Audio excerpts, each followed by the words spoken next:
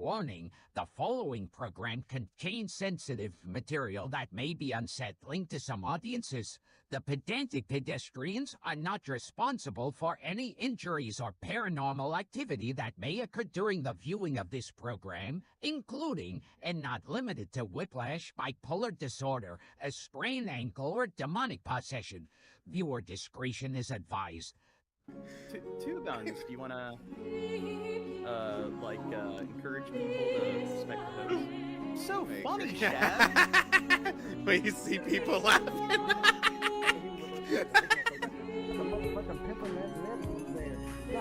Nah, it's like, pause it. What did he say? Whenever, it sounds like he said.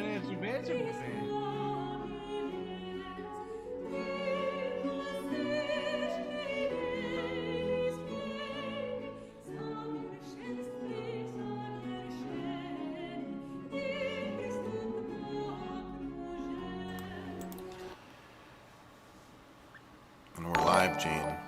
We're live. Blame Shab again for why we're late. As soon as the stream started, we got a tip. Ooh, how much did we get? 669 from Alan. Alan's actually watching the stream. Alan likes me, Gene. You know why? Because I Alan likes that people with big we're PP. we're not covering proper journalists. You leave Alan alone. What? We need to be, like, we cover all the mainstream media. It's not like we're constantly criticizing the mainstream media and breaking it down. You shut up. Just, yeah. You gotta look at the StreamLabs Dirt thing should now. be here soon. You need to, like, send it to me so I can read it, because you don't know how to read things. We'll talk to the chat while You're I a dumb log in. idiot. Talk to the chat. Yeah, contain sensitive is 2 words, Gene. Why did you mess up the intro? What? You messed up the intro, dude. How did I mess up the intro? I just said. You need to pay attention, Gene. Is there, like, a new intro or something? I think Shab doesn't, like, comprehend how, like, language works. Anyway, comment on this. Red flags during this brutal deep freeze. Toasted skin syndrome.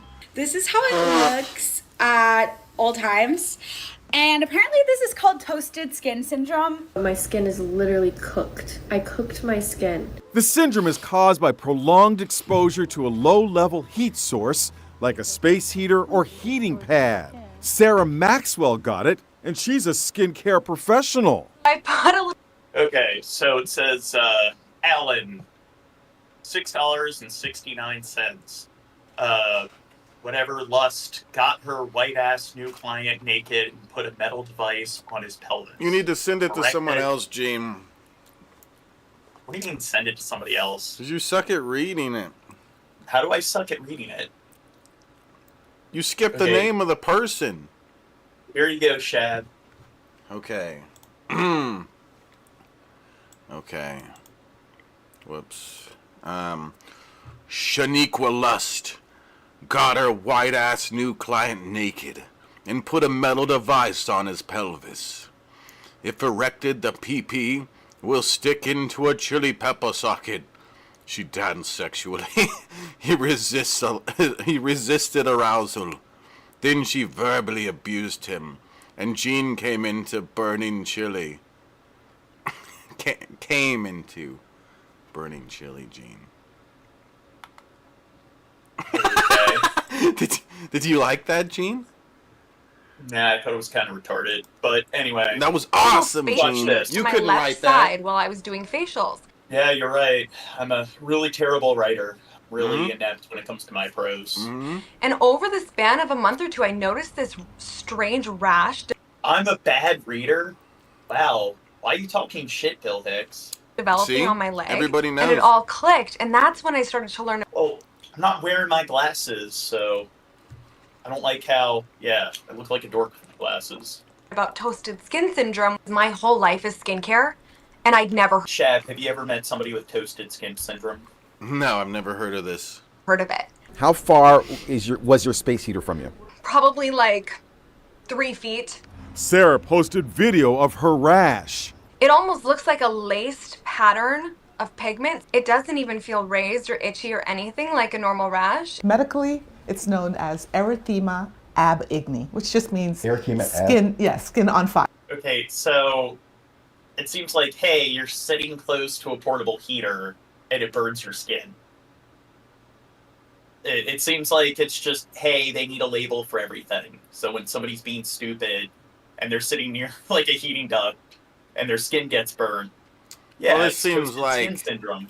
This seems like it's at a level that it may seem to you like it's fine and safe, but it's by a tiny little bit, it's slowly damaging your skin and you don't realize it.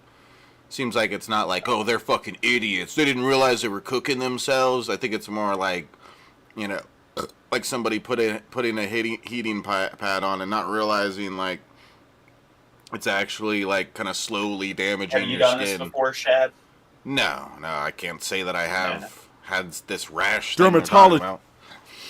Just Dr. Rosemarie Ingleton. Although based off the one girl's leg, it didn't even look very different than a regular leg. So I don't know. Maybe I've experienced this and I don't even know it. Okay. The chick showing her stomach charges against a woman was real messed up looking. Ooh. Oh, here's a story with cats in it. Living in her car with 13 cats have now been dismissed. They stemmed from complaints of inhumane living conditions for those animals. WCPO 9 News reporter Keith Berry-Golick brought us that story last year, and tonight he shows us the emotional moment when that woman moved into a new apartment with her cats. It felt like the whole world was against us. You just don't understand until you're in it how hard it is out there being homeless. It's freezing out. Do you need 13 cats when you're homeless? I mean, I know it sucks being homeless, but I mean, it's one thing if you have... Well, it seems like she's just letting homeless animals stay with her kind of thing, you know? Yeah. Basically. Well, as everybody knows. Annette Powell's looking for winter coats. I know you're in here. Stuff, you know? To move into her new home. I put you in here myself. Because most of her life is in this Florence storage unit. We had to leave furniture behind. But she wouldn't leave her cats. 13 cats and their owner, all living in one car. That's when I met Powell last summer. She lived in her car for 4 months. Oh, gosh. Boone County. Have you ever seen the film Nomad's Land, Shab? No man's land. It sounds familiar. Nomad's Land. Yeah, it sounds familiar. Yeah, won the Oscar like a couple of years back. It's about this woman who like a factory shuts down, loses her job, so she ends up like living in a van and everything. So it's about like homeless van life. Kind of reminds me of this, but none of the like characters in the movie that were trying to go about that homeless van life shit actually owned a bunch of cats, so it doesn't seem very pragmatic. County Animal Control charged her with dozens of violations for unsafe living conditions of the cats. It's depressing. It really is. You think she's a hoarder? Maybe a little. Maybe a little. Paul says after our story aired, viewers donated enough money for her to move into a hotel. I think that's it for this trip. Move into a hotel? We lived and we survived the heat because of you guys. And her cats. They kept me alive, to be honest. If it wouldn't have been for them, wouldn't living in a hotel be too expensive? I would think living in a hotel is some motels are really cheap. So, yeah, I mean, I could imagine. There's motels where it's only like a couple $100 a week. Sometimes you can find motels where it's like less than $800 a month. Yeah. And I just sat in the car and died. And I know people don't understand that. But they're my family. I can hear you, Momo. Now, with money borrowed from a friend, she's moving into an apartment with her mom. You could say I'm coming home and be got home. Another tip. And that's one more thing off my back. Another tip. And with stable housing. It's something. Okay. Alan came through with a 5 and said something small I can't see. Read your chat, white boy. Read your chat, white boy. The charges against her have been dropped. Alan. Yeah, And that, of course, her hugging her slept mom. in like Keith 2 Berry days. Gold joining me now. Dangerous. Hearing her say, being able to say, I'm going home, and having a home to go to. Okay, next That's story. impactful, isn't it? Dirt said they'll be here soon, so... Developing tonight, an elementary school principal and a teacher behind bars right now accused of endangering teenagers' lives during an out-of-control house party. Our Nick Papatonis is live outside the Brevard County Jail in Cocoa, where, Nick, the principal's family just paid her bond. Now, I could never see a teacher doing something like this. Yeah, teachers are angels. Yeah. They're inherently angels. They never do anything bad, like my 5th grade teacher. Yeah, we expect both the principal and the teacher to be released. We all know educators, like cops, I mean, they're completely professional 100% of the time. The laws of the universe forbid them from ever coming to air. Sometime tomorrow, but there's really no way to know exactly when that's going to happen. The principal in question is Elizabeth Hill Brodigan, or Ms. Brodigan, as she was called by her Roosevelt Elementary School community. Officers say last weekend she had more than 100 juveniles at her house where they had open access to alcohol in coolers. The audio is terrible in this video. Officers say one of the kids drank so much they had a medical episode on the front lawn. But when firefighters showed up to work on them, they say Brodigan turned off the exterior lights to her. The baller says Aristotle and Plato. Yes, those are philosophers. They philosophize quite a bit. Those are people. Yeah, no, they're the two of some of the great Athenian philosophers. But Do you think they're smarter than me, though?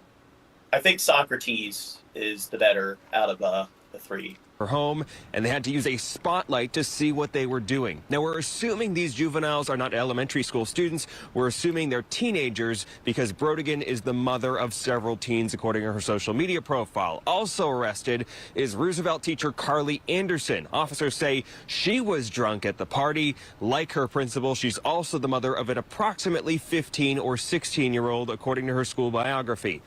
She has not paid a bond and is scheduled for first appearance tomorrow morning. You think they should be allowed to teach after they face charges and everything? Deal with some... They'll probably get, like, community service or something. Yeah. Yeah. Love how responsive Shab is. Morning, officers say a third person, the chat, a juvenile, baby boo. was arrested for DUI. Now, both women... Yeah, clearly I'm a... What is it? Oh, God. You're a little bitch, Gene. That's Excuse me, what she are is. facing child neglect charges. That's the most serious I charge. took a bunch of But pills, they so are they should also kick in, facing and I should be minor able to think more clearly. All right, good evening. Police described the horrific discovery of a 13-year-old girl murdered in an unoccupied apartment unit in Columbia, South Carolina. Brutal, heinous, vicious, gruesome, monstrous, and disturbing. The victim, Kania Baker, who police say was living in foster care. She had been reported missing by the Richland County Sheriff's Office. Now there are arrests in the case. Our first suspect is a 16-year-old female. She has a history of disorderly conduct, malicious injury, throwing bodily fluids. She was wanted by... You think people that throw bodily fluids, do you think they're a bit unhinged? Depends the context. Context? Yeah. The Department of Juvenile Justice for... What, like, you don't think... So, when would somebody not be unhinged if they're throwing body fluids around? Like, I don't know. You don't know? Like when you give your girlfriend a facial. I guess there's some consensual, like, sort of kink play. I guess fair point. Cutting off her ankle monitor. Our second suspect is a 15-year-old female. She also was enrolled in a local high school as of last December. She is currently listed as dropped out, and she also is a frequent runaway. Both teens are now in custody and expect... Okay. Let's get some of the more main stories. All these stories suck. Yeah, stop talking so much, Tubby. I know. The Dark Master was right about you. Hello and welcome to Eye on Africa here My on France microphone, 24. I'm there's something Clarisse wrong with Fortuné. it. First, the stories making headlines across the continent. South Sudan is under curfew following a spate of attacks on homes and businesses. Okay, Shab, remember the Sudanese civil war? So it's only been going on for a year, and it's accumulated the same amount of casualties that we've seen in the Russian-Ukraine war. Put it on 1.2. Tensions between Sudanese and South Sudanese. Why? Dork. Because it's too fast. Led to 3 people. I'm all sleep deprived. I can't understand what she's saying. Getting killed. Well, then you're slow. Rwanda denies reports by United It's not Nations my fault that you're it is slow. directly supporting the M23. Meanwhile, the conflict between the Congolese army and When you M23 gender fighters. them, when they Nerve told you And we about have the pleasure to talk to film director Angela Wanjiku-Wamai. Her movie Chimeni is about to be released in France. A beautiful film which touches upon dark topics like sexual abuse and mental health. I'm reading that It wrong. started in South Sudan under a nationwide curfew. Capital Juba had spent a night of deadly rioting over the alleged killing of South Sudanese people in neighboring Sudan. The police say 3 people have been killed in violent 55 confrontations people with watching security officers currently. in Juba and the northwestern town of Awel. all Businesses here and for me, homes owned by babe. people from Sudan were attacked. South Sudan's President Salva Kiir Mayardit has called for calm. And meanwhile, growing numbers of Sudanese people are fleeing into South Sudan to escape the latest conflict. Sudan has now become the worst. Okay, next bit. 2 months ago, settlements like this in South Sudan were not here. This area is on the border with Sudan. People fleeing war from the north And one of the big causes for most of the casualties is famine. are coming from areas in that country like White Nile states, the Blue Nile and Sennar regions, and Jazeera state farther And I north. believe South Sudan is the youngest country on the planet currently. Did you know that, Shab? Yeah, I think of it was course like I know 2000. that. Yeah, it was like 2008 or 2011 when they became a country. Where fighting has intensified. These biscuits are the first emergency supplies to be received by those who have just arrived. Asha Tajaldin has been here for a month. She's ill, her children are young. She doesn't know if her husband across the border is alive. I went to the hospital, but they did not give me any medicine. This is the first time I'm getting food. More than 30,000 people in this area are due to receive aid. About 1,400 are crossing into the country every day. Most use informal entry points along the poorly secured border. Most of the displaced people want to settle in areas. Now, Shab, if you were living in Sudan, what country would you try to migrate to? America. Well, America is far away. What bordering country would you migrate to? Just get up and move. It's not that big of a deal. God. Just go to America. where Closer to the land is border, closer free. to their homes in Sudan. Ideally, they should be home of the relocated brave. to transit what centers about countries 10 kilometers from border here. But those transit Which I just told you, one of them.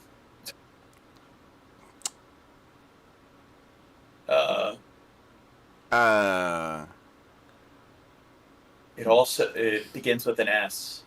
It's got a fairly similar name.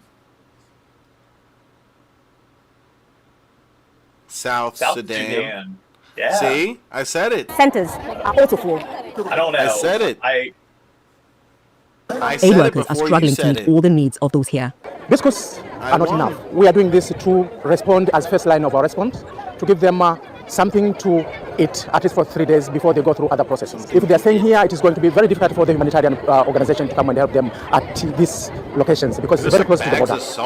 Mariam Ahmed and her children have decided to live in this space. She was a farmer back home. Just wonder what's in those bags. They just look like bags of salt or something. I'm sure it's not salt, but yeah, wheat. It's like rice or something. Or flour. Here, it is going to be very difficult for the humanitarian organization to come and help them at these locations because it's very close to the border. Mariam Ahmed and her children have decided to live in this space.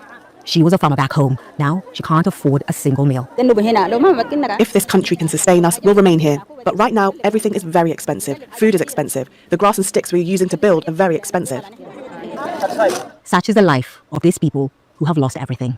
Catherine Soy, Al Jazeera. Now, the RSF, which they seem to be the big bad guys in this war, and they are known for going into different buildings and murdering a bunch of people, like shooting people up, not good.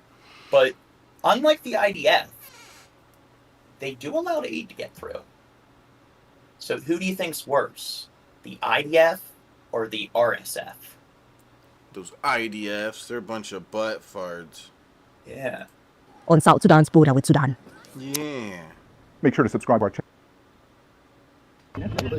The Sudanese Army and Rapid Support Forces (RSF) are battling near the Al-Jili 94 people currently watching. north of Jesus. Khartoum. The army launched an offensive advancing towards the refinery, but has yet to take full control. Bill Hicks says Egypt, motherfucker. Are you stupid? Yeah, you're so stupid, Shaq. Why are you being mean, Bill Hicks? Eyewitnesses described plumes of smoke blanketing large areas of Khartoum, with footage circulating on social media showing army forces taking control of the entrance to the nearby. To be fair, Egypt probably would be the country I would migrate to if I was in Sudan. Town. Simultaneously, fighting has erupted in the city of El Fasher. Earlier this week, tensions flared when RSF issued. Gene knows better than to start a sentence with a preposition. Well, I'm not writing a formal document, so when it's improvised speech, I think different rules apply. A 48-hour ultimatum demanding the army withdraw from. What's that? I thought they were like referring to me, but okay, I don't know. Chad, what's a preposition?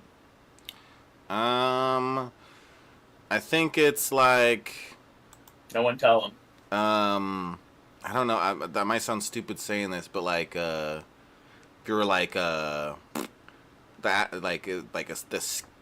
I don't know. I don't want to say the wrong thing. I don't know. Like if you were gonna say something about somebody, like the smart guy. Is that a preposition? Smart or the no, dirty guy? Oh. I don't know. Would be an adjective. See, I knew it was gonna be stupid what I said. See, Okay, why'd you make me say it, Gene? It's like at, around, about, under, over. Oh, Describes the relationship between two nouns, like essentially the position.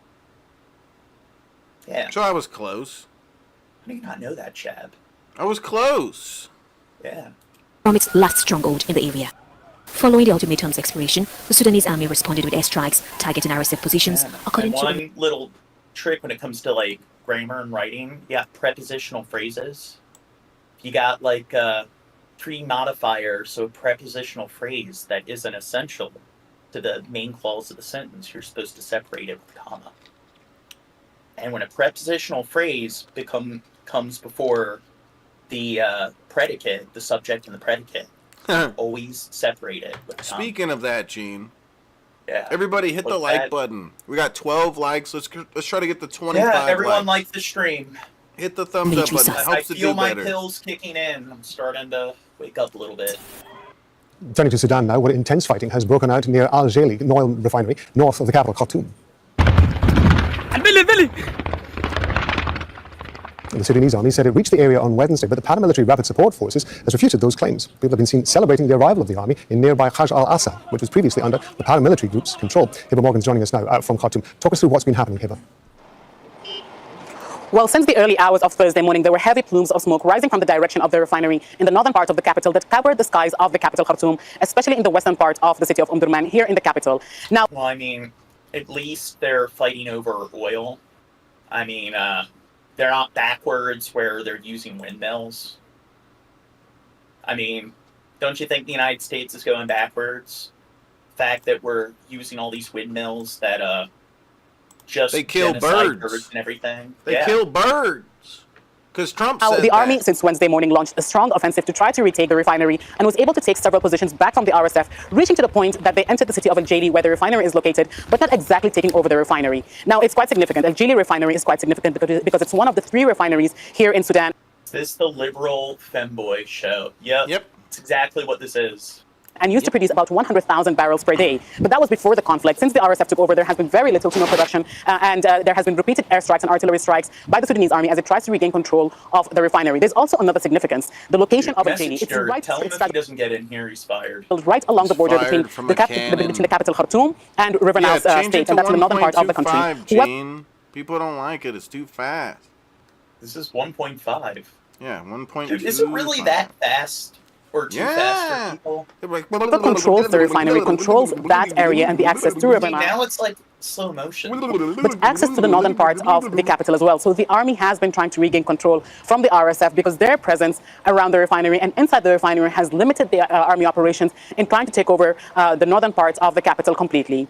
Yeah, but we've got to remember, of course, the fighting's not just near the capital, is it? What else is happening elsewhere?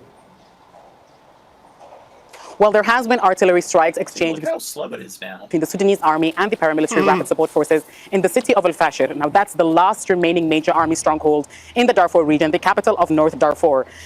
Dude, do you think these military jeeps, do you think they do a good job going up against, like, your sort of vehicles that you see with NATO or the US? Yeah. Oh, yeah. The RSF gave the Those are army made and by its allied forces Toyota. So you know they're good. 48 hours to either surrender and leave the city and hand over the garrison there, or that they will face an I imminent think they're, like, armored at all. attack. Now, that attack was supposed to start this morning. There were no direct confrontations, but the artillery attacks did happen, and there were airstrikes launched by the Sudanese army against positions of the RSF. There was also fighting reported in northern Kordofan, that's in the southern part of the country, where the army has been trying to retake back territory from the Yup, Shab walks away. Everyone, take a hit. paramilitary RSF. So there has been We've fighting been streaming around for the country. The army is 26 trying to minutes and either Shab's maintain the already walked territories away. they have, such as Al-Fashir, or trying to regain control of territories from the paramilitary rapid support forces, such as here in the... Well, this isn't the Taliban, Big Tito, but yeah, I do believe they are big fans of those type of vehicles. capital Khartoum, or in the northern part, in northern Kordofan. But so far, it's the civilians who are concerned because they're the ones who are being caught in the crossfire between the two warring parties. Hiba Morgan in Khartoum. Hiba, thank you very much indeed. At least I have Timmy here that I can work off of. Timmy always provides, like, an exceptional amount of dialogue. Yeah, this is pretty interesting stuff, dude. What's that? I said, yeah, look at these people just lying down. What's going on with them, Gene? Apparently they're victims of a drone strike.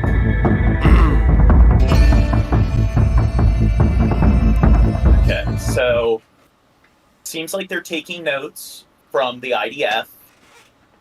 That's how you really fuck with the opposing side and their civilians. You really got to destroy their social infrastructure, destroy the hospitals. Make sure the sick can't get the support that they need.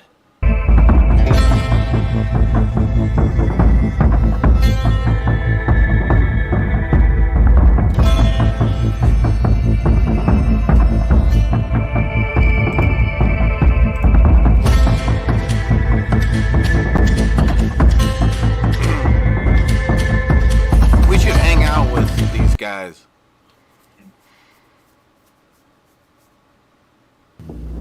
Anflug in den Südsudan, einem der ärmsten Länder der Welt. Wir sind unterwegs mit dem UN-Flüchtlingshilfswerk nach Malakal. Die Grenze. Okay. I'm not really giving a lot of updates on this story, but let's get to the next topic. Congo. People fleeing renewed fighting in Democratic Republic of Congo disembarked from overcrowded boats in Goma on Wednesday, seeking refuge after M20. So, Shab, what was that big military conflict that went on in, like, the Central Republic of Congo? World War I. No. And it is the most deadly war since World War II. Do you know what that... It's the most what war? The deadliest war since World War II.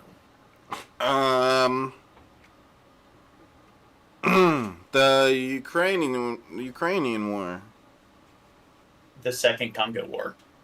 Oh. Yeah. We should have gone over this before, Shab.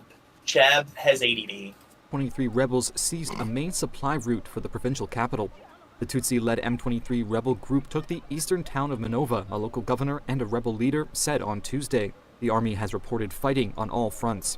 Hundreds of displaced people have made their way to Goma. Some recounted fleeing multiple times as the front lines shifted and walking for days without food or shelter. I am very hungry. I left Minova yesterday for Nzulo, but Do you think Trump would be willing to give asylum to all these displaced people in Sudan. No, he's too busy letting criminals out of jail to help out people who are starving across the world. But aren't the criminals the people that are living in our country illegally?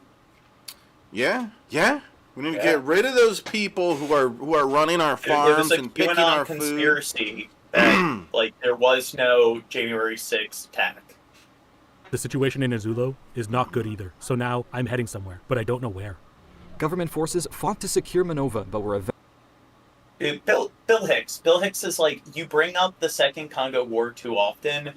That's because one of the reasons why in Central Africa there are so many issues is because the Second Congo War pretty much included all of the like countries within Central Africa. So it wasn't just the Central Republic of Congo. So like you see here, it's having significant effects in that overall like geographical region, affecting like a third of that continent, even to this day. And again, lots of people died, so there was quite a bit of collateral. So it makes sense why it's brought up often, Bill Hicks. eventually forced out, a civil society leader told Reuters. They said the rebels then tried to convince people to... Well, Big Tito, yep, Britain, France, bunch of the European powers do deserve a lot of criticism for, like, fucking with Africa.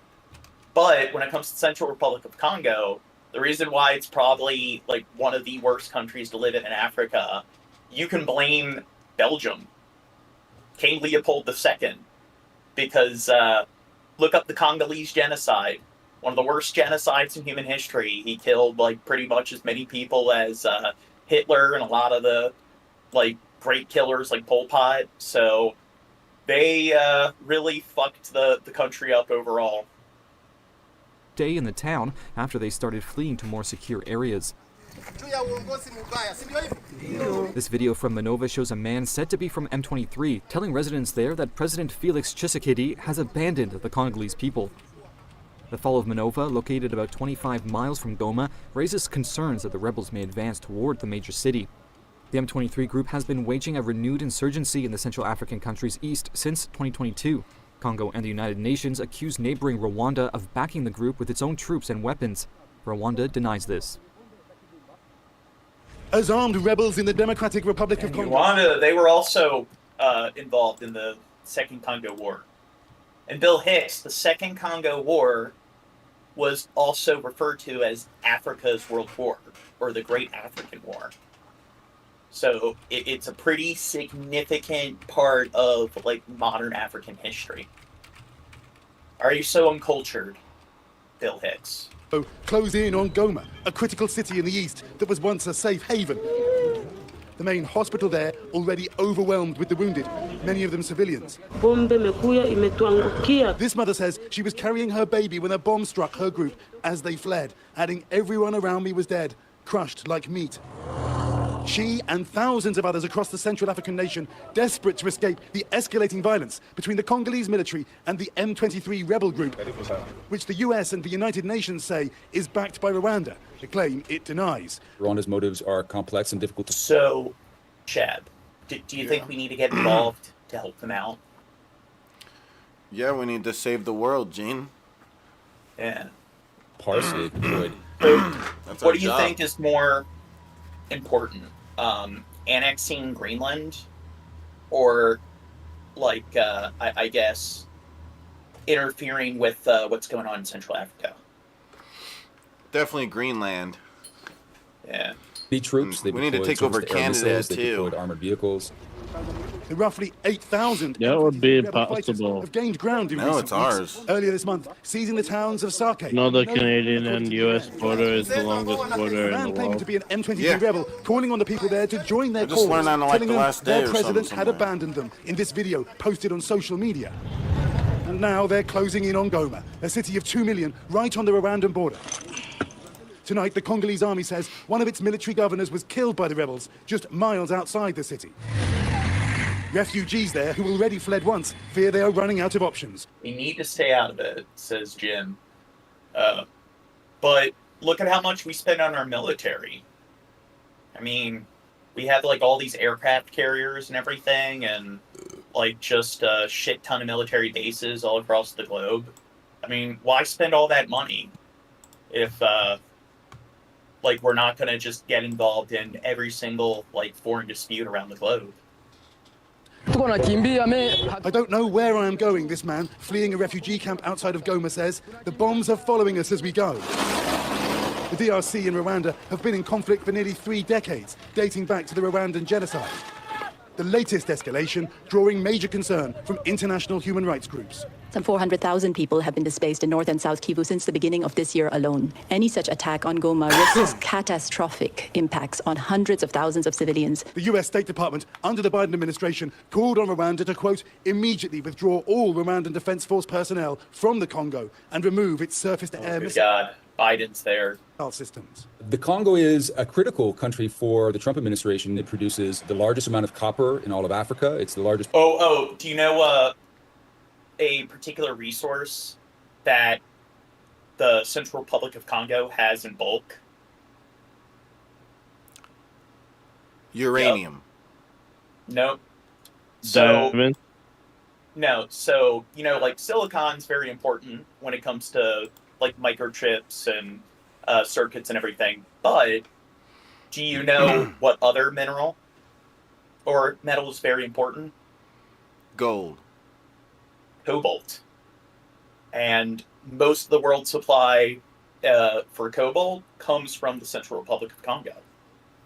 So pretty much like any sort of silicon-based tech, your phone, your computer, your Xbox, pretty much is going to have cobalt in it.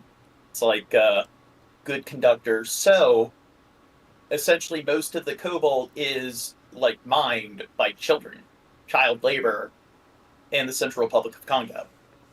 So something to keep in mind that when you're using any sort of like silicon-based technology, chances are like there was some kid engaging in slave labor in Africa, get you that cobalt that went into your like microchip. So if it wasn't for slave labor, we wouldn't be able to do this podcast right is now. whether that could lead the Trump administration to actually decide with the Congo on this and put pressure on Rwanda. Keir Simmons, NBC News. Thanks for watching. Stay updated about breaking news and Thanks top for stories watching. on the NBC Look at News my app forehead. or follow it.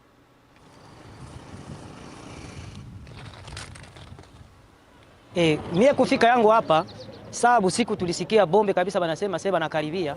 Basi njoo tulisema acha tutoke Mubaburende, basi tusikie habari jinsi ziko na kama mjini Asake iko namna gani. Wait, so damn, why is Bill Hicks being so judgmental? Yeah, he's like, have I talked about that before? It's probably, if I did, it's probably been a while since I brought it up.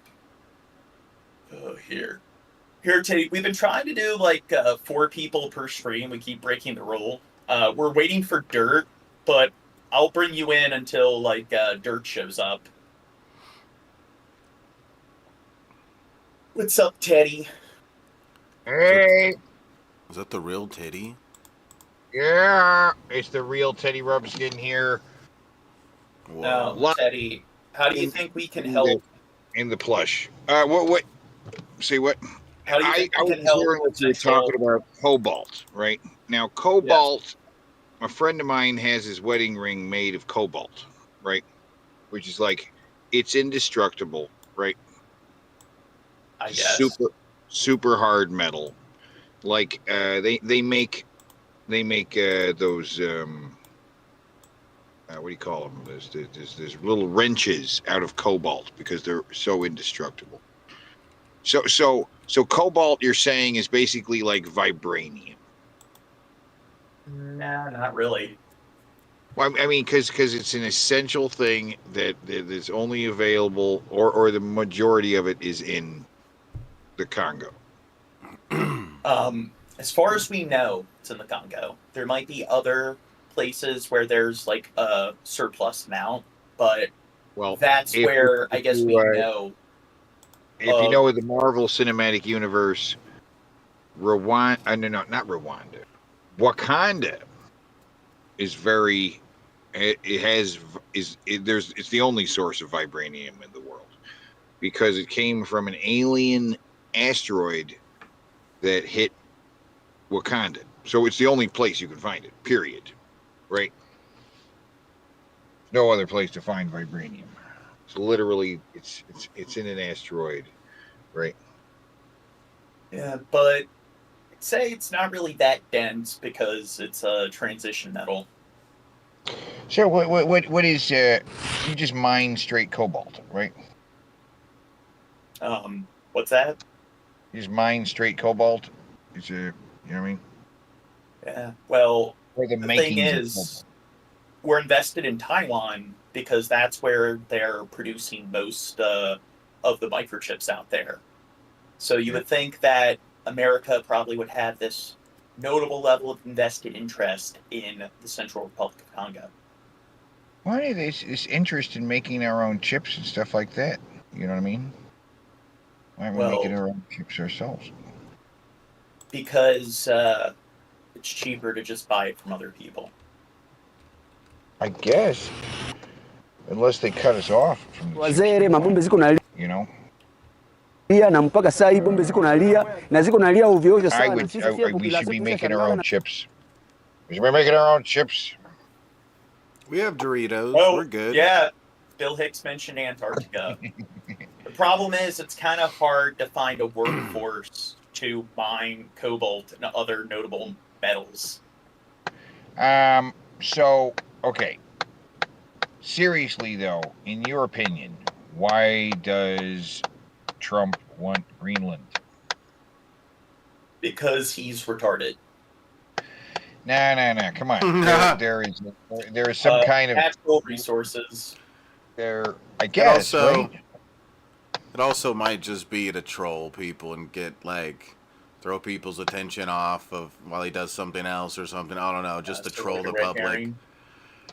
Yeah. Well, when he says he wants to make Canada part of America, does he really mean that, or is he just saying that? Wait, Dustin says, "Did y'all even research cobalt?" What do you mean? Are we getting something wrong?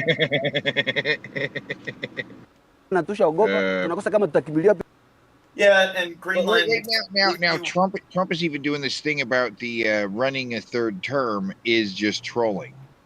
He's like, you've probably seen the poster. There was like Trump 2024, 2028, 2030, whatever it is. I'm not good at math. Doesn't matter. I'm going to be president forever. We're just doing that because it drives them crazy. It drives who crazy? What are you talking about? He says he only does that to drive them crazy. Talk about a third term and a fourth term and all the rest of that. He just does that to drive them crazy, right? So that is, I would say he's admitting to trolling about the third term. But so there's a guy proposing a third term already. I think that. So that he's trolling too. Well, I think that he's probably just giving it a try, and if it goes through, then he'll take advantage of it. But if it doesn't go through, I'm just trolling. I'm just joking, bro. It's like me with my girlfriend. If I recommend like another girl comes into bed, right, and she's like, yeah, and I'm like, I'm just kidding. I'm just kidding, I'm just slowly working on it until she starts to relent a little bit, I was like, kidding, hey, honey, But think if we really actually did it. I mean, your friend from work, she has soft skin like you. I'm thinking about it. I mean, a girl could probably eat out another girl pretty well. I mean, she has the equipment. She knows what's going on there. You know what I'm saying? So a woman would know how to lick a vagina right, is what I'm saying. This is what I'm saying. Okay. I'm kidding, though. Next topic. I'm kidding. I'm not serious. I'm just saying, you just kind of work at it. Teddy, how much do you know about Belarus? I don't even know what continent it's on. Europe. It sounds European. Borders Russia and Belarus. Their leader, Alexander Lukashenko, is considered Europe's Is last dictator. Is that And who we're seeing on the screen right now? I think that might be a younger him. Because that looks like our new Count Orlok in most recent Nosferatu. That's what he fucking looks like. I mean, he's got, you know what I'm saying? That is what he looks like. He literally, Under the new Lukashenko? Count Orlok has a comb over just like that and a big old bushy mustache. You know what I mean? That's what he fucking looks like. This is weird. Has been in power since. Wait, Bill Hicks says, or smart. Obviously. This looks 1994, like over footage 3 decades. from 80s or so. Yeah, I think This this is doesn't- older footage of This has got to be old footage. Alexander Lukashenko when he was originally sworn in. On January 26, he will run for another term in national elections. Here he Not is. of the He's got a bald Oh spot my on the back God. of his head, and they Yeah, have a he's puffed up a law bit. where Yeah. it's illegal to film the back of his head. previous election results really? have been recognized. No. Yeah, What? he's kind of like your crazy Kim Jong-un sort of a dictator. Yeah, with, yeah. He looks crazy because there's a flag behind him, and then like something looked like a wall of bacon. I don't know. And similar to how Kim Jong-un's obsessed with basketball, he's really obsessed with hockey. By the It's international illegal to community shoot the as back of free his and head. I competitive. don't understand what you say. Is that real? Is what real? That it's illegal to shoot the back of his head? Yep. These elections will most likely be absolutely quiet and calm, and will show record results in support of Lukashenko. I assume it'll be Big around. buddies with Putin. So when Russia invaded Ukraine, he allowed Russia to build up their troops on the borders that they shared, Belarus shared with Ukraine. So 87% he's going to have. So he's doing sham elections like Putin is, and Trump will probably be doing in 2028. Right. Yes, so I believe this is his 6th or 7th term that Alexander Lukashenko has won. The Belarus Central Election Commission rejected a number of candidates ahead of the polls, ensuring there are no real rivals to Lukashenko and his re-election. Nothing noteworthy is going to happen before the elections. Repression is still happening in Belarus, and it is getting worse. The repression Turarbekova is speaking about began in 2020, after the most recent presidential election sparked mass protests across the country. Western countries have repeatedly imposed sanctions against the Lukashenko regime and do not consider Sanctions don't really seem to do a whole lot. I mean, No. when it comes to trying to punish some sort of corrupt government and trying to, I guess, prevent certain totalitarian let's talk leaders about from sanctions abusing real their quick. power. Let's talk about sanctions real quick. What are they exactly? And all right, what are sanctions? When you try to prohibit certain trade with a particular country. Right. As And a way to fuck with their economy. That's individual between two countries. So there's sanctions between this country and another country. Isn't it like it's just specific between two countries? Not necessarily two countries. You could have multiple different countries that decide altogether to sanction a particular nation. Right, but it is right, but it does have to do with trade with each of those individual nations. Wait, what's that?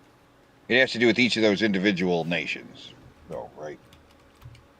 I mean, each of those individual nations. Usually, a lot of times, you have like unionized like sanctions. So a lot of times, a large amount of countries will enforce sanctions on another country. So if you have a large amount give of me an example of a sanction, like these guys, right? That's not going to work. what's that? Give me the example of this. The sanction that's not really working. Russia. A large amount of countries sanctioned Russia, and Putin found a way to stabilize the economy, because and then he just ended up trading with China.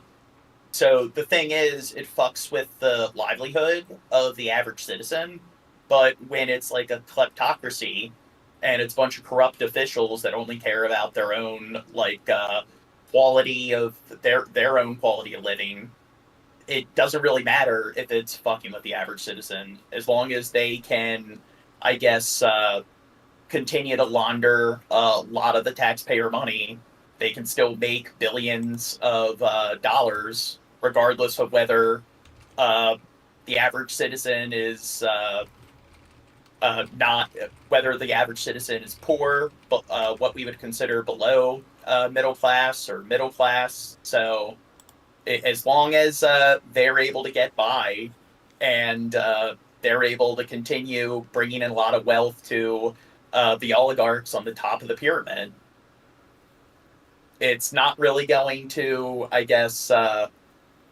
get rid of them as the leader of that country. So the sanctions don't really, they don't really seem to be that effective.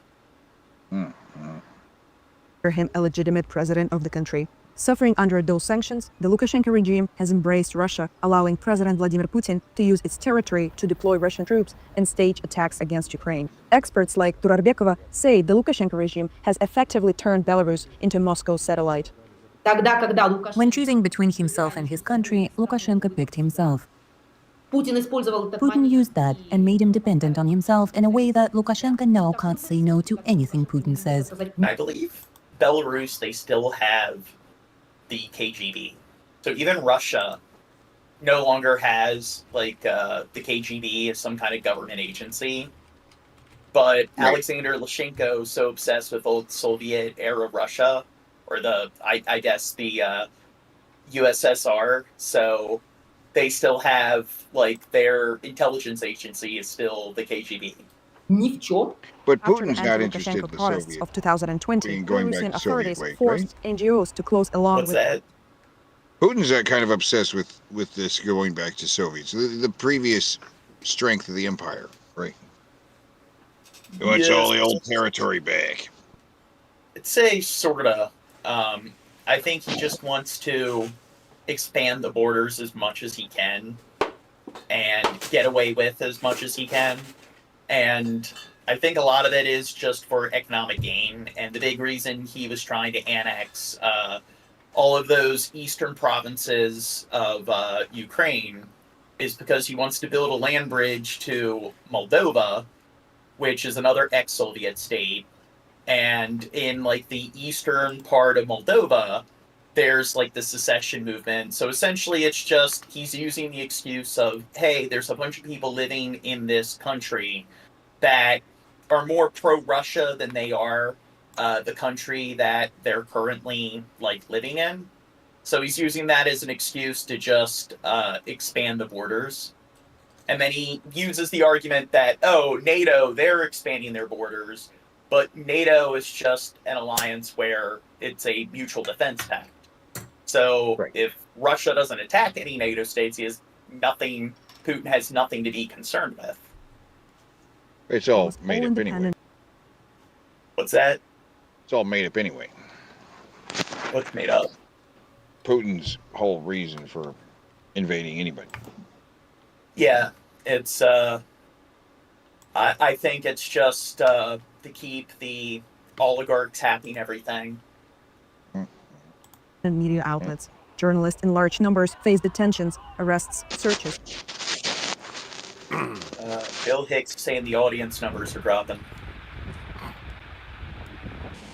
Say what? Why is that? Because I just farted. The most important That's thing. so funny. The show just started. Yes. Yeah. Okay, so here we are. The CIA, apparently some information was leaked. It turns out that they do believe that COVID was engineered, or it did originate in some kind of Chinese lab. So the pathogen wars seems like they've already begun. Now, okay, The but CIA this has issued is a new- verification of some stuff that QAnon has been saying for. Well, QAnon makes 1,000,001 different claims about like countless different absurd things. So even if Well, they I happen don't- to be, I don't like it. I don't like it. Yeah. you don't like what? I'm resistant to this information because of that. Right. Yeah, I'm it's like resistant. it's like Alex Jones or something, always saying something conspiratorial and stuff. At some point, he's gonna get Yeah. something right. at some point. Right. You know. And I mean, we are to the point where when it comes to like biochemical engineering and genetic engineering, this technology is here. So it's going to happen eventually where one country tries to engineer some kind of pathogen as some kind of like biological warfare. It might seem like it's conspiratorial, but I mean, it's kind of like with nuclear weapons. Eventually, they were going to manufacture them. Eventually, they were going to use them. And if you told somebody in like 1920 that in the span of like a decade or two that they were going to have like nuclear, that they were going to have bombs the size of like a football that could eradicate an entire city, they would look at you like you were crazy. And this is something where it's like this sort of science or whatever. This is something that they can just like do at university. So it's like you don't have to be in these like heavily classified sort of settings with some really advanced underground technology that the like public overall doesn't have access to. We're to the point with like CRISPR and stuff where it's not that hard for people to really experiment with this kind of stuff. It's bound to happen eventually, so it wouldn't even shock me. Assessment that it's more likely that COVID-19 emerged from a lab rather than nature. For years, the agency said it could not conclude whether COVID-19 was man-made or nature-made. Now the agency says it believes the virus emerged from a research lab in China, but says it has low confidence in... Wait, which one's naive? Like, I'm not the one saying that it's absurd. that assessment. Why are we now getting this call? Well, CIA Director William Burns says he asked the agency's analysts and scientists to make a clear determination. They said, why would you think that developing a pathogen is conspiratorial? Why wouldn't it be? I don't get it. Well, I mean, a conspiracy implies like that there's a cover-up. So if a government is trying to design a pathogen, it would technically be a conspiracy. Yeah, why? I don't get it. It's not really, like, unlike a lot of other conspiracies, like the government controlling the weather, where that's just really stupid. It's like that kind of technology is like real. It's like M-Drive, Hyperloop sort of science fiction. But when it comes to engineering like pathogens, like that is something that's pretty feasible, even for people who don't really have a lot of resources. Yeah, and I feel like Sherry's saying that. I feel like I could be wrong about this, but I feel like they don't understand what the word conspiratorial means while they're saying that. Because something can be true and a conspiracy at the same time. Something being a conspiracy doesn't mean that it's not true. I don't know. I don't really understand their argument. It's semantics. But you know, if you're gonna, instead of just asserting that we're young and dumb, how about you teach us a thing or two, explain it to us, educate us. Do you really believe what the government was telling you, especially from the Biden administration? Give me a break. We're the ones saying that we think this is highly plausible that it was engineered. So you're saying that we're naive, but we're not even dismissing the fact that it could very well be. Yeah, if anything, we're on the side of like, pathogen. Okay, this is some proof that it is man-made, and we're sharing the story. So you're saying we're stupid for not believing the thing that we've already communicated that we believe is highly plausible. A conspiracy is not they said a conspiracy is a conversation between two or more people. No, that's not what a conspiracy is. No. You need to try using a dictionary for once in your life. Yeah. And I mean, there's the crime conspiracy where it's just like an organized crime between multiple people. So if you get together with a group of people to orchestrate like a bank heist, that's technically a conspiracy. But then there's other definitions where a conspiracy is some kind of cover-up, and that's a different definition. And it's almost like words can have more than one definition. The CIA now believes the deadly COVID virus likely originated. And the thing is, the question is it like some kind of absurd, quackery or like tinfoil cap sort of conspiracy, such as the Earth being flat or like reptilians, or is it some like conspiracy that's completely grounded within reality, such as the government is like designing certain technology and they don't want the public to know about it? In a lab in China, but admits it I'm has just no saying confidence. it's a slippery slope. Yes, it's equivocation of language, which a lot of people don't really seem to understand how equivocation of language works.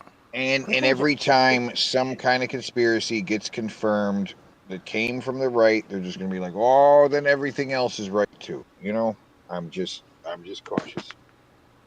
Cautious, skeptical, and yeah. So, was it Oxide says, I'd like to think the government is ultimately good, but can have some bad actors, but the peace of mind from trusting the government way more worth.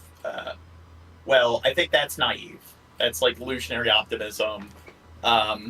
You see, like, corruption is pretty ubiquitous when it comes to government all throughout history, even today. Most of the world's governments are pretty authoritarian and very corrupt. Ubiquitous. That is a big word. What's another word you can use instead of ubiquitous? Very widely, I guess. I don't know. Come on, there's another word for ubiquitous. I don't know. I think ubiquitous is the best word to use here. Common? Often, because ubiquitous has some additional meaning on top of something. Ubiquitous. I can't. Okay. Yes. The newly appointed CIA director declassified documents about the origin of COVID-19 on orders by President.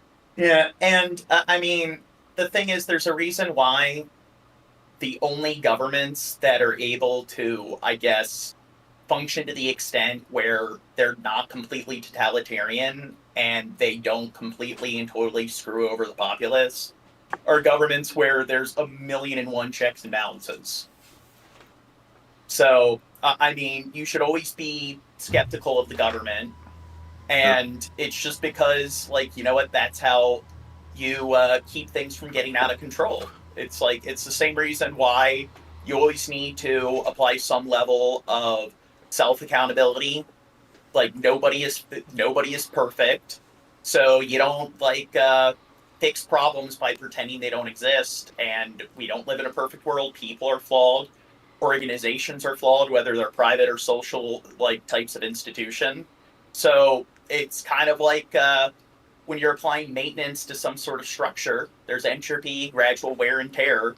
A building's not going to be completely sound where it's not going to require any sort of maintenance at all. So when it comes to anything, any sort of organization, there's going to be flawed practice, flawed policy, flawed institution that comes and goes. And you can't just, leave things be as they are without applying any additional policies or revisions. So you shouldn't just put blind faith in the government, because if you do, then nothing, no progress will happen.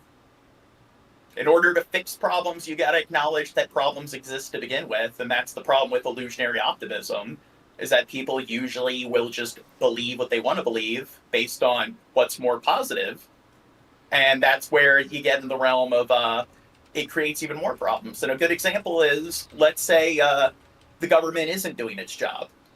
It isn't actually holding certain private properties accountable because the buildings aren't up to code, and it's a huge risk where let's say because things aren't regulated properly, they easily could catch on fire. But let's say different departments don't want to call out the other departments, because if they do, that means that things aren't perfect the way they are. I got another. Wait. Like, you can't put blind faith in these different branches of the government. So by ignoring it, then the buildings might catch on fire, and then a bunch of people might die. And the thing is, that sort of illusionary optimism where people believe what they want to believe, and they just ignore problems that exist. Why? Because recognizing problems means that we don't live in a perfect world. It means that those problems are part of reality, and some people don't want to admit that we don't live in a perfect world. I just want to say Trump's taken over the government. Very well, we're going to get to Trump. That the point of view of the CIA has now switched because Trump. Well, I don't know what they've done with the CIA yet, but we do have a bunch of stories associated with Trump. Trump has been saying this is the China virus, for so long already. Well, let's see what they have to say. Trump. The findings are not new. They had been completed during the Biden administration. The agency believes their evidence makes origin in a lab more likely than a natural outbreak. Intelligence officials say it's likely the question may never be resolved because Chinese officials refuse to fully cooperate. This morning, the CIA is out with a new statement. What's that? So it's still up in the air. They don't know. They don't really know. Okay.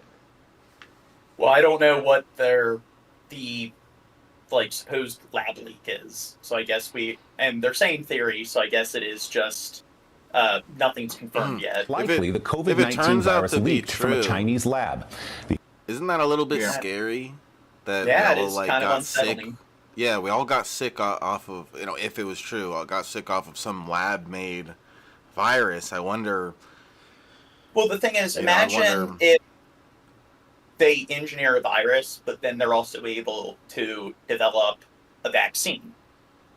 So that way they're able to vaccinate their population while the rest of the world's population isn't vaccinated. So it could result in a large amount of people dying, depending on how fatal the virus is in another country, and it definitely would disrupt their economy and everything. And then if your country has the vaccines that they're able to distribute, once they actually release the pathogen, I mean, it's pretty scary. And people might think that, again, it's like some tinfoil cap conspiracy, but this sort of, I guess, could you call it like technology? Like this sort of science, this sort of biochemical engineering, it's already here. Like people, you got CRISPR and stuff where people can do shit like this in their fucking garage. Well, Skabibi's trying to say that we have the wrong idea on it, and it's not something rather engineered, more just it's something that was in a lab and it got leaked from the lab. Maybe. The agency. So CRISPR, just for everybody in the audience, is a genetic system. It's basically like a Coca-Cola freestyle with genes, right? Yeah, Coca-Cola freestyle is a vending machine that dispenses like every kind of soda in different various combinations with flavorings and stuff. But it's kind of like that. You have a bunch of different gene sequences, and it can splice it, and in a matter of minutes, right? Crazy. CRISPR is like 3D printing with genes. It's a whole new thing. Yeah. It's really kind of flattened the curve for genetics, and it's dangerous. Someone should be regulating it, but we're not going that direction. We're deregulating all this stuff. So when we should be regulating AI and we should be regulating crypto because it's fucking crazy. You know what I mean? No, we're not regulating. We're deregulating. Crazy. Yeah, and then another thing is nanotech, because they're already to the point where they have microscopic sort of nanotechnology. Nanotech. You want to get into nanotech? Well, they're designing. Let me tell you. Yeah. Well, they're designing making stuff carbon fibers. There's new materials that are making microscopic things out of. Right. There's a guy made a YouTube video where he went into the labs to these to actually shrink down a Nerf gun. Right. He actually made a tiny little gun and shrunk it down and shrunk it down and shrunk it down 1,000 times and then shrunk it down 1,000 more times. Right. Until it was a microscopic little spring action gun that still worked, even though they had to load it and fire it like under like an atomic microscope. Right. Kind of interesting. You know, so you can make little basic machines and things that can then react to different like magnetisms or chemicals, and you know, expand or move around based on it's a fascinating field, right? Well, one thing that they're trying to do with nanotech or nano like sort of bots is they are designing it to attack cancer cells, so you can use it to attack the cancer cells directly. And this is something that is currently like available now to some extent. It's still a work in progress, but they're not far off from really perfecting this kind of technology. And the thing is, imagine using that kind of tech to, I don't know, gets into somebody's bloodstream, and instead of attacking cancer cells, you attack the person's heart or other vital organs, or you just lobotomize them. And you think it doesn't even have to be like your sort of microscopic nanotech. It could be something like, and they already have like drones and stuff that are the size of like insects. So you think you have some insect drone that can just inject poison into somebody's bloodstream. Yep. Absolutely. Yeah. And again, you bring this up to people and they're like, oh yeah, okay. They act like it's like up there with flat earth conspiracy theories, but they don't understand that a lot of this sort of technology, it's already here to some extent. It's the same thing with like AI and like just robotics in general. I mean, it's currently... And they've been developing it for a long time. It's like the drone. It's like the drones. Because seriously, what was going on at Area 51 was a lot of drone tech. Because drones popped out of nowhere and suddenly they're everywhere, right? It's like there's like suddenly drones. You know, this technology was being developed for decades, right? It's actually what Tesla had that they seized after he died. There's a lot of fiction about him in like energy fields and super weapons that he was developing. What he was developing was very simple, remote-controlled devices. He had a remote-controlled boat, radio-controlled boat. There's a motor on there. All of that was new technology, even just a motor, right? An electric motor? Like what? He came up with that, right? It just spins when you apply electricity. It's simple, but it just revolutionized the world, you know. But he had a remote-controlled boat because towards the end of his life, right?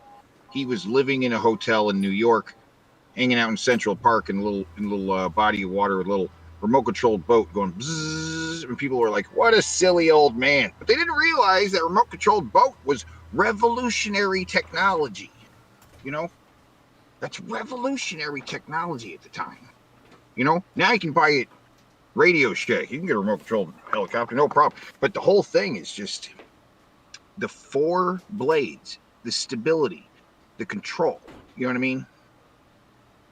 It's the technology. We've had this for a while. We've had this. Teddy, Bill Hicks wants to know if you're outside. I am, and there are drones overhead right now. Yes. I can see the little flashing lights. And people are not. People are slow to come to realizing this stuff. Those lights in the sky have been there all the time, and these guys now they're like, "Oh, drones in the sky," and you're like, "Yeah, they've fucking been there the whole time. What are you fucking retarded? You're just noticing them. You're just noticing them." When Sherry and Sponge, they're talking about how the government's always going to be years ahead, 5-20 years ahead. So, like, I do think people are pretty naive where even with simple things, I remember when I was in high school and I would talk to adults, older relatives, and I mentioned how streaming is going to replace like cable and television as your main source of like video entertainment in your living room. And they couldn't comprehend how like, wait, the internet's something that's on a computer. Internet can't be like in like your living room TV. And then when I was mentioning that you would have television sets that would just have embedded sort of programs where you can just have like Netflix and everything will be like pre-installed in the device, and then they're going to have devices like Blu-ray players that allow you to install like streaming apps and things like Fire Stick, and then eventually what to do with the technology. And sometimes you need an artist to come up with the inspiration for what to do with basic technology we've had for decades in a whole new way. You know? Well, I think that like the sort of innovators are there, but I think that a very large percentage of people just they can't really see things outside of like the last 3-4 years worth of time, and they don't understand just how much technology has advanced significantly. You know the guy who invented the MP3, you know, he was inspired by Star Trek. Yeah, he was inspired by Star Trek to write the code for the MP3, right? Like a music file. Because there was an episode where Data was playing several different musics at the same time. And he just called to the computer, play Mozart, play Beethoven, all at the same time, right? And he's like, yeah, you just have a file with a song on it. You know what I mean? Sometimes, yeah, inspiration comes from the weirdest places. The helicopter, the guy who invented the helicopter, Leonardo da Vinci's drawings of a helicopter, as it was inspired by it. He's like, that wouldn't really work. But if you did this and that and the other thing, because we already had planes that worked, you know, a propeller, not like a weird spiral thing, you know, but it's the same. It's the same thing, you know. Here, let's try to make progress on this video. Noting, however, it has, quote, low confidence in that judgment. For nearly 5 years, the CIA has said it was unclear whether the pandemic stemmed from human exposure to an infected animal or a lab. So, I mean, the modern conspiracy theorist is kind of an artist, right? We've had sci-fi writers for years coming up with theoretical ideas, but now the conspiracy theories are coming out real time. Like, it's science fiction in reality, right? The thing is with a lot of conspiracy theories is it's similar to like religion, where when you discuss religion with a lot of people, it's sort of like the appeal to possibility. An appeal to possibility is there isn't any sort of empirical evidence. It's an untestifiable hypothesis. So it's just like in epistemology, there's possibility versus plausibility. And there's an infinite amount of possibility. So out of all the possibilities, which ones are we going to support? We're going to support the ones that are the most plausible. And what makes it plausible? Knowing the conspiracy theories is kind of like understanding like a cinematic universe, right? Because this isn't reality. But you know the story that they're trying to sell with the flat Earth and these other theories, right?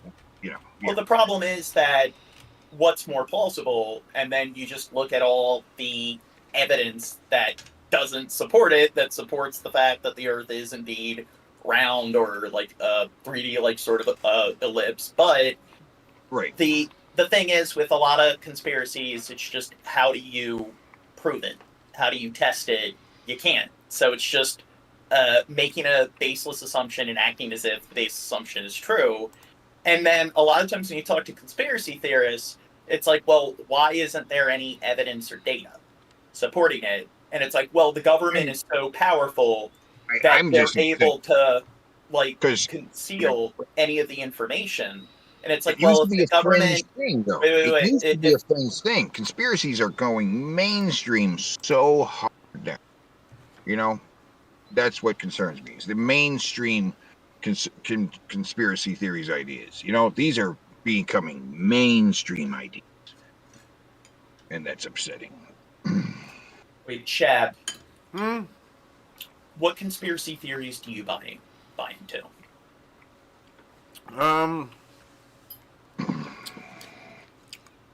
Nothing whole cloth. Like what aspects? What aspects? Like you don't have to believe in the whole Illuminati. Well, like the flat Earth theory, I can really get behind. Oh yeah, take that seriously. Right. I like the chemtrails. Chemtrails, that's a good one. Yeah, chemtrails is so fucking stupid. The logic behind chemtrails is that they need a solution to overpopulation, but it's like people in the developed world aren't really having kids. So the problem is like declining birth rates. Plus, the logic is, hey, when you see airplanes, like look at the little like clouds or whatever that you see. They're spraying some kind of like poison. It's like that's just exhaust from the plane. Well, and you know, sometimes you can recognize like a mail plane. You know how you recognize a mail plane? It has a penis. Oh. It's a mail plane, right? Because it has a penis. Matter tells NBC News the assessment is not based on new intelligence, but comes from analysts reviewing existing information. Hey, thanks for watching. Don't miss the Today Show. It's a mail plane. 11 a.m. Eastern, 8 Pacific. She wouldn't understand. Joke. Now, Fox newly confirmed News. CIA Director John Ratcliffe. Director Ratcliffe, congratulations to you. Thanks for being here. Thanks, Maria. You bet. Glad to be with you. So how did it feel to go back into the Oval Office to talk with President Trump and discuss the intelligence before we get to the breaking news? Okay. Well, it's been a long 4 years, and I was grateful to be back this week in the Oval Office with President Trump. He's excited, and you know, you talked about the attitude at Davos and the world's expectations and the optimism it feels like they're around talking America in slow motion. being back. But we also, the President and I talked about Move the it up fact to that while 1.5 it's an opportunity, speed. we have great responsibility, and we've got difficult circumstances that we've inherited. We've got This war is in Fox Eastern News. Europe. They talk real slow on Fox. Yeah, they're a bunch of old fucks pandering to their like 65 and they gotta year repeat average. it. You know, they gotta talk slow and say this main points over and over again, right? Yeah. Oh, the audience is slow. Yeah, keep showing the same footage over and over again. Keep making the same points, but in different ways over and over again. Lebanon. We have China, Russia. Bring on different guys that all say the same thing. Yeah. And Iran. Well, So we got Big another Tito guy says- who's coming on, you know, to confirm what the other guy said. Yeah, Big Tito says, "Don't let Gene walk all over you, Chad." Yeah, fuck you, Gene. Yeah, Chad, fuck you, need, Gene. You need to participate more. You need to be drinking less and participating. And where's Dirt? Yeah, also. Yeah, you should say operating in a way something too. that we've never seen before. So we have difficult circumstances, Tubby. responsibility, and Say something. President Trump has challenged me and the rest of his incoming cabinet to do better, to put America back on our front foot after 4 years on our back foot. Yes, and thank you for your work on that, Director. And you, right out of What the a gate, come girl. out with this new intelligence that the CIA has concluded the deadly COVID-19 pandemic arose. This chick's likely hair from, bothers me. I can't tell what color her hair is. What's going on here? Looks like it's dyed. She's obviously a redhead.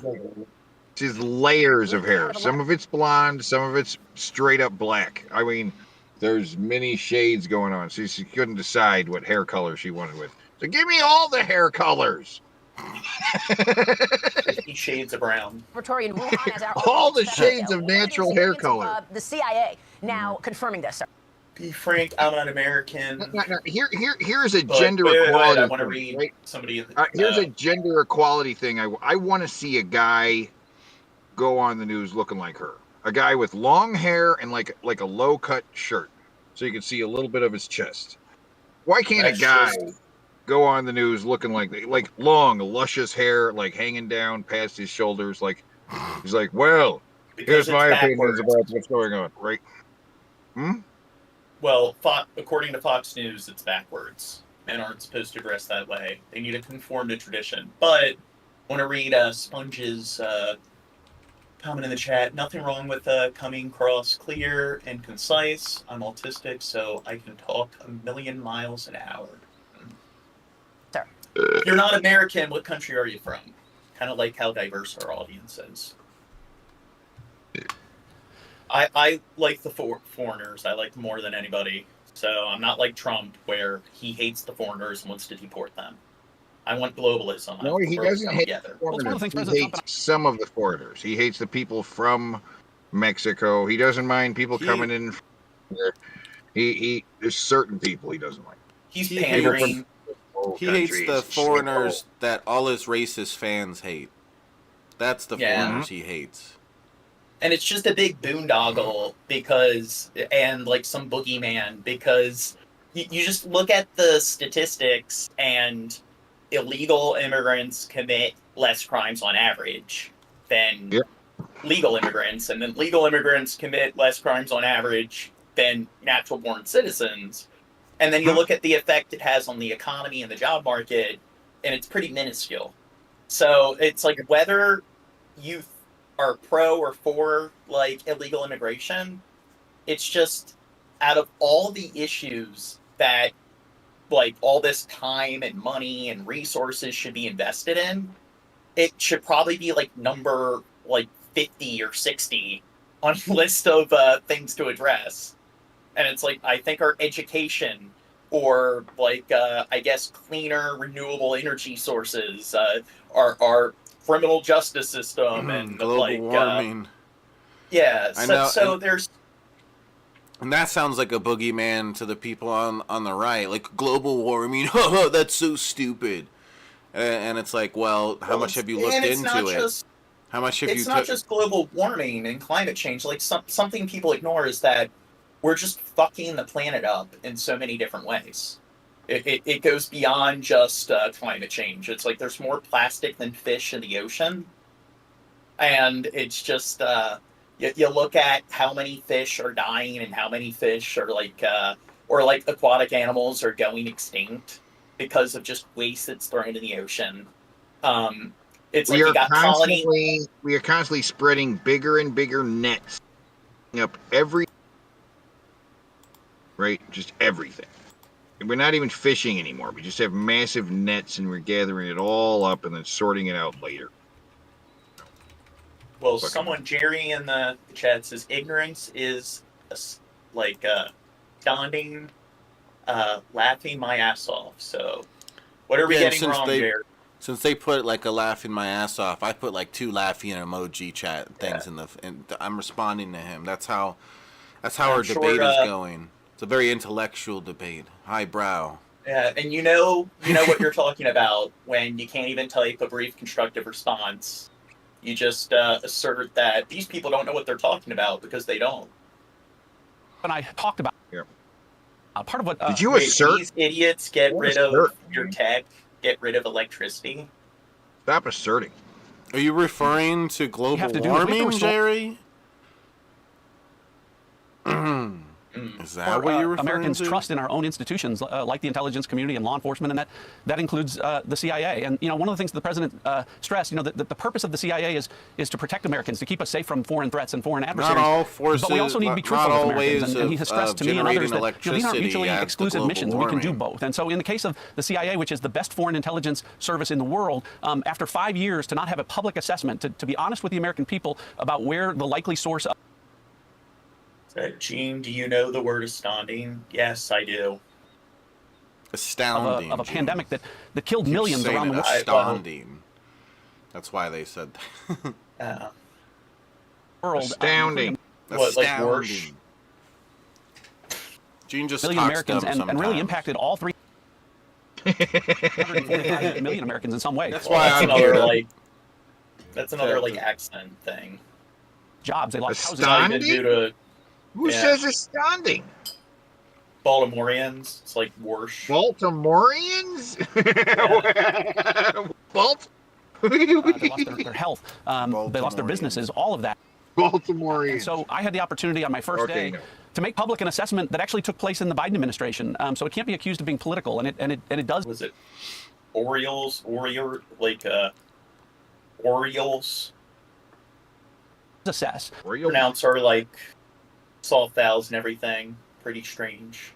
The CIA has assessed that the most likely cause of this pandemic that has wrought so much devastation around the world was because of a lab-related incident in Wuhan. And so we'll continue to... I'm shaking my head. Well, everyone in my city pronounces it astounding. Astounding? Astounding. Yeah, moving forward, astounding. Astounding. Yeah, I've heard that plenty of times. It's important for the American people to see I am just astounded. You don't live in Baltimore, Shad. Institution like the CIA. I live in the world, Gene. and be truthful about what our intelligence shows at the same time of protecting us from adversaries like China if they caused or contributed to this. So what will there be? Will there be a response to Communist China on this? There's a lot of people where It's supposed to be adversaries. He said adversaries. It's adversaries. There's people adversary that will pronounce old. Adversary. What? Well, there's people that will pronounce old like old. Like when they live on the other side of the Chesapeake Bay. It's like they'll pronounce the word old really, really oddly. That's astounding, Gene. Yeah. I pronounce it Cheapskate Bay. I pronounce things right. What a retard why is I it am, important huh? for President Trump to revoke the security clearance? You've never been to Boston. The Bostonians. Wasting. Director John Brennan and the 51 spies. Dude, when Bill Hicks came to Baltimore, they were all like scared and stuff. They thought that they were going to get shanked and so forth. And everyone else was talking about how scared they were. It's like they're all a bunch of pussies. I'm never scared. Instead of like it's all. Well, all this goes hand in hand, Maria. So, we talk about, what President Trump wants is, he says, lead with integrity and get the politics out of the intelligence community. So you talk about, revoking security clearances. When we talk about the 51 former intelligence officials, remember that their sworn testimony under oath from the author of that letter that the intent behind that was to influence the election in favor of then candidate Biden. You guys are being all xenophobic. The CIA believes the Chinese lab leak likely caused the COVID-19 pandemic, but the spy agency says it's not confident about the conclusion. The report released Saturday does not have any new evidence. Instead, the finding is based on analyzing intelligence about the spread of COVID, its scientific properties. Okay, so it seems like, don't have any sufficient evidence. No, but it's a change. Next story. In President Trump didn't waste any time signing executive orders aimed at our nation's immigration Okay, issues. here we are. The one big executive order outside of him pardoning all the protesters January 6th and everything is mass deportation. So again, why do you think Trump is so concerned? Trump also just passed a new executive order. He said, "I am now king of golf." I think I am now golf king. King of golf. I think he's worried about it because he threw the hook out there for seeing how many people would be all into this idea of fuck the immigrants. A lot of them, a lot of people bit, so now it matters. Yeah. Now it's something that he cares a lot about. And some school districts are also here's what do you Shabby? What do you think about the Gulf of America? What the fuck? What is that about? Like the golf courses? The Gulf of Mexico. He wants to call the Gulf of America. Well, he's an idiot because. Well, he passed a legislation that now everybody has to call all the maps and all the papers and all the whatever. Did he pass some legislation for that? Yeah. So he signed like an. Yeah. I gotta look into that. The golf. Look into it. The golf thing. Mass deportations could have on schools and students, regardless of their legal status. America. It's the Gulf of America now. A la práctica de mariachi que tengo hoy. Y yo vengo para acá. This is Maria Junior High School, born and raised in. Now, one executive order they tried to pass, which most likely the court won't accept it, which is pretty much if your mother and father are not, I think it's both your parents need to be. What's that? Birthright citizenship. Yeah, but both of your parents need to be legal citizens in order for like their child to be considered a natural born citizen. So it means that if just one of your parents aren't legal citizens, then you don't have natural born citizenship, which it's one thing if you want to change the policy of, hey, if you're just born in America, regardless of whether your parents are legal citizens at all, that okay, you shouldn't get citizenship that way, which I don't agree with. But this logic of, hey, if just one of your parents is a foreigner or whatever, if your mother's from the United States but your father's from Canada, then you don't have legal citizenship. No. It's all very petty, and it's all very personal, specific to Trump and the people he doesn't.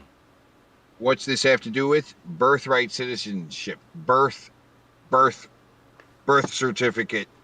He claimed Obama was not a citizen. He said he wasn't even born here. Now he brought out his birth certificate. So then he's like, okay, well, I want to make it so he's not a citizen because he wasn't born here, right? Because both of his parents were not citizens, right? Here, I might have been born in Hawaii.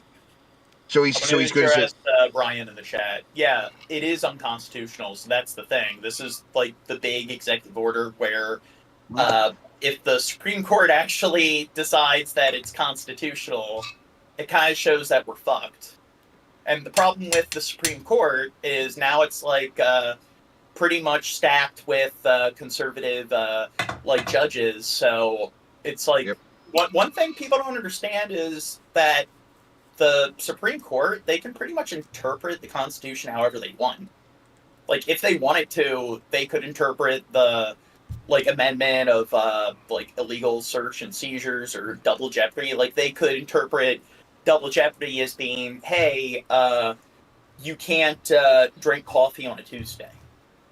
And it's just, if they decide to interpret it that way, so it's unconstitutional to drink coffee on a Tuesday, I mean, they're the ones that they're the ones that interpret the Constitution. So that's something where a lot of people just ignore how much power. I would argue that the Supreme Court has more power than Congress, because they could pretty much make any law unconstitutional whenever they want to, and there aren't really any checks and balances when it comes to how much they're actually able, or how loosely they're able to interpret the Constitution. Yep. The problem is, if they did something like that, it's kind of similar to presidents usually rarely veto bills, because if they do, they'll piss off Congress, and then Congress can impeach them. So it's just, if the justices start interpreting the Constitution however they want, then will Congress or the executive branch, will they actually abide by the decision that the Supreme Court makes? In Mexico, Trump will, if it favors Trump. 15-year-old now lives with her grandmother and legal guardian in South Texas. Her parents sending her across the border last fall and enrolling her in the Texas. Okay, so Little Food Stamps says that Joe Biden pretty much opened the borders to get votes. Illegal citizens or undocumented immigrants, they can't vote because they're undocumented. He opened the border to get more vote. It doesn't even make any sense. Yeah. Okay. It's one thing if you want to argue that, hey, they try to bring in more, or they want to have more lenient policy towards allowing people to gain legal citizenship, because people who immigrate to the country, they're more likely to vote blue than red, which I'll argue that they do that to some extent. And it is where it kind of shows that even if they're doing it for more self-serving reasons or more petty reasons, it's they could still come to more ethical, or they could still enforce more ethical policies, even if they're doing it for the wrong reasons. But claiming that they're opening the borders up and letting immigrants through to get votes, they're undocumented immigrants. So it's do you have any like notable evidence that undocumented immigrants are actually voting and finding a way to get around the system? This public school system with a special visa. Es un honor para mí el poder estudiar aquí. Y pues ellos más que nada lo hicieron para buscar algo mejor. Yeah, and I don't respect Biden at all.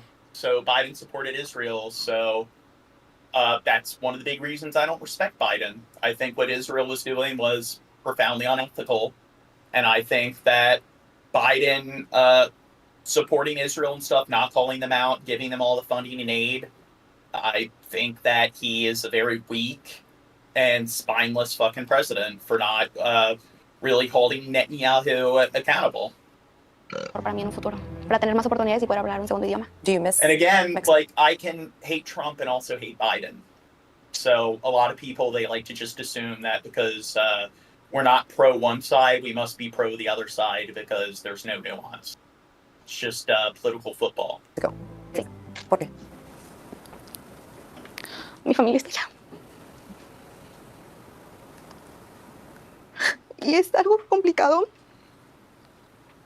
When Maria first arrived, she knew very little English and was placed into a special set of classes to help integrate her. So what I want you to do is we're going to look through the magazine. So just like you did the vision board here, vas a buscar fotos. I love working with the kids. There's a connection, especially working with our emergent bilinguals, that you really can't find when you work with the other student populations. I mean, I love working with all the kids, but my heart is really working with the emergent bilinguals and our recent immigrants because they're so eager and they're hungry to learn. This is like a massive metaphor here. To create that bond, Jackman focuses on developing trust with these students, making them feel like this is a safe space. Now we're back to the bus. Where do you think she's going? If you don't have a relationship and gain the trust that you need so that they can break that wall down, you're not going to be able to accomplish anything. The boundary lines for this school district run along the U.S.-Mexico border, and the debate over immigration is finding its way inside. Now, again, like, when it comes to a lot of stuff politically and a lot of policies and so forth, it is really, really fucking complicated. If you're the president, it's just no one's a master of all trades. And you look at all of the sort of responsibilities that the president and the executive branch have, and it's just when it comes to the FDA, the and everything, you need to be like a chemist, a biologist, a medical expert in order to understand that stuff. And you know what? Most people aren't all of those things.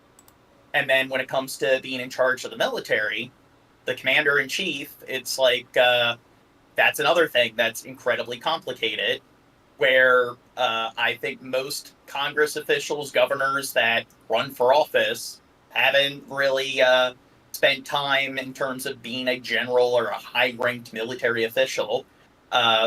When it comes to like economics and so forth, a lot of the like when it comes to criminal corrections, like no one's going to be a criminologist, a chemist, like some sort of intelligence sort of specialist when it comes to central intelligence or intelligence when it comes to crime.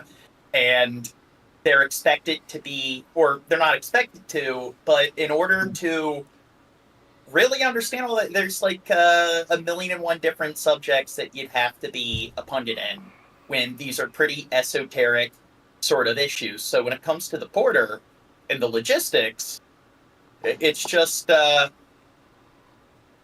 you think if instead of building a wall, if they built, I don't know, sort of like asylum towns or asylum like sort of settlements where people can, instead of sneaking across the border, they know that, okay, they can reside there while they go through the process of getting citizenship. And they're allowed to live there and reside there. And maybe it's like some kind of special territory. So in the same way, it's like you got states, you got Native American reservations, you got just territories like Guam and so forth. Maybe you make this sort of like asylum sort of territory, give it its special territory status, and maybe you could find a way to create some sort of like provisionary sort of economy there, where they're able to work there and so forth while they go through the process of getting citizenship. Do you think maybe that might benefit the economy and take care of a lot of the, I don't know, issues associated with people sneaking across the border and living in the country like undocumented?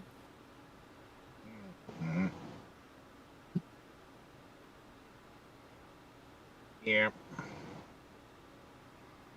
How does that not make sense? Tell me how that does not make sense. I don't know what. Who's saying it doesn't make sense? What's your opinion, Shadisky? Somebody in the chat saying it doesn't make sense. I don't know. I'm Who's paying saying attention to the chat and stuff a lot, so I wasn't fully paying attention to you there, Gene. I was well, what's the chat saying? By the classroom. All sorts of crazy stuff.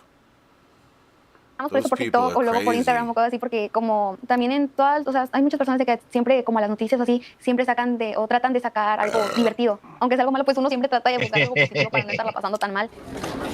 Administrators here believe many of their students come from mixed status families, meaning some people living in the home may be U.S. citizens or here with legal visas, and some may not.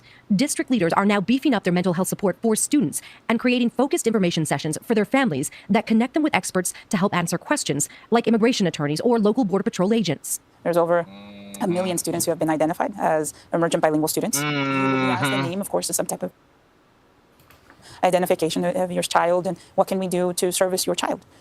Our business will never to be asked, what is your status in this nation?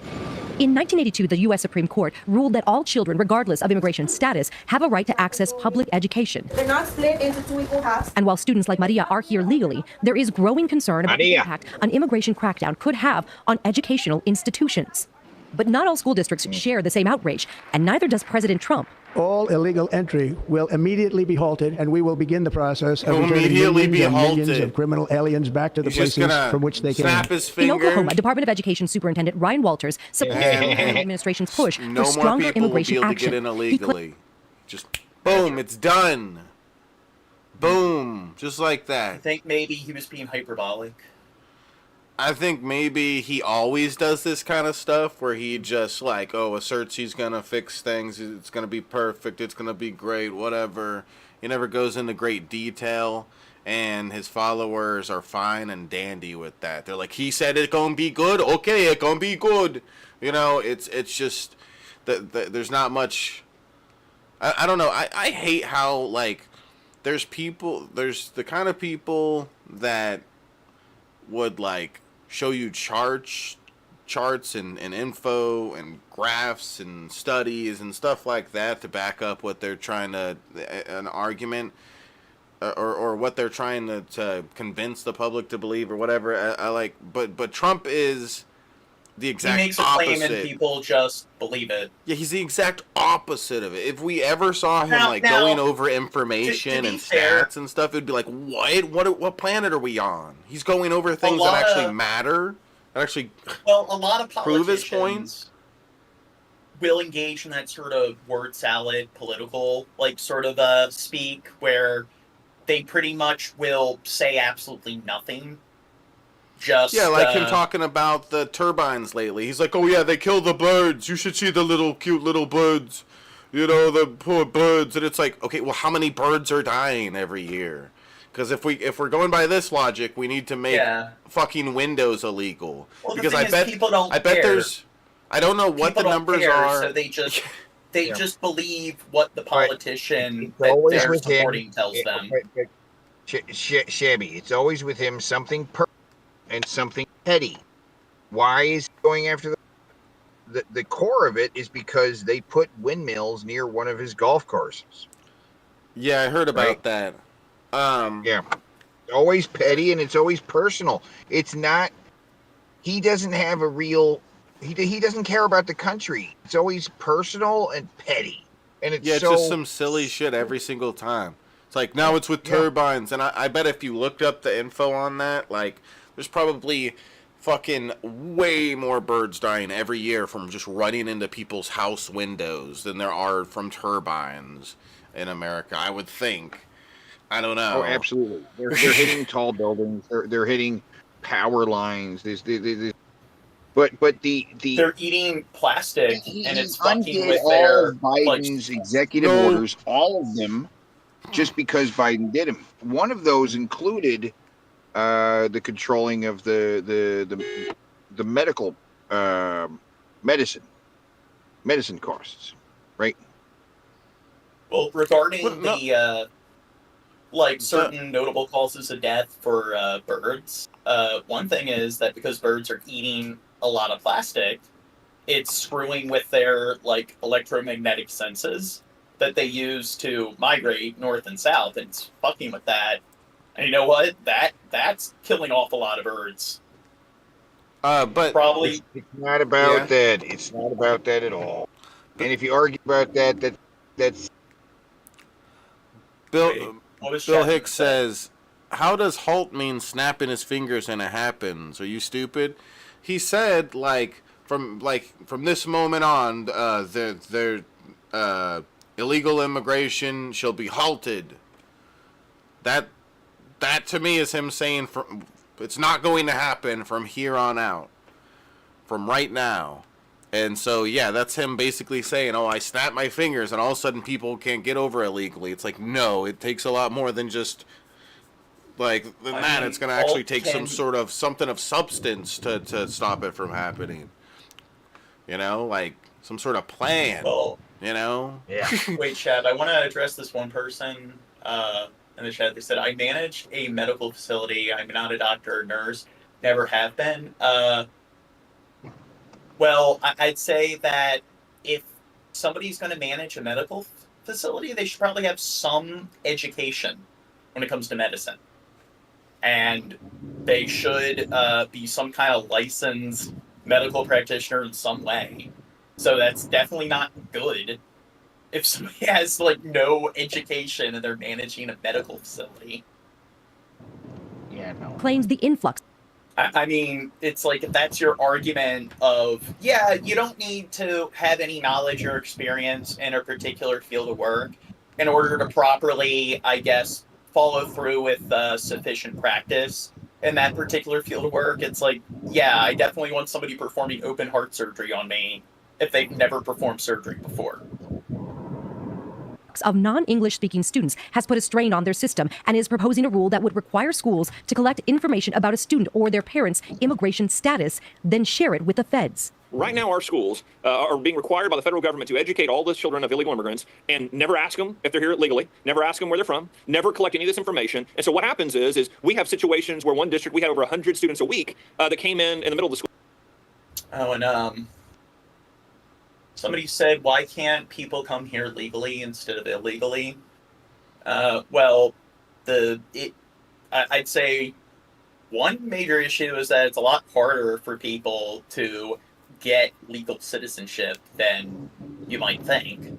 So it's a pretty arduous process, and you could argue that maybe it can take a really long time too, right? Maybe 10 years or something for. Right? Am I wrong? I feel like I've heard that in the past. It can take a long time, and a lot of people come here. But another big issue. The majority of the illegals that they refer to is not illegal, as in they're criminal. Not a criminal case, civil kind of. It's only they've only let things lapse, and a majority of them came here legally. Majority of them came here legally, and then their legal status lapsed. This is a fact. Okay, so why don't more people come here legally? Most of them do. Oh, one issue when it comes to the people who come here illegally is, I would say, thing is you have the sort of propaganda of America is the land of hopes and dreams. America is where you go if you want to, I guess, pursue any sort of career path that you may have a passion for. And that sort of American exceptionalism, you can sort of blame that on our government and sort of like how they present themselves on the world stage. So you have all these people from all around the world that will try to migrate to the United States when there's probably like countless other places that they could migrate to that would probably be more optimal and a lot safer to actually commute to. It's the American dream. They're coming here because they love America. They have this right, and You're kind of cutting in and out, Teddy. All right, I'll cut out. I'll be back. Yeah, but you'll see things where there are immigrants that will come from like Africa and Far East Asia, and what they'll do is they'll fly out to Brazil, and then because Brazil has some of the most like lenient policies when it comes to like traveling to the country without like your passport or proper paperwork, so it's easy. It's easiest for people to fly there illegally. Then what they do is they pretty much travel all the way up to like the Darien Gap, which separates like Central America from South America, and it's one of the like sort of like deadliest pieces of terrain on the planet, and a lot of them die trying to cross through the Darien Gap, and then towards the end of the Darien Gap, once they get into like Panama, there's a great risk of them getting captured and then being like subjected to human trafficking. Then they have to travel through Honduras, which is one of the dangerous countries on the planet, and there human trafficking is also a really significant issue. Then once they get to like Mexico and stuff and they want to get across the border, they then have to try to trek across the Mojave Desert, which a lot of them die going through that. So you look at the extremes that they go through just to get to the United States, and a lot of it is because they are fed this sort of propaganda.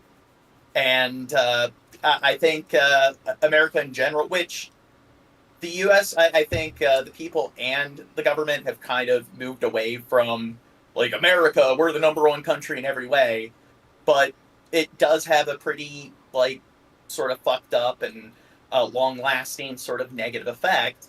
But the thing is, Argentina and Chile and Uruguay, those three countries, like, their level of development is what you'd expect from, like, your average European country. So if they're going to fly out to Brazil, it would be a lot safer for them to try to travel to, like, Uruguay or Argentina.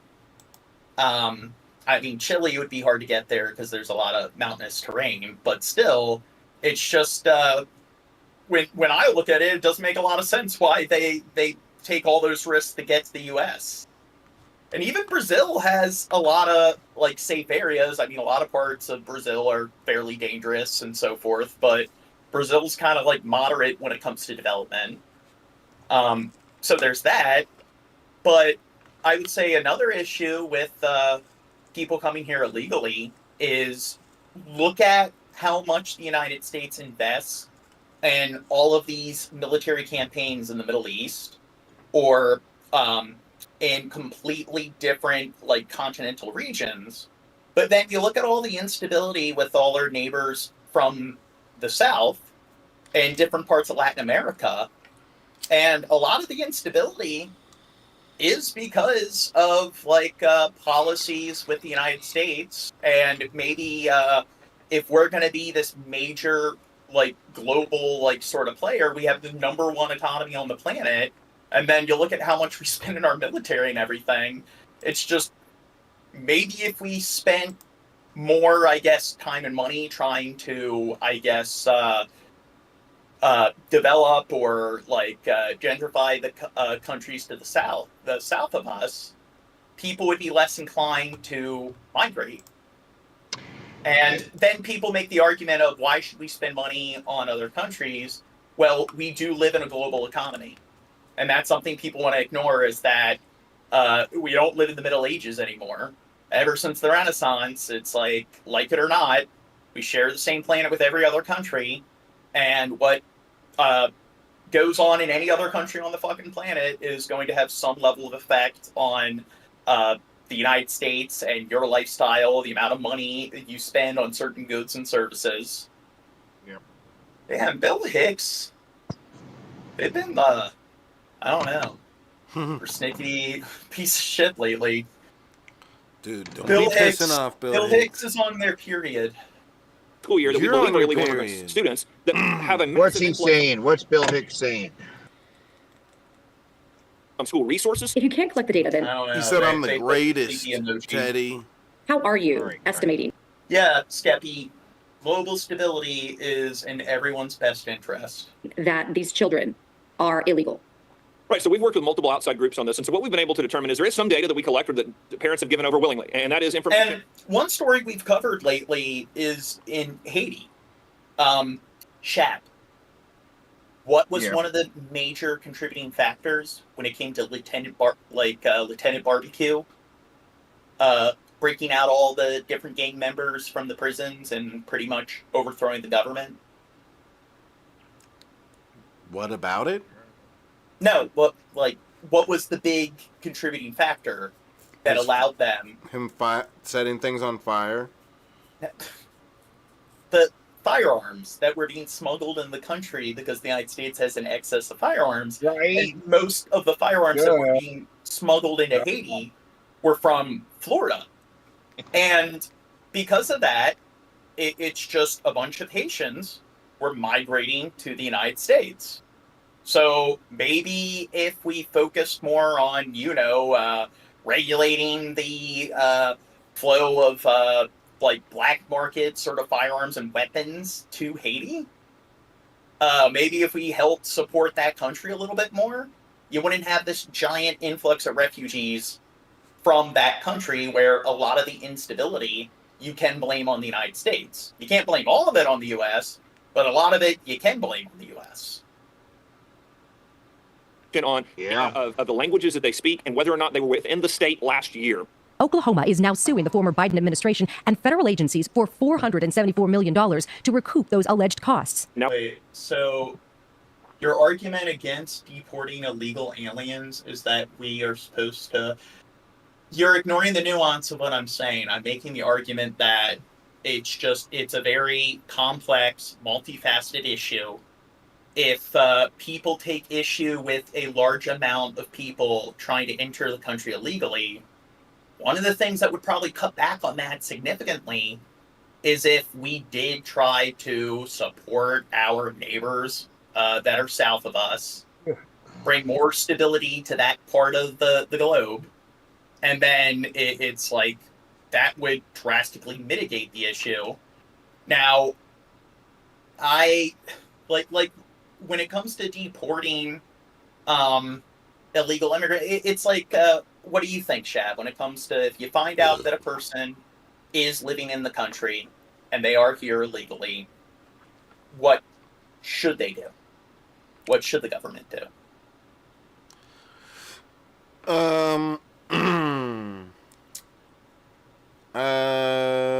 Well, the whole mass deportation thing seems like it's just unrealistic. So, I don't know, work on, I guess, giving people, trying to give these people citizenship and everything. I mean,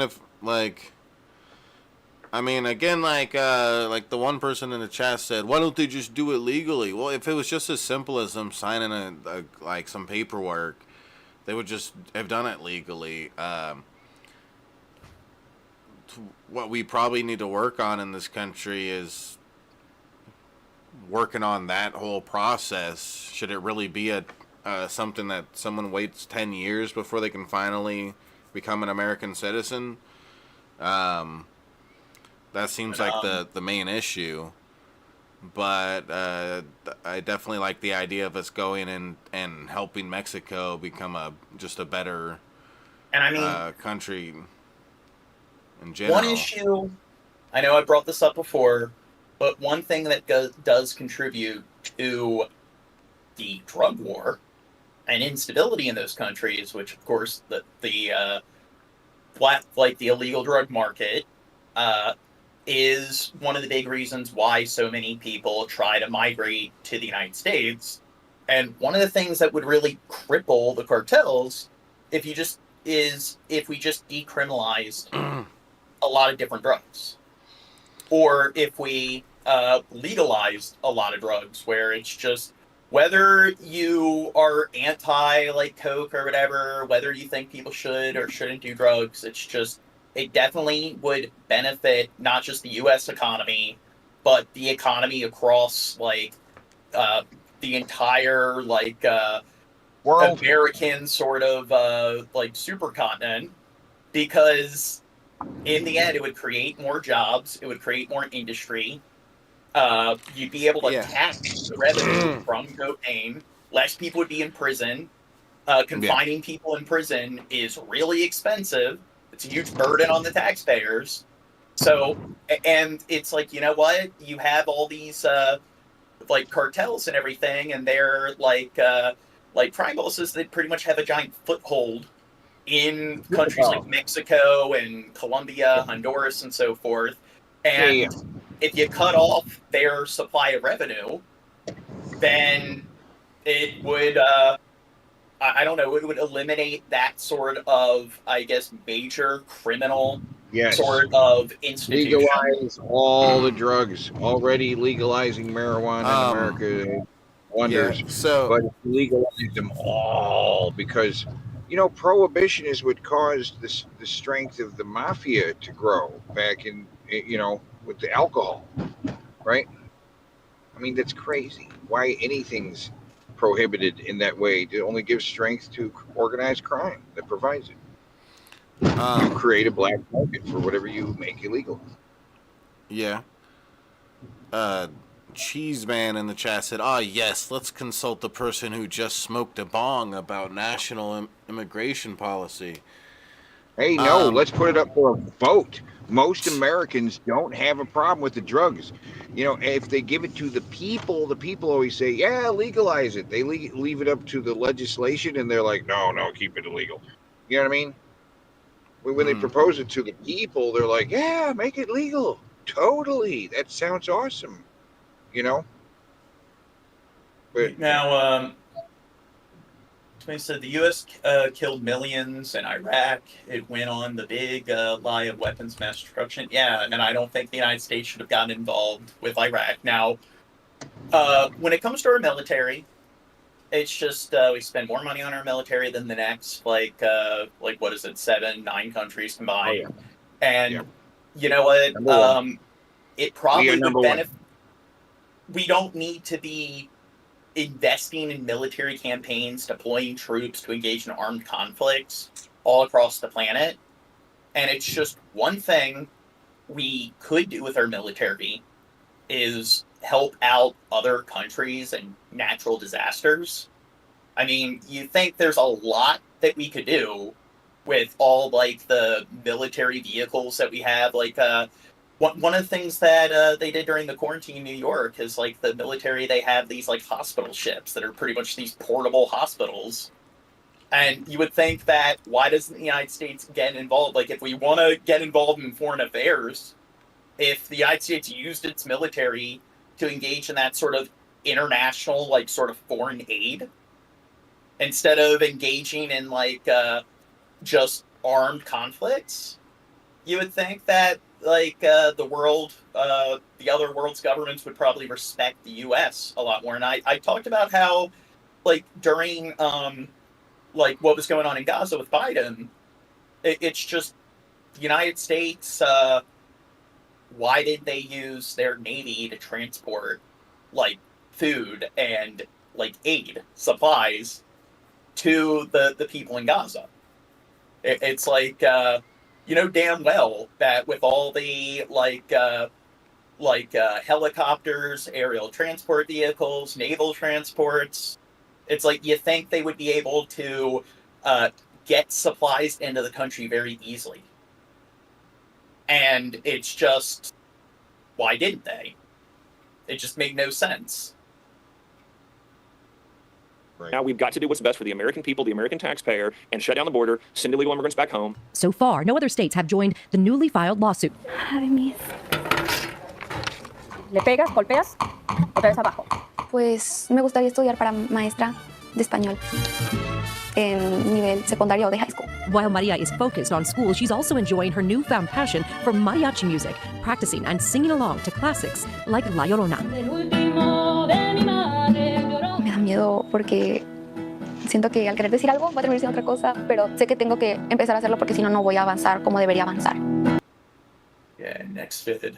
On Monday, Trump signed an executive order to officially recognize only two sexes, male and female, which will be defined based on the reproduction. Okay, now, this is something that's funny, where he kind of got the wording wrong. So it's, we're going to define the person's sex based on what their sex is once conception happens. But the problem is, it takes like 6 weeks post late conception for if it's a male, for the Y chromosome to develop.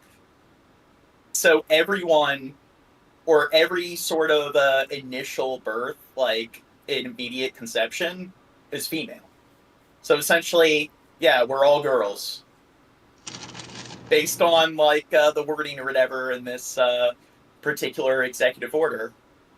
Yeah, everyone, including Trump, I guess, if we're going to interpret it in a pedantic, overly literal manner, we're all technically women. Cells at conception. But according to biologists, the default configuration of a human zygote is female. So by assigning sex at conception, Trump actually made everyone. Okay, so unspecified as how enforceable is an executive order. An executive order, it can't override any sort of federal laws. So if a law, so it can't be illegal. So laws can be passed that override executive orders. Executive orders can't interfere with any laws that have been passed through Congress. So essentially, as long as it doesn't interfere with any laws, it is treated as if it's a law itself. The problem is that the following president can easily just get rid of or rescind the executive orders that were passed prior. And that's what Trump's doing with Biden. And a lot of times that causes a lot of fucking issues. And, but the thing is, it pretty much needs to be enforced on a federal level. So a lot of times states don't really need to abide by executive orders in the same way states usually have to provide or they have to abide by laws passed on a federal level. Yeah, the thing about this is it's like another one of the right-wing boogeyman kind of bullshit things. It's like something whether if I all of a sudden was oh, I'm a girl, and legally it was put on paperwork that I'm a girl and stuff, does that have any sort of bearing on anything that really matters? Yeah. You know, this doesn't matter. It matters in no way, shape, or form. Unless men or women have rights above one another, which they shouldn't. Right. There's at least a little bit of but for the most part, we're equal, and it's so it doesn't matter. It shouldn't matter whether it says on my stupid ID that I'm a fucking female or a male. Doesn't change my matter life. at all anyway. Right? Yeah. Good point. It shouldn't matter if you're male or female anyway. So yeah. How did Trump make it matter in this division in sports? Women in sports. It's because of all. Yeah, that's it's just these rare occasions where it's going to matter like that, where it's not even as big of a problem as they act like it. There's it's the same thing with very tiny problem. Illegal immigration, where you look at how much of an effect it has on the day-to-day life of the average citizen. And it's pretty minuscule compared to countless other issues that we're facing in our country. So why does it get so much attention? It's the same thing. It's whether you think the science is like whether you think it's supported by the science or not, whether you want to agree with these definitions. Let's say you're the kind of person where you're like, hey, more than two like genders or sexes, that's stupid. I'm not going to support that. It's like, whatever, but why does it bother them so much where they have to constantly bitch about it? And they make it this like, big legal thing. I just became president. This is one of the first things I'm going to focus on. This thing that does not matter. And you know why it matters? Because it matters to all of his fans. Because huge amount of them are bigots, and they hate the idea of transgenders. Like, oh man, the boy became a girl, the girl became a boy. It's like the world's changing, man. It's not the way it used to be. It's like yes, it's like Trump doesn't care about that. Larry Cohen is his first lawyer was gay. He doesn't care. He's from New York. He doesn't care about drag queens or any of that. You know, he in fact he said himself, he's like, I didn't care about the trans thing, but when I brought it up, the crowd was like, he got a response. So he kept going with like, oh, they're gonna trans your kids. They're gonna trans your kids. Yeah, that shit's so silly.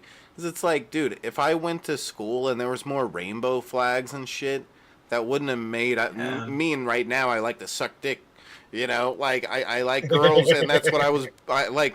I mean, it's just true. It's like, if you really think you're gonna have a son and they're gonna go through school and they're gonna see some fucking stupid rainbow flags or whatever, and that's gonna make them all of a sudden want to suck dick, be attracted to boys, it's like, no, that's silly. Do you think it's that easy to control your sexuality?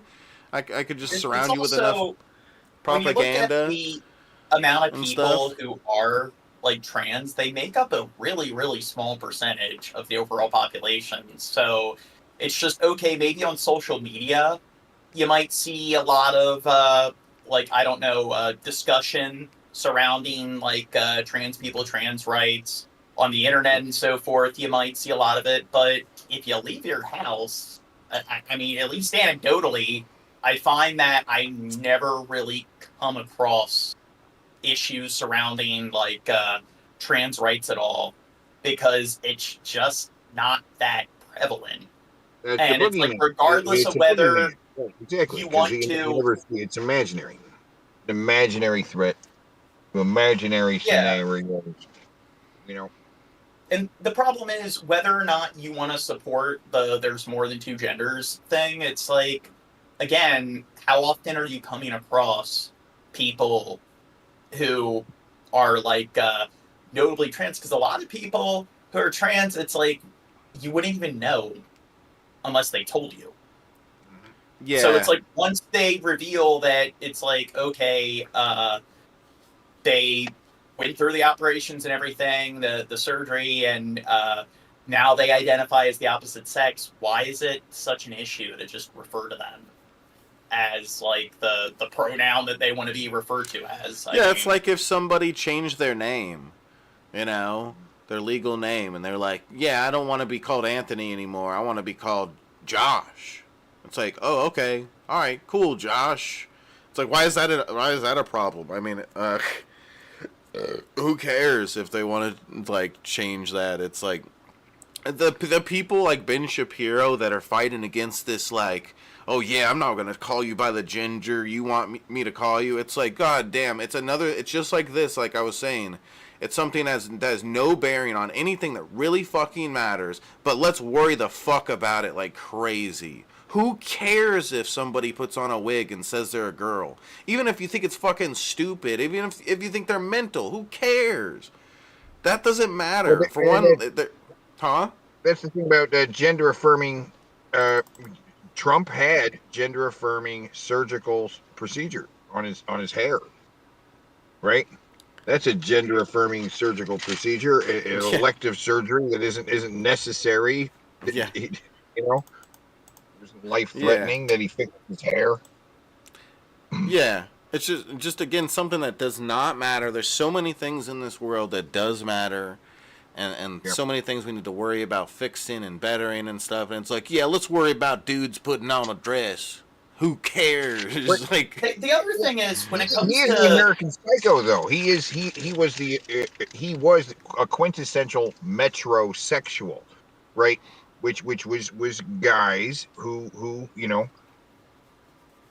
they have the hair, they have the surgery. He has the he puts on the spray tan, he wears the high heeled shoes.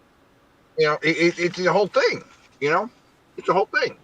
He's marrying man drag, without the hair, without the facial stuff. You wouldn't even recognize him.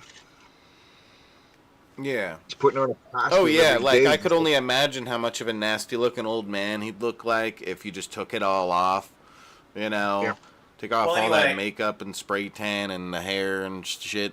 Make him one thing show I his want to real point hair. out is when it comes to, again, like anecdotally, when it comes to the SJW stuff, it's just when I was in college, like I came across a lot of people who kind of fall within the SJW realm, but I think a lot of it is because they're still kind of like fucking We all kids when they're out of experimented high with school. homosexuality in college. Okay, it's Yeah. okay. Yeah, and it's just what I find is a lot of people that were really like outspoken when it comes to their political views, political opinions. It's just the brain doesn't stop developing until around the age of 24. I mean, people, they still kind of have that neurotic sort of teen angst when they're 19, 20, 21 years of age. So I think that's sort of like SJW, sort of like outspoken activism is just sort Activism, of yes. In Yeah, college, there was a group of hippies. They protested every week. It was a social thing. I don't believe they believed most of the stuff they protested. It was a social thing.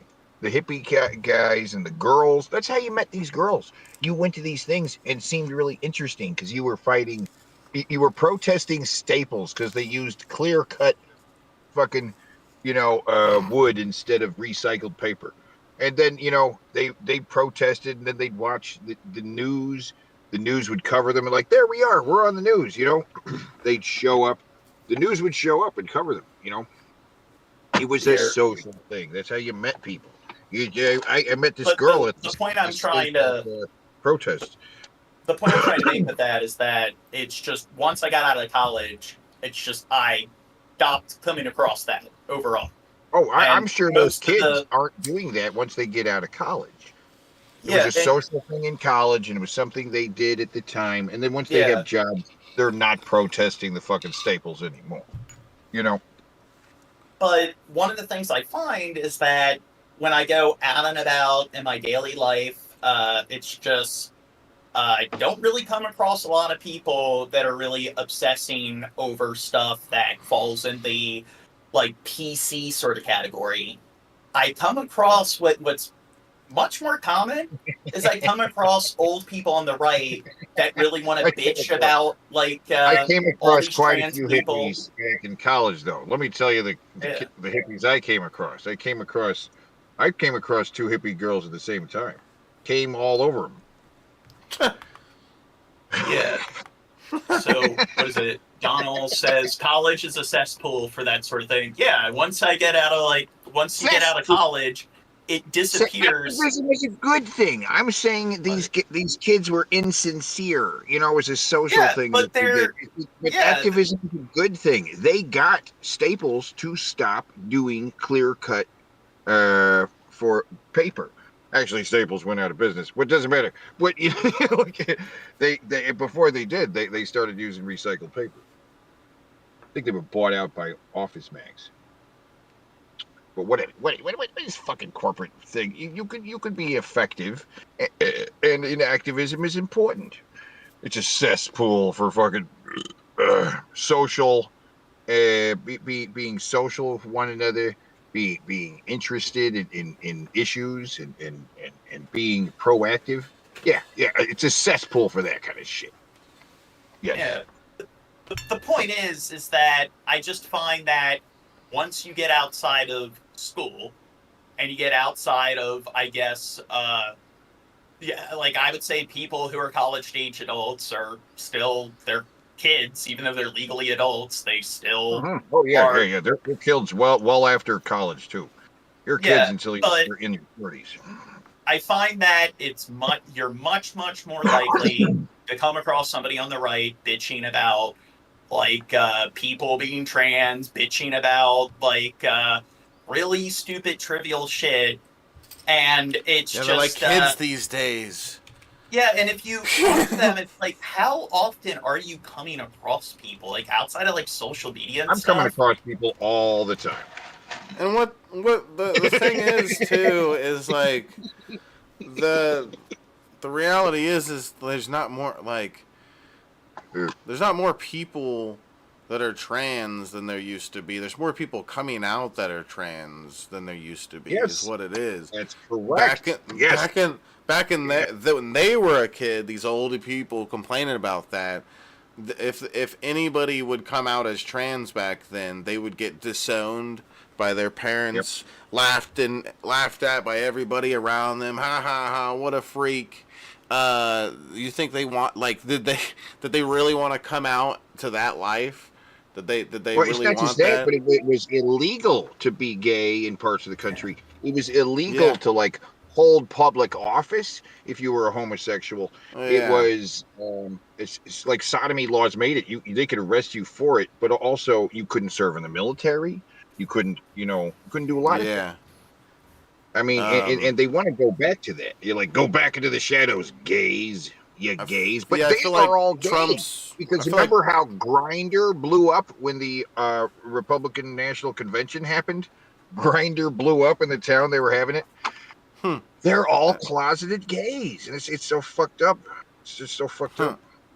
Yeah, but point I'm making is outside the internet, it's just I find that it's pretty uncommon to come across somebody who is trans where you wouldn't know. I disagree with you there again, because outside the internet, you're talking like it's the early 2000s or something. There isn't anything outside the internet. This is the world now. The world now.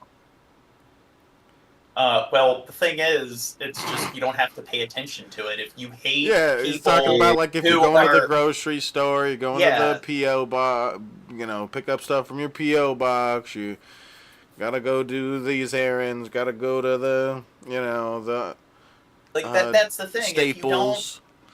If you find it to be really annoying, like the SJW thing, then just don't watch their channels or whatever. I see transgender people out and about. I live in St. Louis. When I go in certain circles, I saw a trans person at the dispensary the other day. They were wearing. They're just more. They're still very rare compared to. And plus, most trans people, I think, you wouldn't even know that they were trans unless they told you. So it's most people I've known who have had this fat guy at Walmart. He was a fat guy with pink hair at Walmart. Totally tall. Right? I mean, if they have, are you making note of this as you go through? You're you bring out your notebook. You're like, okay. Are they trans because they have pink hair? Fat guy, if blue you see hair. Somebody with pink hair, why does it matter? But the point I'm trying to make is that most people who are trans, you wouldn't know. An anime T-shirt, okay? Obviously trans, okay? On legally classified anime T-shirt, okay? Female. Girls. What the hell? Hey, this video, terrible. So is this is great. Girls. What the fuck is happening? What's going on? What is this? There was a CBS video, and they didn't even go into a lot of the politics and stuff. It was mostly just the fucking music video. Fast start. Wow. Fox News has learned that in a 33-hour period between Tuesday morning and Wednesday night, ICE agents arrested over 460 migrants, many with long criminal histories. But these operations aren't just limited to Boston. They're taking place all over the country. Bill Malugin is getting an exclusive look at this massive, important operation in the sanctuary city of Boston. Live now to Bill. Well, Emily, we've heard officials here in Boston and in Massachusetts say repeatedly they are not going to cooperate with ICE or mass deportation efforts by the Trump administration. And ICE says, well, that's perfectly fine. Okay, whoa. Cooperate with us. 460. He was saying anywhere between 2 million and 11 billion people were going to get arrested day one. 460. Oh, this is just in one location. I don't know exactly how many people. We're pretty far from the 11 billion. Well, I don't think there's 11 billion people. 11. You know something he actually said. No, but he said something basically about the same. About the same, which you know, retarded. Yeah, he claimed he was going to deport millions of people, and I know the thing is, Obama deported more possibly illegal immigrants than any other president in history, and Trump came nowhere close to deporting as many people. Oh yeah. As Obama. So I'm wondering, is he going to beat Obama's record? That would be hilarious if, like, at the end of his second term, Obama literally did like a crazy amount, like 500 times the amount or something. He's going to beat out Andrew Jackson and have an even more worse than Trail of Tears. I'm going to blow the Trail of Tears away. It's going to be amazing. City, and we're going to do the job. And we were with ICE Boston yesterday for about 10 hours as we got to watch them firsthand carry out immigration. yeah, I like what Tito says. I care more about if that person is nice in general. Yeah, their personality, whether or not, like, instead of superficial factors, like the immigrant. You care if the immigrant's nice? No, I think he's talking about trans and stuff. Vickerfly. Vickerfly, you don't. That is a misogynist point of view. Okay, that's a misogynist point of view. Because first of all, most of the trans women to men, bitches. they're not nice to anybody. Let me tell you. All right, a lot of the girls get turned into boys. Wait, Teddy. I agree with Vickerfly. Let me tell you, what Vickerfly is. It's like, yeah, they hear old people complain about, like, LGBT, like, plus or whatever all the time, and it's like, whether you agree with it or not, it's just they think about it like it seems like it does consume a decent amount of their forethought. It's saying that be nice thing, right? Oh, they said I don't hear old people complain. And I was gonna say, yeah, you might. Well, the thing is, Vickerflies, they know that it's bigoted and stuff, and they only need to have that conversation with specific people. So, if you were one of their old friends that was like, yeah, what do you think about all those boys dressing up as girls? You'd be like, oh, yeah, the world has changed. Totally different from when I was a kid. These kids are all messed up and stuff. Like, of course, not all old people think that, but I think, like, you'd be surprised how many of these old fuckers, if you talk to them, you'd figure out, like, oh, that's what they think. Okay. Yeah, my dad, who would now be in his 70s if he was still alive, right? Back when he used to work for, he had a friend at work, right? This guy, he was balding, he was a ginger, he had a mustache. Well, that guy is now a chick. Yeah. Yeah. And he did. He had a sex change. He's from my dad's generation. You know what I'm saying? It's not just a trending thing. People aren't just they've been around for a long time. They've been around. Right? Yeah. And a lot of those people, like, they think that the world's going in a bad direction because of different stuff like that, and it's like, again, like, it's people. The world's always been fucked up. Yeah, well, when it comes to, like, trans people and stuff, it's like, again, it's just people actually openly being who they are or wanna be, like, and instead of hiding it, it's not the world changing. The world's changing with socially accepting it. Well, here, I think we talked about Glenn Close movie about a chick who lived as a dude in England. Yeah. But she did it for legal reasons because women weren't allowed to own property and stuff. You know, so she lived as a dude because women weren't allowed to own property. Yeah. It's just, we live in a better world. They want to go back to where women weren't allowed to have bank accounts and weren't allowed to vote. Here, Teddy, I'm going to watch the Fox News video where they talk about bunch of migrants being. Oh yeah, I'm seeing it. The 460 plus This team of elite ICE migrants. officers is briefing on their targets for the day. We're going to be targeting some extremely violent offenders today. Within moments, the officers are on the move. With eyes on their first target. Target vehicle coming out. Extremely violent. When we ran into them, they were actively chewing on someone's arm. Now, Ah, the thing is, drop that again, arm! does Fox News show statistics on, like, No. what the likelihood or of a person who's an illegal, undocumented immigrant engaging in a violent crime compared to people who are legal citizens or natural-born citizens? And it's just all demographics. You're going to see people that commit certain common crimes, such as violent acts. So Get it's outta just here. they'll Get point outta to here. an You example. don't even have to go that far into it. You don't have to Yeah, be that. they'll- Yeah.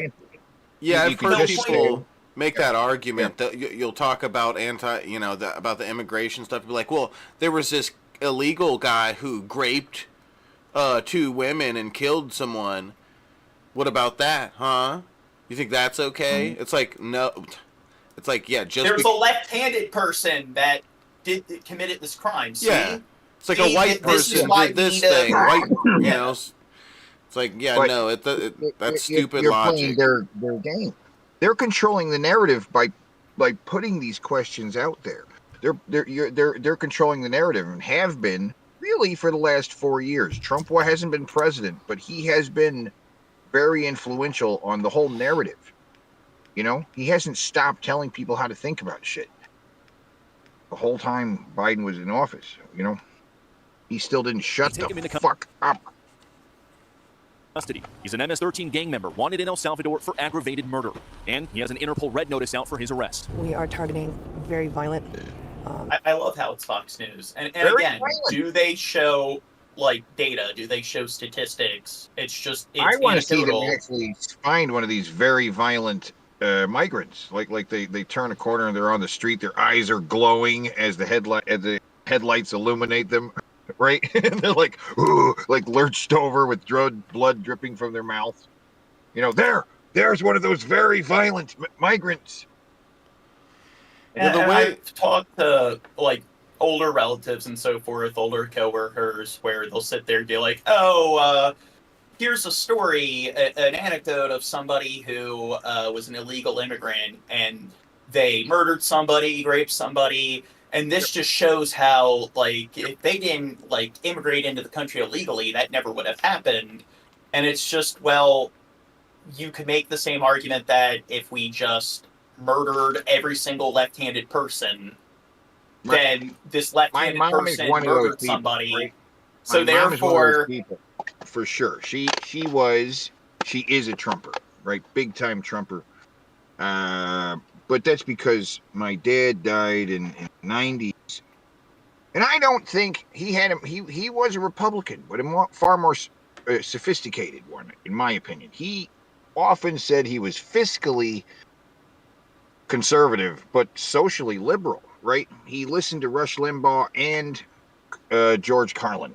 So he was very much in the middle, right? And he said he listened to Rush Limbaugh because he thought he was funny. Bill Hicks says they want you to stop interrupting. Okay, Bill Hicks, I will. God, you guys threats to our have it out for each other. You guys should just kiss. So wait, this one person, privileged from TikTok, says Trump is great. You guys are boomer tier cringe. I agree So with it's them. cringy about what we're saying. Tier cringe. So why is Trump an exceptional president? Do you actually have an argument, or is it just Trump's an exceptional president just because they are? I don't think we've said anything about Trump in the last 5 minutes or anything. I don't feel like we were talking about the news and Fox and stuff. I don't know. Fox, yeah, and the way Fox, Trump is a result of Fox, right? Because Trump in the 80s and in the 90s was mostly liberal. He's from New York, right? He's a New York elite. He's a fucking New York elite. So for the most part, for most of his life, he's been, pro-choice. He doesn't care about the gays, Most of the issues he's been on the left until he entered the political sphere. for some reason, right? Started with him accusing Obama of not being here, right? And then the Republicans and from the Fox News machine was like, "That's great. I love this. Obama's not a legit president." And that's when he first got the attention of the whole Republican machine, was that, like, this guy, he's getting everybody talking. Trump should be our guy, right? And they courted with the devil, and the devil, he does what the devil does. Here, one sec, Teddy. I'm hoping this person's a troll. If they're serious, I mean, that's pretty disheartening, but they said, I can make arguments all day. Well, then show, don't tell. I mean, if you want us to bring you on the live stream, you got to show that you're able to present some basic, like qualitative level of rhetoric. So, you want to come on the show and be why don't you present an argument? Like, type up a paragraph or two worth of information. We'll promise not to dogpile on you, right? It would be 3 against 1. You got to promise not to dogpile on the guy, right? Wait, so Trump was never on the left? Yes, he was. I didn't claim Trump was on the left. When did I say that? I did. He was a populist. Back in the 80s and 90s, he was. I mean, his dad from Haiti was a racist motherfucker, right? He was arrested for some Ku Klux Klan rally thing back in the 50s, and he was and he wouldn't rent to blacks, right? Here, let's make progress on this video. ICE says he's a gang member with 17 criminal convictions in recent years. You feel me? Yo, Biden forever, bro. Thank Obama forever. So again, are there no gang members who are legal citizens? ICE Boston quickly takes down its next targets, including this illegal alien from Brazil who has an Interpol red notice for armed robbery. This Salvadoran illegal alien charged locally with rape and released by a sanctuary jurisdiction. And this Dominican illegal alien charged with assault with a deadly weapon and heroin trafficking. Officers also arrested this Guatemalan MS-13 gang member facing gun charges. ICE says he was released from local custody just the day before. Their detainer request was ignored because of sanctuary policies. And in a sign of shifting priorities with the new Trump administration, this man, who was in the same apartment as the target, was also arrested after ICE they determined... find illegals that are like, they have a bad record, you know, they're criminal, they have a bad criminal record, they should be sent back. But if it's not that's not the case, we should work on giving them citizenship, probably. And Bill Hicks was saying, oh, that's like if somebody broke into your house, like a burglar, and you ask them to stay. And I don't agree. Like there's a difference between them coming here illegally to like look for work and shit, and compared to like coming to steal stuff. If they're coming here to commit crimes and everything, and you know, maybe that's what they got caught. They got caught committing a crime. So you know, it's more like a roommate comes to live with you, but he's not technically right. That's what. What? Oh. It's that. It's a better analogy. You have a new roommate, but he's not technically on the lease. Right. Yeah. We'll hear the little white privilege from TikTok. They said, sure, they're illegal citizen gang members, but why should we let illegals stay here when they are a net loss? You guys are now offering apologetics for the worst people. I'm not saying we should allow like gang members or whatever who are illegals to stay here. The point is that I've discussed this before. You're talking about a net loss. Look at the kind of effect that illegal immigration actually has on the economy, and it's pretty insignificant compared to a lot of other issues that we should be focusing on. So what they're trying to do is hyper-focus on a handful of examples of certain illegal immigrants committing crimes to make it seem like it's much more of a serious issue than it is. Yep. So it is just a boogeyman and an inflated issue. And what is it? And when you're saying it's a net loss, it's also like there are certain areas where illegal immigration does benefit the economy to some extent. I mean, especially in a lot of states on the Mexican-American border, it's like there are a lot of like industries in agriculture where they would collapse if they didn't have that like cheap sort of workforce. Now, whether that system we should find a way to get rid of that system or replace it, like that's up for discussion. But it's not like, hey, in every single way, it does nothing but harm the economy. Let's use different terminology here, because we used to refer to them as undocumented and displaced. People seeking asylum are people who are displaced from where they were. The fact is that a lot of the deportations we're doing we're not, where are we sending them? Because we're sending them places that like Venezuela that aren't even fit for people anymore. You know what I'm saying? You know, shit going on in Venezuela and these other places. What are we deporting them to? These countries don't, they don't want them. These guys left on their own. Came here. Yes, Scooby said illegals pay sales tax but never collect. They take less from the system and give more. Yeah, and that's why, also they do cheaper work. And that's taking less from the system and giving more. That's where you get in the realm of the job market, and it's like, are they like consuming a lot of jobs to the point where it makes it difficult for legal citizens to actually acquire work? And the problem is that they are working jobs that pretty much the overwhelming majority of the Americans don't want to work. Yeah. So the problem is, how do we fix that particular industry? So whether it's like you think it should be that way or not, that's currently how things are working. That here are these jobs in agriculture where the farmers hire illegal immigrants to work those jobs. And guess what? People who are legal citizens are not looking to work in that particular trade. So they are filling this particular gap, the invisible hand. I mean, there's a demand for that work and they're supplying that demand. But are other people are natural born citizens and legal immigrants trying to like apply for those jobs, or are they seeking those jobs? And the thing is, there's like minimum wage and so forth, but people don't want to work a job like that for minimum wage.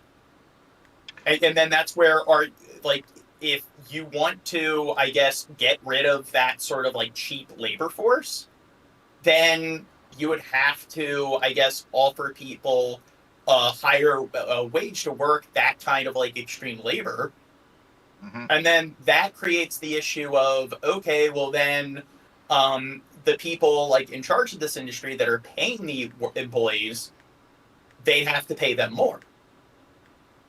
And then it's just Trump is planning how the system we're putting in place will be that these people are arrested for illegal immigration, and then because they're not actually going to be deported, he's made them criminals. We won't be able to deport them anywhere. We're going to keep them in our prison system as criminals and then put them to work in the fields. For no money. For no money at all. It's prison labor. Doing what they were doing for pennies on the dollar before. Right? My thing is, when it comes to if somebody gets caught and they're living in the country illegally, it's sort of like, I don't know, there's certain crimes that people commit where it's like, okay, I'm not going to, like, snitch. I'm not going to, like, turn them in. It's like, you know that they're technically doing something illegal, but it's like, whatever. Like, I guess when marijuana was illegal across the entire country, it's just, if they get caught by a cop, they have weed in their car. Yeah, it sucks that they're facing criminal charges, but you know that they're taking that risk.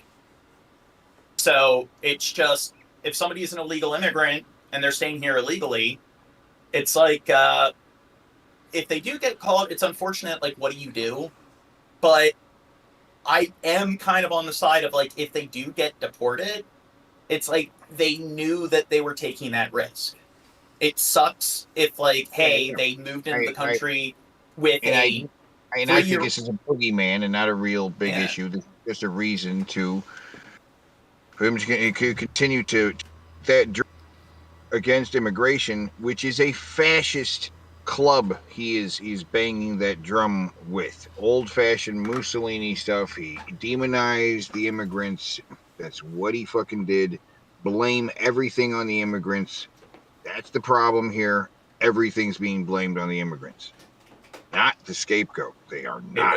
Knight Rider says in most places that hire immigrants, give them transport back and forth to work, and they're here on work visas. Most illegal immigrants are living off the system. Get your facts straight. Well, can you actually provide a link, or I guess they can't. And these guys are hopping on the bus. They're raping people along the way. They're the. But Knight Rider, can you cite your sources? And Knight Rider, Saying yeah. that you need to get our facts straight. Guys who live in like a shitty motel and hop the bus to go to the fucking the food processing plant. These guys are also raping people, and they're fucking they're the source of all the crime in that town. Said what I mean by this system is they live off of welfare. The ones that have jobs are here legally. They don't have to live off the system. So you're saying that the illegal immigrants are living off of welfare? They can't legally obtain welfare. But they're taking buses or something. So where are you getting that from? It doesn't matter. It's all a lot of bullshit. Let's carry on. In the U.S. illegally. This is what ICE calls collateral. So you guys got your main target just now, but you got somebody else. What just happened? So our main target was released by sanctuary jurisdictions. So listen up, Boomer. We have the population of 2 states here legally, and they, as a group, are at net loss. And they are low education, low skill, and low trust. No state could survive with such a pop.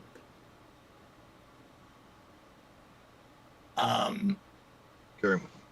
You're saying we have a population of 2 states here? Which 2 states?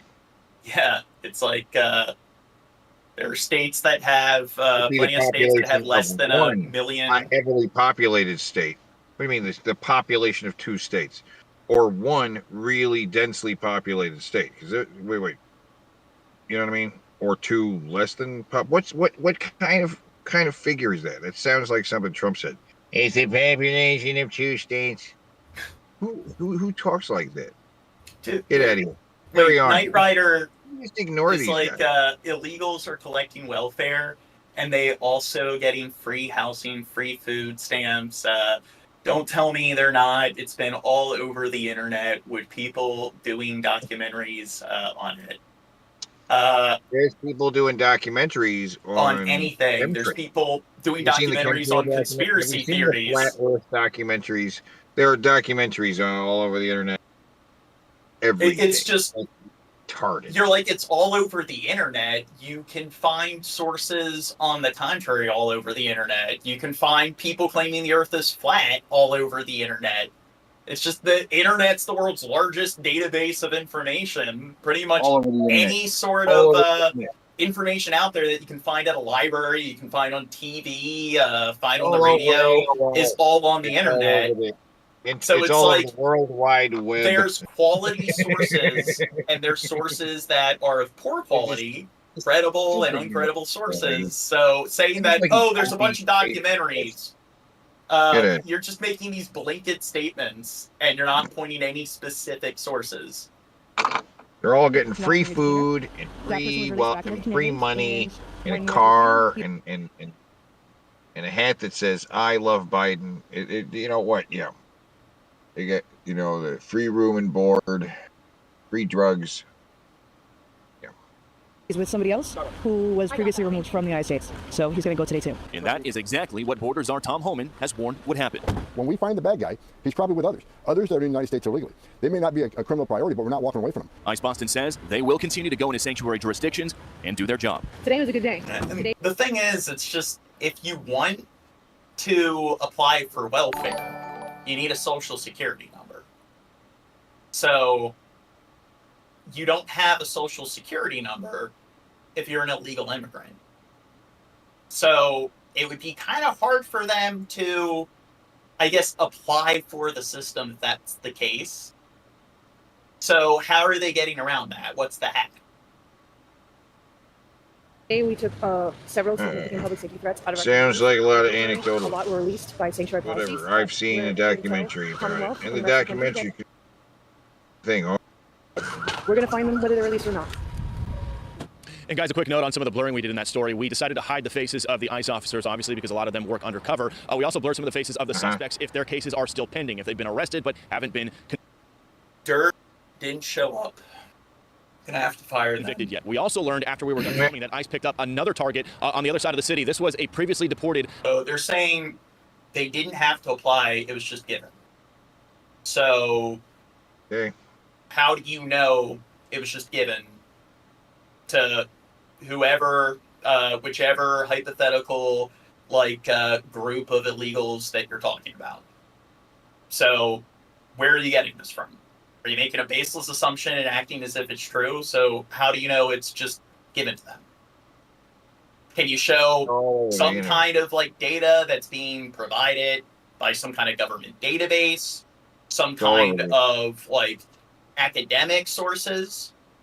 Have there been people who have researched it and looked into it and they're able to find some sort of credible documentation that shows that there's credibility to that claim? Because I can make the argument that illegal immigrants are just I don't know, they're given free trips to the moon. And that's true. They definitely are given free trips to the moon because I say so. They are also given really nice leather jacket. Get a nice leather jacket. If you just say 2 + 2 = yellow, I guess it equals yellow, because if you open your mouth and make declarative statements, I guess those declarative statements are just magically true. Honduran illegal aliens. They were given, but when you're talking about them being given hotel rooms and spending cards, it's not the government giving them that. It's major corporations giving them that stuff. Sure. So it's that would be a private industry giving those handouts. That isn't the government providing them with those kind of handouts you're pointing to. And you know who loves to shill for these big corporations? The right. So usually people who are more left-leaning when it comes to their political views are more for holding big corporations accountable. But you're talking about how it's a drain on the taxpayers. It's welfare is a type of social institution. It's you're being provided with some kind of subsidized income through taxpayer money. So how are the taxpayers paying for that when it's the major corporations that are providing them with those hotels and they're providing them with those spending cards? You got to blame the major corporations that are doing that. Who was arrested locally and is facing charges for raping a woman while holding. How are the taxpayers paying for that? You're talking about private organizations that are buying them lodging at hotels and so forth, or that are giving them spending cards and so forth, because it's even with all of that, it's cheaper than hiring legal citizens to work, because if they're hiring legal citizens, then they're expected to pay them a minimum wage. So again, you're talking about the taxpayer monies. You're saying name the corporation, so the onus is on you. You're claiming that it's the taxpayer, the taxpayers who are paying for that, and they're given hotel rooms. Who's giving them the hotel room? So you're saying I need to name the corporation, and it's like here's a corporation like a lot of the factory farm corporations like Monsanto and so forth. One of the things they'll do is they'll take buses out to like Mexico and different areas in Central America, and they will pretty much help illegally transport immigrants across the border, and they'll have them work in these factory farms. Why? Because they can hold it over their head and deport them whenever. Because you look at the fucked up things that they do in those factory farms, and that's how they get around it. Because you might think the average person wouldn't want to follow through with that kind of animal abuse. So how do they get people to follow through with it? Well, there you go. They find people in this very precarious sort of scenario, and that's a corporation that they go out of their way to try to bring this workforce into the country to fulfill this sort of work. Animal abuse in factory farms. Oh, okay. And the only thing stopping companies from doing that are the regulations and the people capable of enforcing those regulations. Because you can have all the regulations you want. Don't have someone to enforce the regulations on these corporations. They can do whatever. They have to have the power to investigate and find out what they're doing. But Trump isn't working on that. Trump is deregulating all of these industries, which will allow them to do that kind of thing, abuse illegal immigrants. And this whole deportation isn't going to have any impact on that. No, it's not going to have any impact on that kind of abuse of the thing because they're deregulating that portion of it, and really it's not. We are attacking the immigrants. These are the people being abused by the system. Who should be held accountable? The corporations. And not just the corporations, this faceless entity, but the people running the corporations, right? Are these people being held accountable? These guys? These actual evil people? Not just this faceless corporations or this massive... Teddy Schbisky's trying to say something. Yeah. Well, I think we got a tip while I was gone there. Look on StreamLabs. Ooh. I think so. Yeah. Did they add a message? We shall see. It says, can the goatee man comment about the historical implications of the USSR and CCP collapse and how it has affected its proxy regions up to modern times? Do you think it could resurface soon enough? What was their name? Goatee. At Latina Twerk. Oh. At Latina Twerk. Oh my god. I think it's very good. That's my response to their message. Thank you for the tip. How much did they tip? 5 or something? Yeah. No, like $3. Okay. $3. $3. That's great. Yay. Kind of $3. Advanced past that topic. So we're talking about Russia and everything quite a while ago. Mm-hmm. Now we're talking about migrants. Guys, those are the kind of targets ICE is picking up out here. We'll send it back to you. Bill Malugin, thank you. Haley, an absolute... Okay, next bid. Fox News.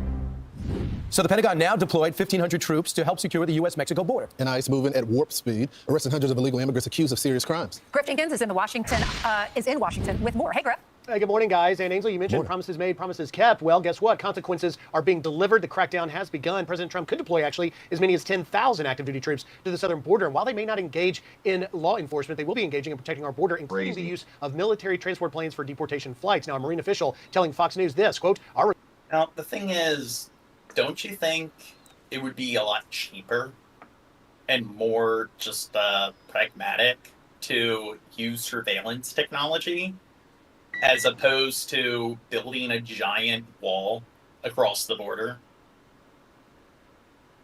Yes. Yeah. Yes.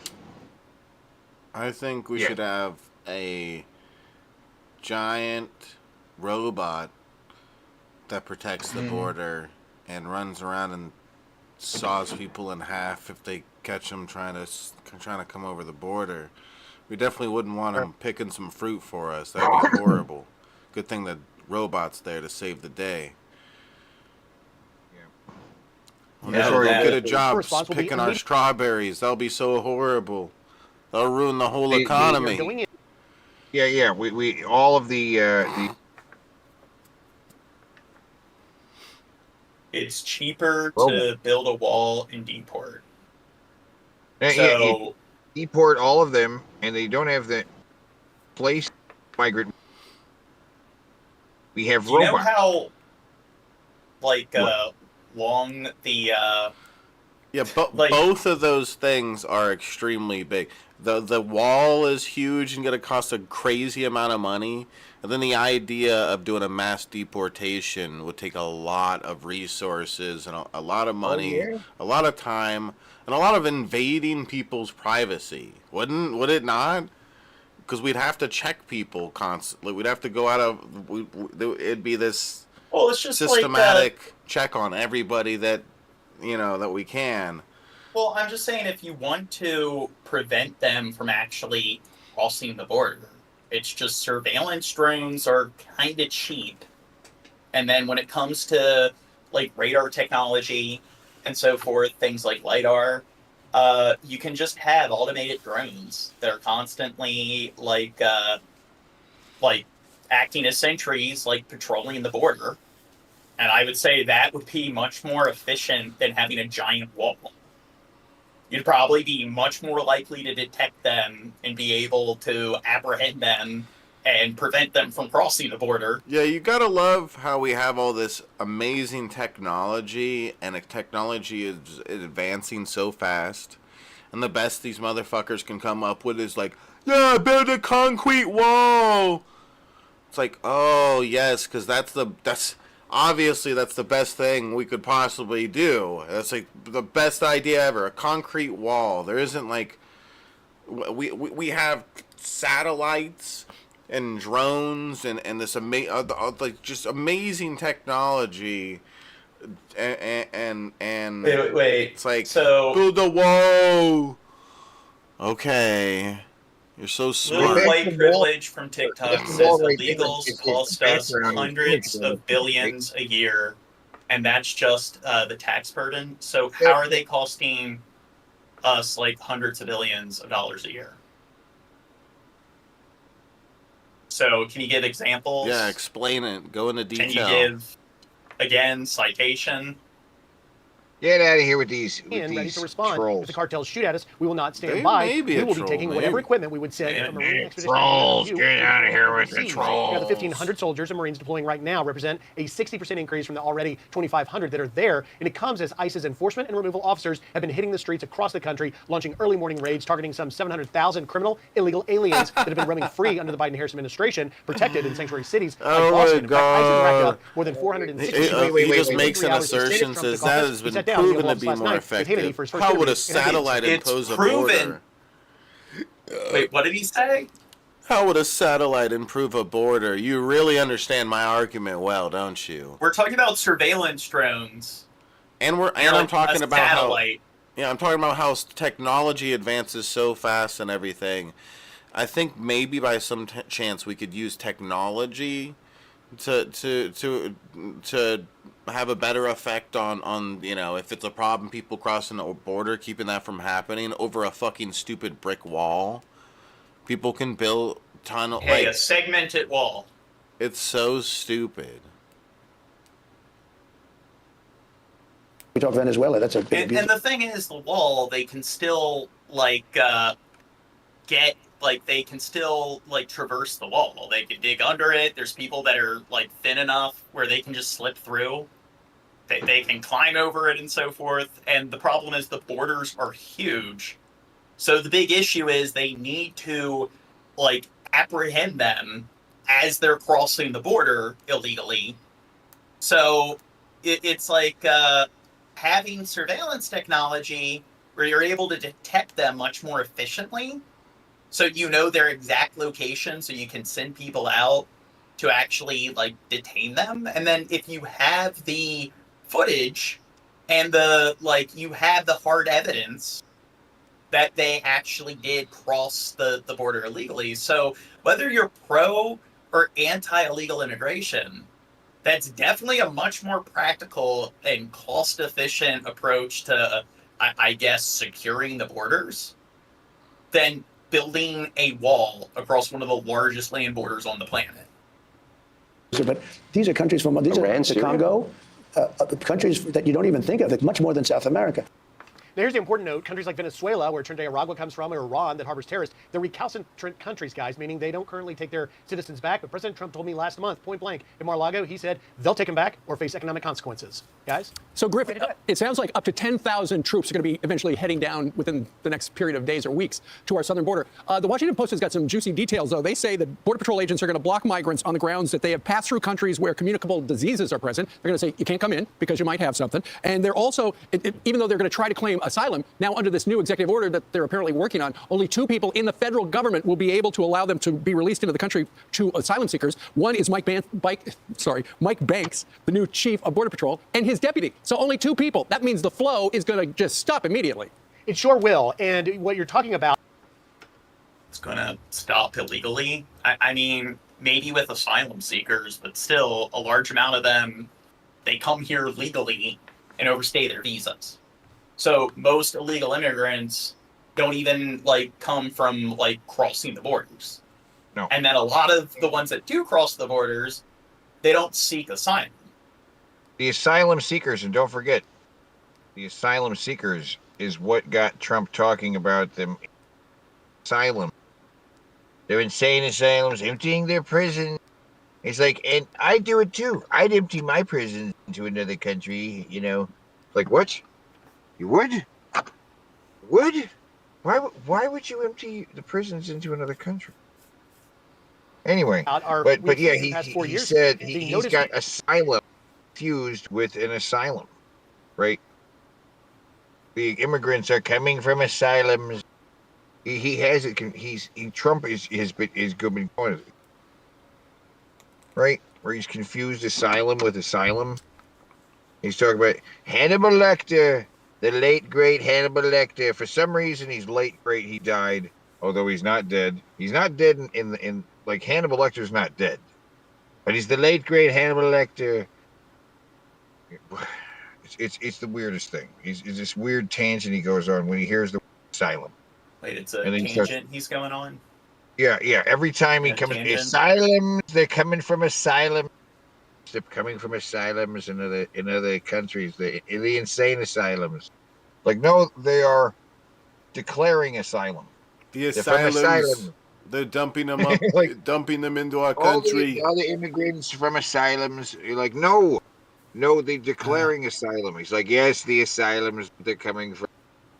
He's not getting it. Trump doesn't. Let's continue with the video. They just released them. But you understand that. You understand his confusion with asylum. But ultimately, it is the asylum that removed in Mexico or migrant protection protocols. It's incredibly. You have to go back to the country where you how came dumb from, Trump in this is. case, Mexico, to wait for your asylum to play out. But under the Immigration and Nationality Act from 1965, there's a clause, 212F. You're going to hear a lot about that in the coming days because that gives broad authority to simply block and deny anyone from coming across to try and claim asylum on U.S. soil. And that is really the crux of what the Washington Post and what others are talking about. And if you do indeed bolster and supplement your force with these active duty U.S. military troops, you can stop the gaps in places like California, Arizona, and elsewhere.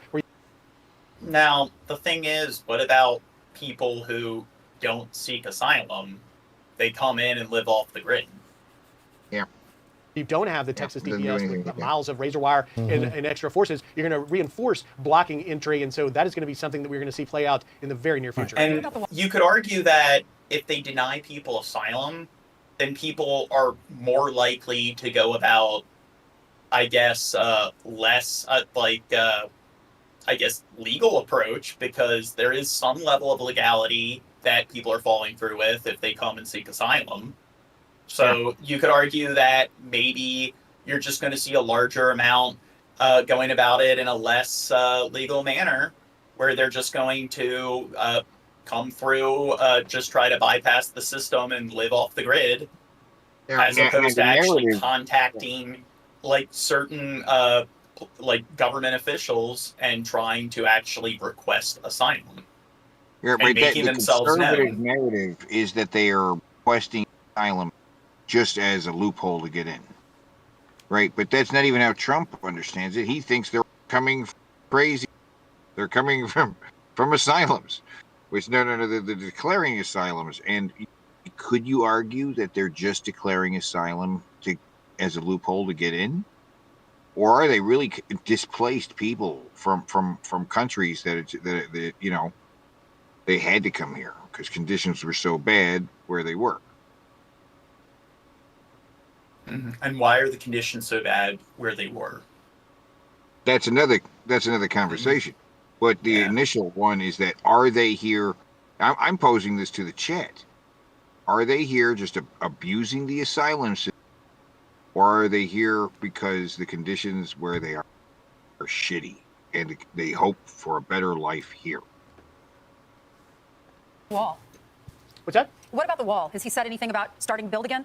Well, you're already seeing the wall, the states like Texas saying we're ready to start moving right now. And there was already an effort underway to get back some of those wall materials that were being auctioned off. I think we'll probably see the White House or President Trump in the very near future talk about exactly. Now, isn't it taxpayer money that's going into building the wall?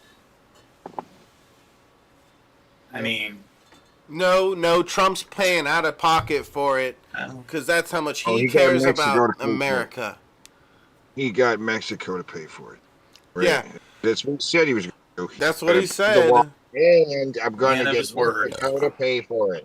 That's what he said. All the Trumpster people in the chat, why didn't he get Mexico to pay for it? Why didn't he get That's the whole thought, right? Why It's didn't not he just get build a wall?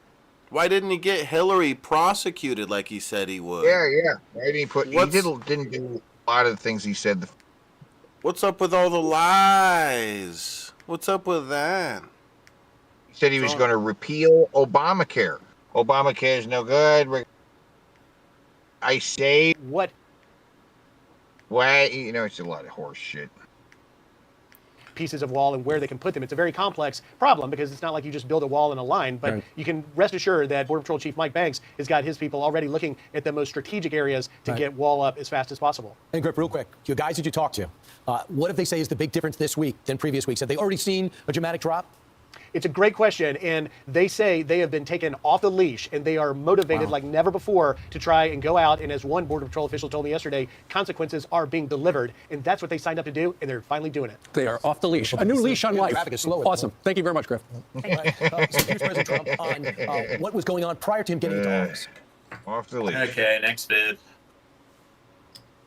President Donald Trump Trump's sending policy that does allow for immigration officers to go inside sacred spaces like schools and churches to make arrests. A church in Portland says it is prepared to protect its community members in need. Fox News' McKenna Mark spoke with the lead pastor at Augustana Lutheran Church in Portland and tells us how the church is preparing for possible immigration raids. No doubt. Do you have illegal immigrants in your attic, Gene? Yeah, exactly. Is there one I'm in my right in a cellar. diary right now? Yeah, I'm giving them all asylum. Yeah, you're a hero, Gene. You're a hero. President Donald Trump authorized Immigration and Customs Enforcement, or ICE, to target courthouses, schools, and churches. These places have previously been known as sanctuaries for undocumented immigrants and were typically off limits for ICE. Reverend Dr. W.J. Mark Knutson, the lead pastor at Augustana Church in Northeast Portland, calls Trump's new immigration policies unjust. Sanctuary comes from the Latin word sanctus, which means holy. This is holy ground. So how dare would ICE ever walk into this church to drag a person out? There's no way. Augustana has been a sanctuary congregation since Knutson made it one back in 1996, nearly 30 years ago. Knutson says regardless of what the federal law is, he wants his undocumented neighbors to know that ICE is not welcome in his church, and Augustana Lutheran is here to offer its protection. And so as a church, we have no choice but to stand when people are going to be oppressed. And any violence towards anyone in the law is not right. Knutson says he is encouraging people to know their rights just in case ICE knocks on their door in the coming months. But Type 1 in the chat if you see that we're live again. Wait. Knight Rider says it would take about 2 minutes to destroy this channel and evade, and I'm just a dumb redneck. Okay, well, why don't you join the Discord, and next stream we'll actually have you on. Yeah. It'd be nice to see a arrested on Thursday for dissenting allegedly point of molesting view. a young girl in West Palm Beach. He's one of them that was deported and was able to sneak back in. Bradshaw said he agrees with the deportation plan, but it seems even those agencies that are hesitant will also have to comply with the governor's directives. He will use the resources of his office to make sure that everybody complies. It was pretty simple. In Palm Beach County, Kayla McDermott, WPTV News. Major developments on immigration just days after President Trump declared an emergency at the southern border. A military buildup underway. The first of some 1,500 active duty troops have arrived. Marines from Canada. Well, those helicopters are so fucking expensive. The fact that they bring out is Eddie's fucking cutting in and out. Yeah, you're cutting out a little bit, but yeah, those Pendleton arriving with helicopters heavy are equipment expensive. and Osprey aircraft. And for the first time, military planes are making deportation flights. This C-17 at Fort Bliss, Texas. Migrants in restraint seen boarding a flight to Guatemala. A new image from inside another flight taking off from Tucson, Arizona. I doubt you would argue that all Russians should be allowed to be in the U.S. Like I've said before, I think it's a complicated issue. But the point is that look at how much the right loves to hyper-focus on this, and you look at what kind of effect it has on the economy, and it's pretty minuscule. What are those helicopters doing down there? It's the first time in quite a while where they're using military vehicles to transport and deport immigrants in bulk, or illegal immigrants in bulk.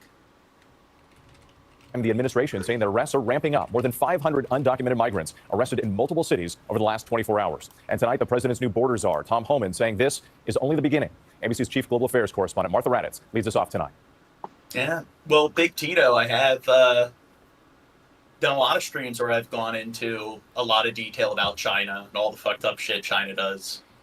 They get very clear we live in a fucked up world. It's not just America. Tonight, for the first time, U.S. military aircraft flying undocumented migrants out of the country as President Donald Trump launches his deportation campaign. The White House releasing these pictures, dozens of migrants in chains boarding C-17 aircraft. The flights landing in Guatemala carrying roughly 160 people, men and women. Going very well. Today, the Trump administration's new border czar, Tom Homan, telling me it's only the beginning. Is that going to be a constant commitment from the U.S. military every single day to Yes. take deportees out? Yes.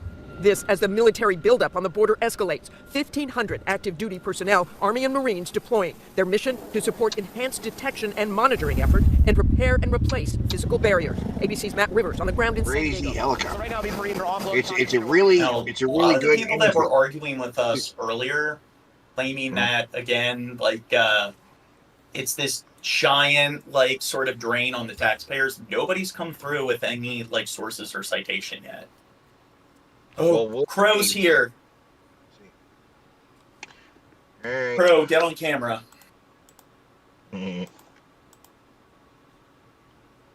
Show us your beautiful face. Do I have to? Yes. Your face is so beautiful. Far from the border, ICE raids and arrests in cities across the country in the days since the president was sworn You're the in. person Some of that them likely brings in long the big planned, but a viewers. clear Watch, as sign soon of as you what's turn to on your come. camera, the Boston, viewers New are gonna York, start and Newark, New Jersey. going up. Newark's mayor saying agents raided a small business without a warrant, Yeah. detaining American citizens in the process. People were fingerprinted, pictures of their IDs. Guy, rockets in flight. When I got this information, I was Afternoon The delight. Trump administration releasing numbers showing 538 arrests over the past 24 hours. The White Afternoon House saying delight. they're initially targeting undocumented immigrants who have committed violent crimes. But Homan acknowledges not everyone swept up in the raids fits that profile. And he has a... So Butterkin, I don't think that everyone should just be allowed into the country. I think that, yeah, there needs to be some level of regulation, but because it's a very complex and multifaceted issue, it's like when it comes to dealing with illegal immigration, how can you stop it? I think that there are a lot of contributing factors. So why are so many people pouring into the country? Maybe if we can try to find a way to, I don't know, address that issue that entices people, or one of the things that I guess acts as the catalyst for people to attempt to cross the border and live in the country illegally, then maybe that would be a much more efficient approach to, I guess, cutting down on that sort of traffic of illegal immigration, as opposed to just building a giant wall and to continue to just throw people out of the country just so they can come back in. Like, if you don't address the root of the problem, then it's not going to go away. The root of the issue. Yeah, and plus, again, it's just, I can understand why this would be discussed to some extent.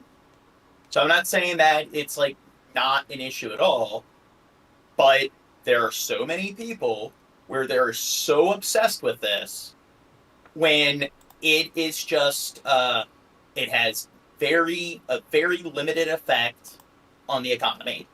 So out of all the issues out there, this should be like number 60 on the list. But there are so many people where you talk to them and they're like living in the middle of bumfuck nowhere. They're living in the Midwest. They're living in states that aren't border states, where you look at the population of like illegal like immigrants that are estimated to live in those states. It's very, very low. And it's like you'll see interviews where they're interviewing people like in these rural sort of communities in like very vacant, desolate states. And the first thing that they mention is like, we're illegal immigrants. And it's just, how much of an effect does it have on their life? So it just seems like they're just watching Fox News and just not really thinking critically. And they're just buying into this sort of like inflated issue.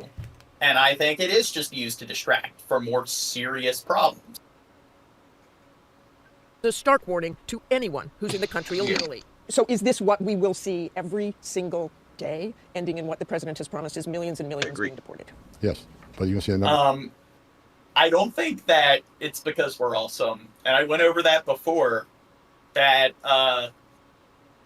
there are other countries in South America that have a similar level of development that the United States has, or other like Western countries. So Argentina, Uruguay, Chile, and a large amount of illegal immigrants. They fly to Brazil and then they like migrate all across South America, through Central America, and then through the Mojave Desert to get here. And if I was them, it would be a lot safer to try to like seek asylum in like Argentina. And it's just, why don't they do that? Because there's this like American exceptionalism sort of like image that our country likes to present to the rest of the globe. And that might have something to do with it. Because the American dream is inflated. We're steadily increased the number of arrests nationwide as we open up the aperture. Right now it's concentrating public safety threats, national security threats. That's a smaller population. So after you do that, then you go after everybody who is there illegally. If you're in the country illegally, you're on the table, because it's not okay to violate laws of this country. So if you're in the country illegally, you got a problem, and that's why I'm hoping those. Unless you're rich. Hold on, he said it wrong. He said it wrong. It's not okay to violate the laws in this country unless you're. Oh wait, no, hold on. I'm even saying it wrong. Unless you're rich, or you're doing it in the name of Trump. If you go and break buildings on government. Or break the windows on government buildings and attack the cops and stuff in the name of Trump, he'll end up pardoning you. That's fine and dandy. So what? Yeah, like you gotta love the whole logic here. It's like, oh, the immigrants, they're here illegally, they're criminals, but the people who attacked cops and broke into a government building, in mob fashion, yeah, they should be pardoned. Like, well, that's one thing I wanted to comment on is, like, earlier Trump was like, oh, all these countries, they're emptying out their prisons and sending them here. He just pardoned like 1,600 people. Yeah, he emptied out a fucking prison into our country. So what the fuck is he talking about? Yeah, and some of those people attacked cops. Like, that's crazy. That's crazy that in nowadays in America, some people attacked cops, and the president came out of their way to get them off the hook, you know, pardon them from being in trouble from attacking cops. It's just something that, it sounds otherworldly or whatever. It just sounds like, it sounds so crazy. Like, really? So Butterkin's talking about how it's like you support like exploiting or what is it? It's exploitative. Really being pro illegal immigrants is being pro exploitative or exploitation. So here's the thing. Again, I'm not saying it isn't an issue, but how do you solve that issue? I don't think just deporting everyone is the right approach. Or at least, like, maybe you could argue, okay, in the moment, when you find somebody who's an illegal immigrant, what should you do when you find them? Okay, maybe one of the more ideal things is to just deport them, but the thing is, people are still going to continue to come here illegally. So what can we do to, I guess, improve on that issue and to decrease the amount of people that are trying to come here illegally?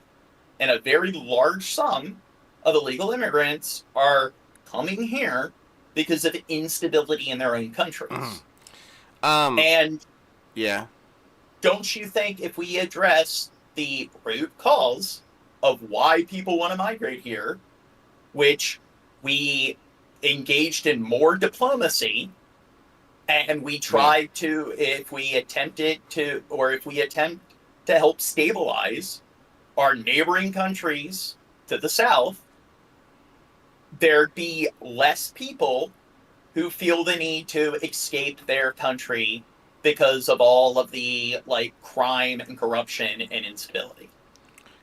Yeah, Sandra in the chat said they didn't all attack cops. Yeah, I didn't say that they all attacked cops, did I, Sandra? It's not an all. A lot of them did attack. Yeah. It's not an all or nothing thing. There's some of those people that attacked cops, destroyed windows and stuff. They broke into a government building, and they're criminals. And Trump just let them go.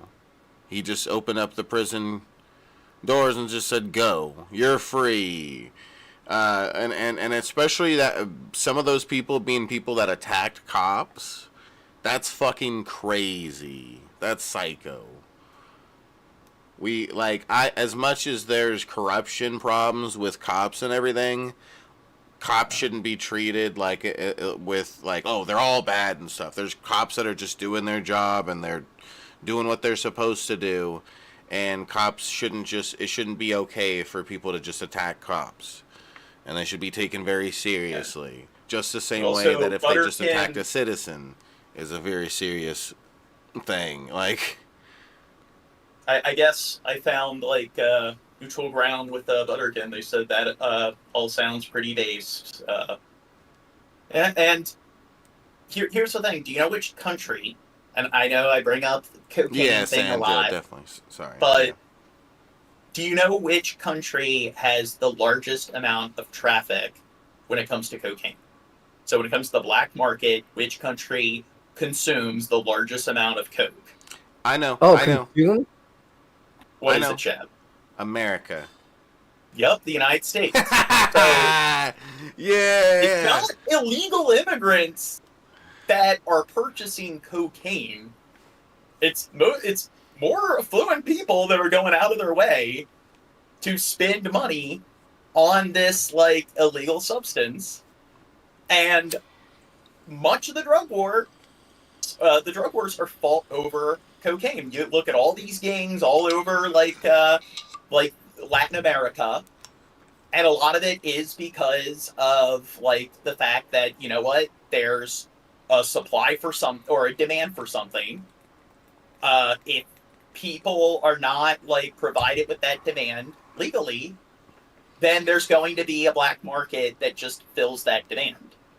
And if they just decriminalized or made a lot of these drugs illegal, not only would there be so many benefits when it comes to how it would contribute to the economy You could tax the products. It would create jobs. Less people would be in prison for engaging in criminal activity because they can just engage in legal activity to distribute the product.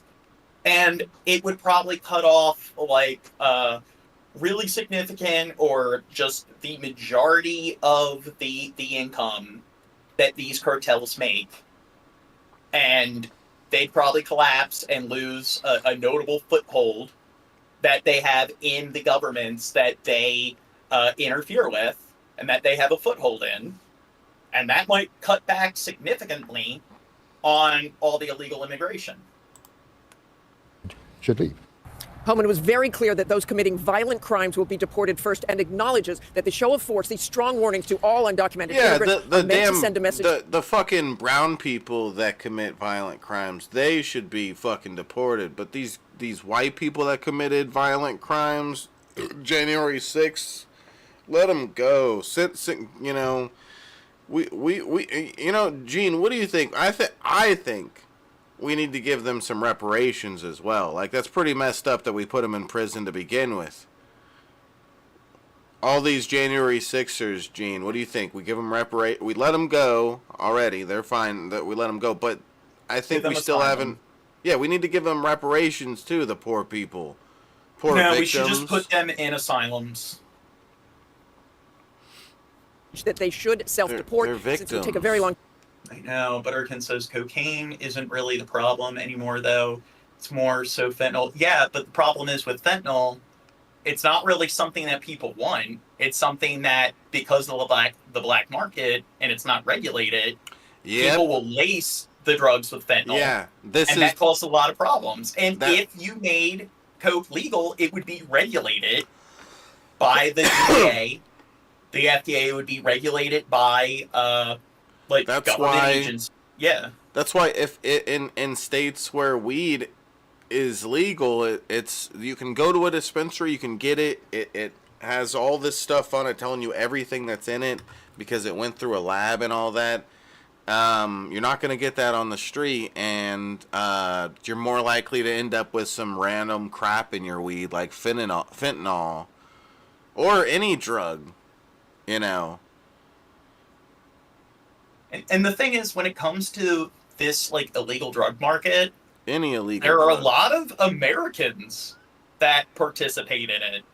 So it's not just gangs and criminal organizations and I guess gang members, cartel members from different parts of Latin America.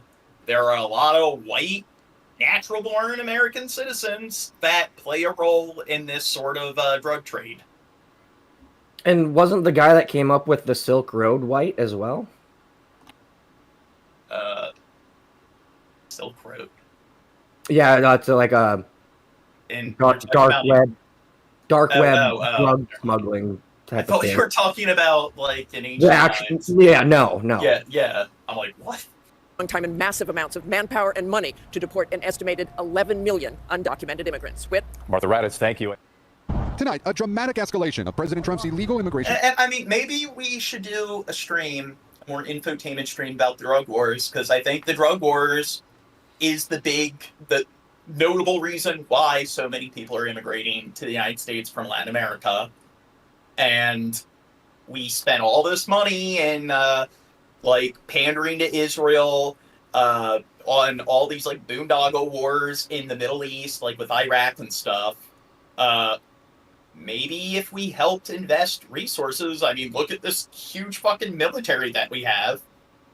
Maybe if we invested that in trying to deal with the fucking cartels and trying to deal with these different criminal organizations that are really creating a shit ton of instability all throughout the Americas and all of the Americas, not just Latin America, but the United States as well, then you know what? Maybe that would drastically cut down on the amount of people that that fill up the prisons in just not just the United States, but in Brazil, a lot of these countries throughout the in Colombia, Venezuela, the prisons are so overpopulated, and it just fucks with the global economy overall. And on top of all that, it's like, again, if we focused on that issue that's much more like local, then you know what? It probably would benefit our country much more than dealing with military disputes and affairs in the Middle East. That's like across the Atlantic and 2 continents over. Are you suggesting using the military to take out the cartels? Well, I mean, investing in, well, like I said, there's one way to do it, which is just legalize the products and cut off the source of their revenue. But I agree. I like that one.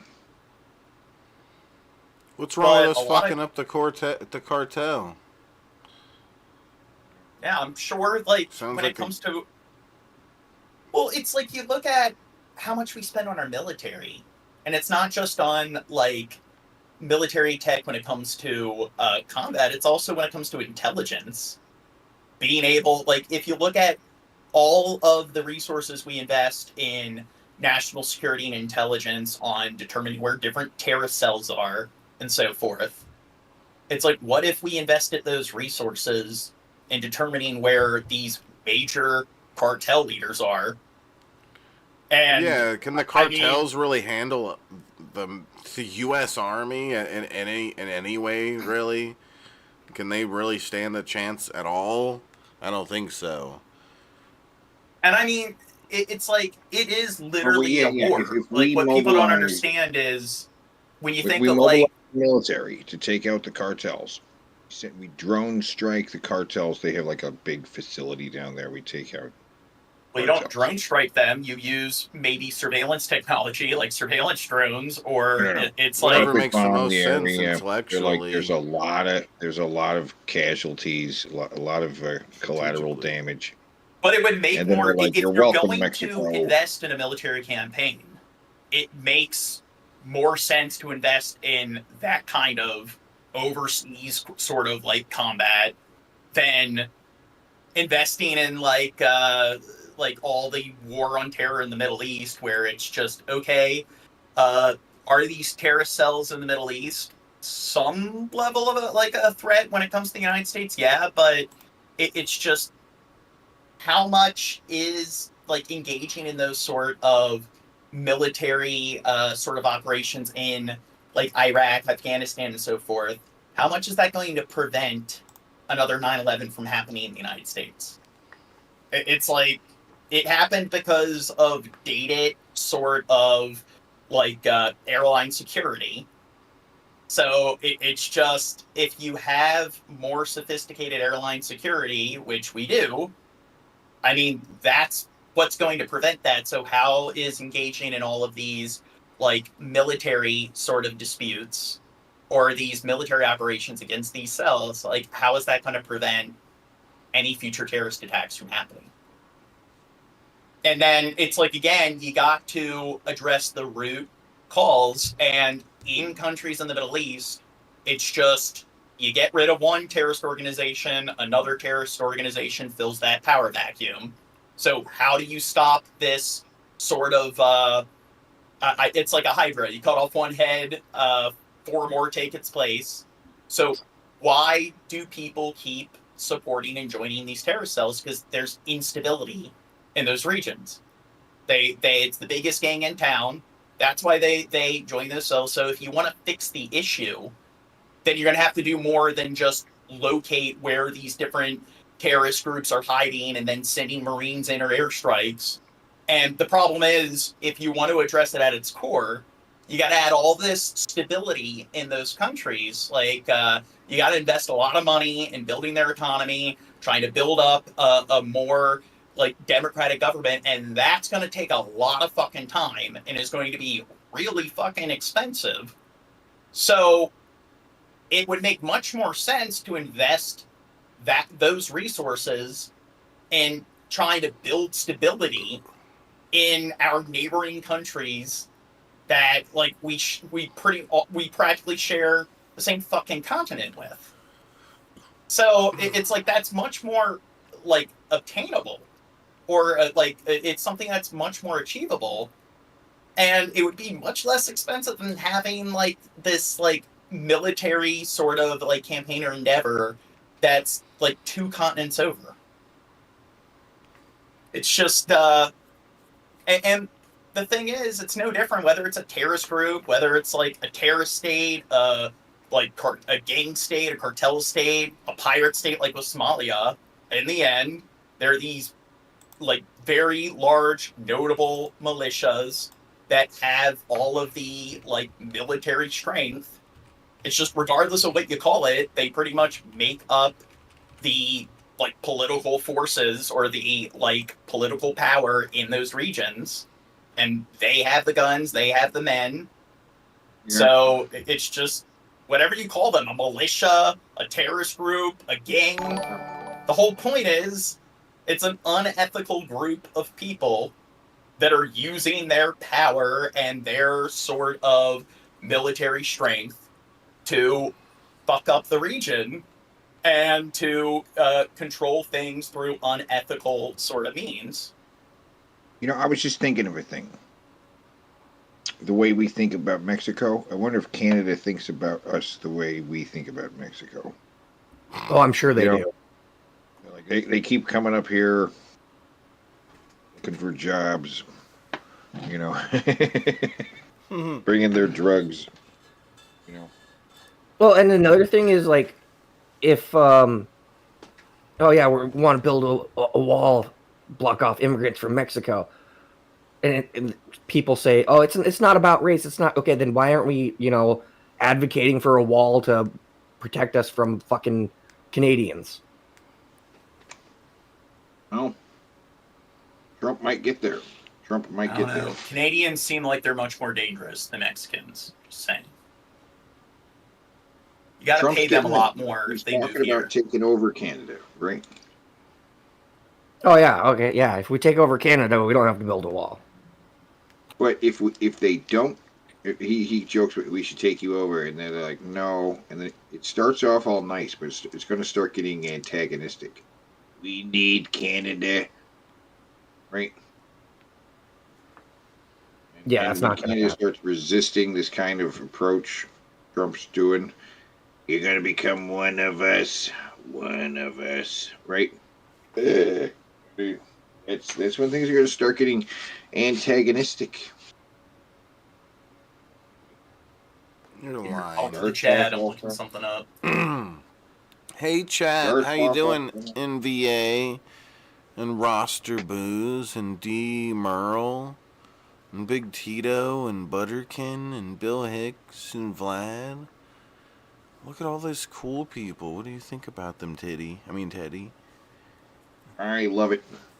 Yeah. I love it. You know what I don't love? Poop. I don't love this Bill Hicks guy. He's my buddy. He's got a problem. Yeah, he's got problems. I got problems, though. 99 problems, but a bitch ain't one. You know what I'm saying? Oh, yeah. Yeah. Do you have any beer, Teddy? No. Well, what the fuck is wrong with you? I got weed. You gonna smoke some weed with me? Mm-hmm. Let's smoke some weed together, babe. Okay. Is it okay if I call you babe? Yeah. Nice. Bill Hicks says, don't say my name. Bill Hicks said, don't say my name. Don't say my name.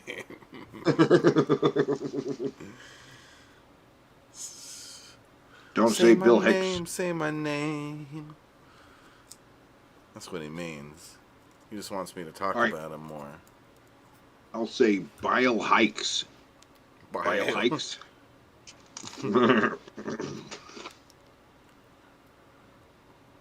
Bile Hikes.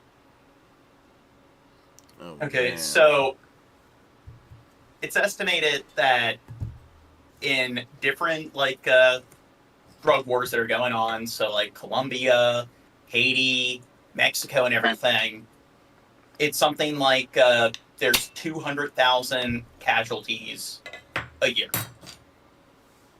Now, to take that into consideration, that's just like every year it seems to be like 120 to like 240,000 casualties. So when you look at ongoing conflicts, let me go up. So far in the Russian-Ukraine war, there's been an estimated 170 to 350,000 casualties. And this is a war that's been going on for a few years now. So it looks like the estimated casualties in 2024 is like 77,000 casualties. And then like the Sudanese civil war, there's around 500,000 casualties. So essentially, not listing the civil wars and casualties. Well, essentially, when it comes to modern wars, it seems like if tens of thousands of people are dying a year, that's considered to be significant. And if throughout the span of years, you get into the 6 digits, that's considered to be significant. Those are some of the deadliest wars that are going on. And then when it comes to the drug wars, it's significant amount. What you're saying, it's hundreds of thousands of people are dying every year. And it's just, you know what, maybe that's something that is much more worthy of, like, when it comes to our national security, and when it comes to spending all this fucking money on our military, seems like that's a much greater threat to our national security than all the other, like, military campaigns. Trump talking about that, because earlier in his campaign, he was talking about it. He was talking about executing drug dealers and stuff like that. He's crazy. He was talking about some crazy stuff near the beginning of his campaign about flying cars and building 10 new cities. What? He's not. He only mentioned that a little bit. One thing that he tweeted that bothered me a long time ago is that he tweeted that someone that burns the American flag should. They should. He said something along the lines of they should either be fined some huge amount or maybe their citizenship taken away. And it's like what?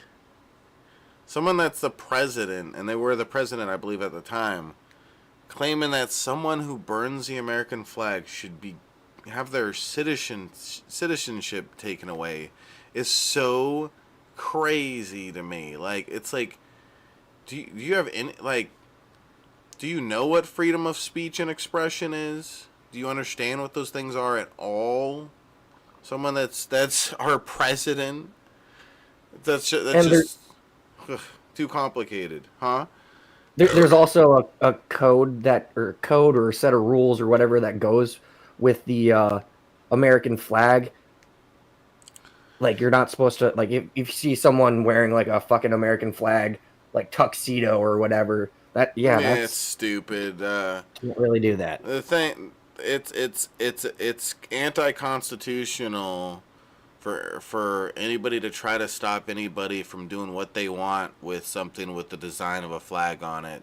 If I have a flag, I can do whatever I want with it. I can wipe my ass with it. I can light it on fire in my backyard. I can burn it in my barbecue and stuff. I can hang it upside down.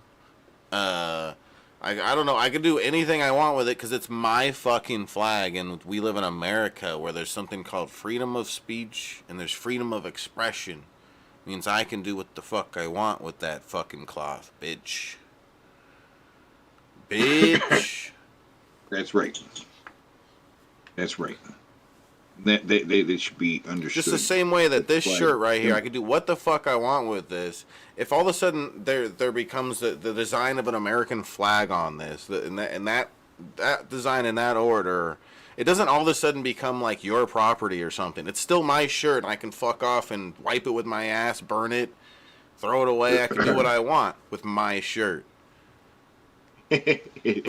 Bill Hicks asks, how many Shabiskis have you had, beer? 12. Nah. I don't 5. But, what, do you disagree with me, Bill Hicks? Of course he does. He disagrees with everything, which is exhausting. No, he agrees. I showed him my pee-pee and asked him if it was big, and he agreed it was big. What? All right. Sorry. What did I say about stupid, like, humor jokes? Shut up. 1,500 extra troops touching down in There's no kittens and carnage anymore, so there needs to be a little bit of silly Subisky in military between. aircraft. 2 flights landed this morning in Guatemala. We're getting the bad, hard criminals out. These are murderers. These are a palate people that have been cleanser. as bad as you get. After a record 10 million illegal border crossings over the past 4 years, ICE now ramping up roundups of undocumented immigrants, making 538 arrests yesterday across the country, doubling its daily average in September. It's a symbol that represents all of us, though. Yeah, and Jersey. as a symbol that represents all of us, guess what? Do you understand freedom of like I just said it, but freedom of expression, freedom of speech, that means I can say fuck America. That doesn't mean like, oh, Butterkin doesn't like it, so all this you should go to jail for a little while for that or something. You should get fined for saying fuck America. It's like, no, that's one of the great things that at least it should be in your mind as an American. I assume you live in America. Well, it should be something that you really appreciate about this country is that reality. A lot of other countries, if you disrespect like elements of their government or the political system, you get locked up. Yeah, that's or one arrested. Of the great things about America. In China, if you can say burn the flag. In China, they have like a social point system, and if you say anything bad about their government, you lose points or whatever, and everything. It's like. Yeah, you should be glad you live in a country where that's not the case. If you burn a symbol that represents all of us, are you making a threat against all of us? No. People are saying that I'm getting the numbers wrong. So you're about what? Like the drug wars or the Russian-Ukraine war? Oh, this one person says Russia losing in on 800,000. Oh, closing in on 800,000. The thing is, the only numbers or the only sources where you can really get any sort of accurate numbers are either from the Ukraine government or the Russian government, which a lot of times both sides are going to fabricate things. And then there's other countries that have their own intelligence, like different NATO states. So it's just... when you look at what the different journalistic sources, what the different publishers, the numbers they present, a lot of times it's just coming from the numbers that those governments present to the public. So they could be lying, and most likely Russia's trying to downplay the amount of casualties. But, I mean, what are the counter sources for it being like 800,000 like casualties? Yeah, real quick, hold on. Hold on. Butterkin said, if you burn a symbol that represents all of us, are you making a threat against us all? Let me ask you, if I took a sports jersey of, I don't know, Teddy, name a random sports team. I don't know. The Yankees. The Yankees. If I burned a Yankees shirt, does that mean I'm threatening everybody that's on the baseball team or everybody that's a Yankees fan? No, that's not what it means. Does not inherently mean that. If I burn the flag and then made that threat, then it would. But there's no reason to think that inherently that means that. Freedom of speech protects speech you hate. Let's see, hold on. The flag doesn't represent the left or the right. It's supposed to be burn it. Do you want a civil war? I don't know. People can burn it for any reason they want. They just also. I just want to. I've said this multiple times before on this subject. The Boy Scouts of America burns more flags than any other group, any other person. Okay, well, here. Regardless of whether it's the flag or not, who cares? Like, that's a good thing that you're allowed to do that. The fact that you can do it, you don't have to be concerned with facing any sort of, like, criminal prosecution. And it's the same thing with, like, taking a knee during the national anthem or not getting up during the national anthem. It's like you can choose to do that or not do that, and then you don't have to worry about being arrested for, like, acts of sedition. Yeah, like, be glad we don't live in North Korea or something. Yeah.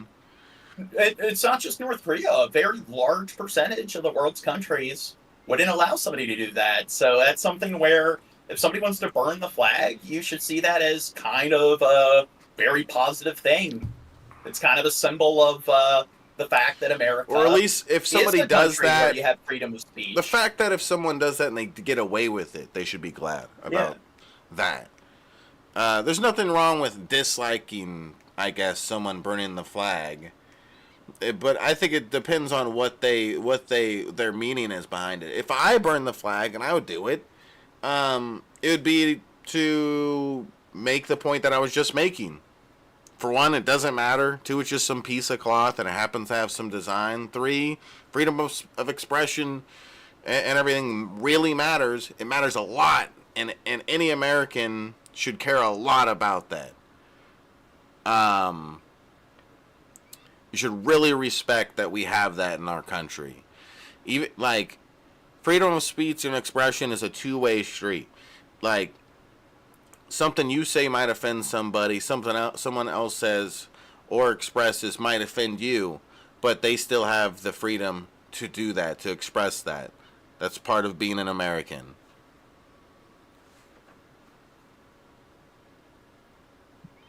And burning the fucking flag is not being a traitor. City officials and advocates say ICE agents raided this local business, arresting 3 undocumented. That would make all the Boy Scouts traitors. Citizen, a military veteran, while they asked him for documentation. They were scrambling up delivery ramps. They were banging down bathroom doors to make sure no one was hiding inside. ICE doesn't call them raids, but targeted enforcement operations, adding agents sometimes encounter U.S. citizens while conducting field work and may request identification. Do you plan to use city resources to impede ICE? We're not going to participate. What about the lady? Newark's Democratic Mayor Ras Baraka telling us late today She had like a robe with fur. Pretty sure there was a witch. Probably. In his city, where more than a third of the population was born outside. It was a witch. Donald Trump won this election. What would you say to Trump supporters who are watching this and saying, that's what we voted for? They're wrong. I would say you're wrong. You were wrong then, and you're wrong now. Meanwhile, according to this internal memo obtained by NBC, those guys look like Saturday Night Live Biden border policy, allowing ICE officials to quickly deport migrants who were legally allowed into the country temporarily under the Biden administration. Back in El Paso, Daniel De La Cruz lives just blocks from the border and praises President Trump for keeping his campaign promise on deportation. This is all fake news. Take care of the American people. I'm glad that Trump is in office, implementing the law. Meantime, Gabe, you have some new reporting about Mexico's role in all this. Yes, Lester, 2 U.S. defense officials tell NBC News that Mexico denied access to a U.S. military deportation plane on Thursday. As we mentioned, 2 planes landed in Guatemala today. Meanwhile, here in Newark, the mayor says that he expects more deportations over the next few days. Lester? President Trump today touring damage and hearing from displaced residents in parts of North Carolina ravaged by Hurricane Helene 4 months ago. Not totally. Wait, why is he focusing on something that matters? That's stupid. Get back to the deportation thing, dude. Get back. It's getting off track. What an idiot. Yeah. Get back to the things that don't matter, like ginger and stuff. Oh no, this guy said he's a girl. Oh no, it's the end of the world. Let's get to the just about everyone. The protesters being all being pardoned. Stunned by these blanket pardons, including the defendants themselves, attorneys, and law enforcement agents who work these cases. Retired Santa Clara engineer Patrick Bournes got 4 months in federal prison after pleading guilty to taking part in the U.S. Capitol invasion. The FBI says these photos show Bournes confronting police officers in a tunnel in Washington, D.C. on January 6, 2021. But now, Bournes and many other Bay Area residents are among hundreds of so-called J6 participants who've been pardoned by President Trump. Dyke Hewish is an attorney who represented Bournes and other J6 defendants. He is a responsible, patriotic American, and I'm glad, and I know he's happy that he has received this pardon and will be restored to his full rights. Deneen McAndrew of Orange County spent more than 2 months at the now-closed federal prison in Dublin for her role in the invasion. Our cases were tried differently from... Now, did you know that if they managed to get to Congress, and if they took out all the Congress officials, then Trump would have seized control of the entire country? Did you know that, Chev? Yeah. Yeah. Because that's how it works. If like Gene, 300 stop living in the past, Gene. Okay. Well, it's funny We're in the though. future. It's 2025, Gene. Get with the times. For those of you who don't know in the chat, somebody we had on made that argument that if they managed to take out Congress, then the entire U.S. military and Justice Department would have just stood down. I wonder how many Trump people do we have in the chat? What is your guys' if there's any Trump people here, what is your justification for Trump letting people that attack cops out of jail? Him pardoning people that attack cops? And the thing is, a lot of them, they got pretty lenient sentences. So it's just discussing how, hey, you can burn the flag and it's freedom of speech. You don't have to worry about being in that, like having this sort of fascist, sort of totalitarian government punishing you for like acts of sedition towards the government. These people literally raided the Capitol building, and like so many countries, you'd get the death penalty for doing this. You'd be locked in prison for the rest of your life.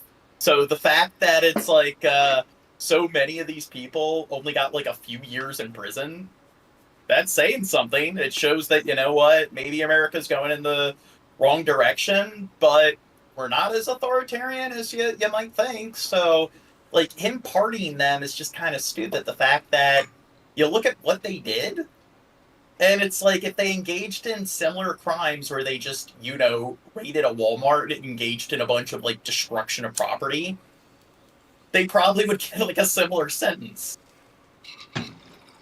Other cases, and I believe we were treated unfairly. I believe we were overcharged. Trump's executive order also led a judge on Wednesday, just 9 days after the case was filed, to toss charges against Frank Giorgi Jr., who helps run Molinari Salami in San Francisco.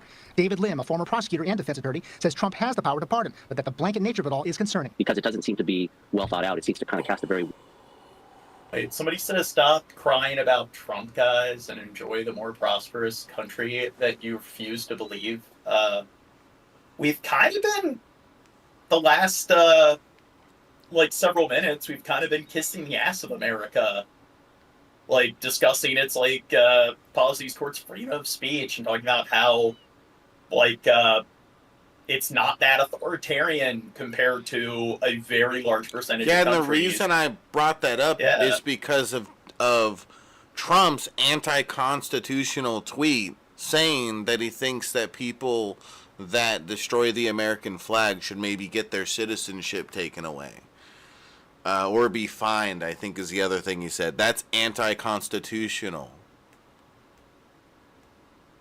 Wide net for purely political purposes. Former FBI agent Andrew Black says rank-and-file agents are upset at both Trump and his predecessor, who commuted the life sentence of Leonard Peltier, who killed 2 FBI agents. We're upset because even the most culpable individuals in the January 6th incident were released and pardoned. And they're very upset with the Biden administration for releasing Leonard Peltier. I hope that this will begin the end of what has been Chat's a long really national blowing fight, up. and that both sides You're can get blowing back up. to real justice. There's absolutely nothing I will apologize for, because I did nothing wrong. I hate The this Proud Boys did fucking nothing wrong, and American dude. Patriots did nothing wrong. He has the most fucked up teeth. Fuck Chad, him. don't appear in shame. He's a piece of shit. Asterisk. Dude, you Wait, want to know Chad. something about him? What's that? He Stop belching in the is fucking mic. he is No, but go ahead. Hispanic, I think, and his real name is like Henry, but he changed it to Enrique. He changed his first name from Henry to Enrique. Can you think of why this guy, who's the leader of this like white supremacist group, he would want to have a first name that's more representative of something that's not white?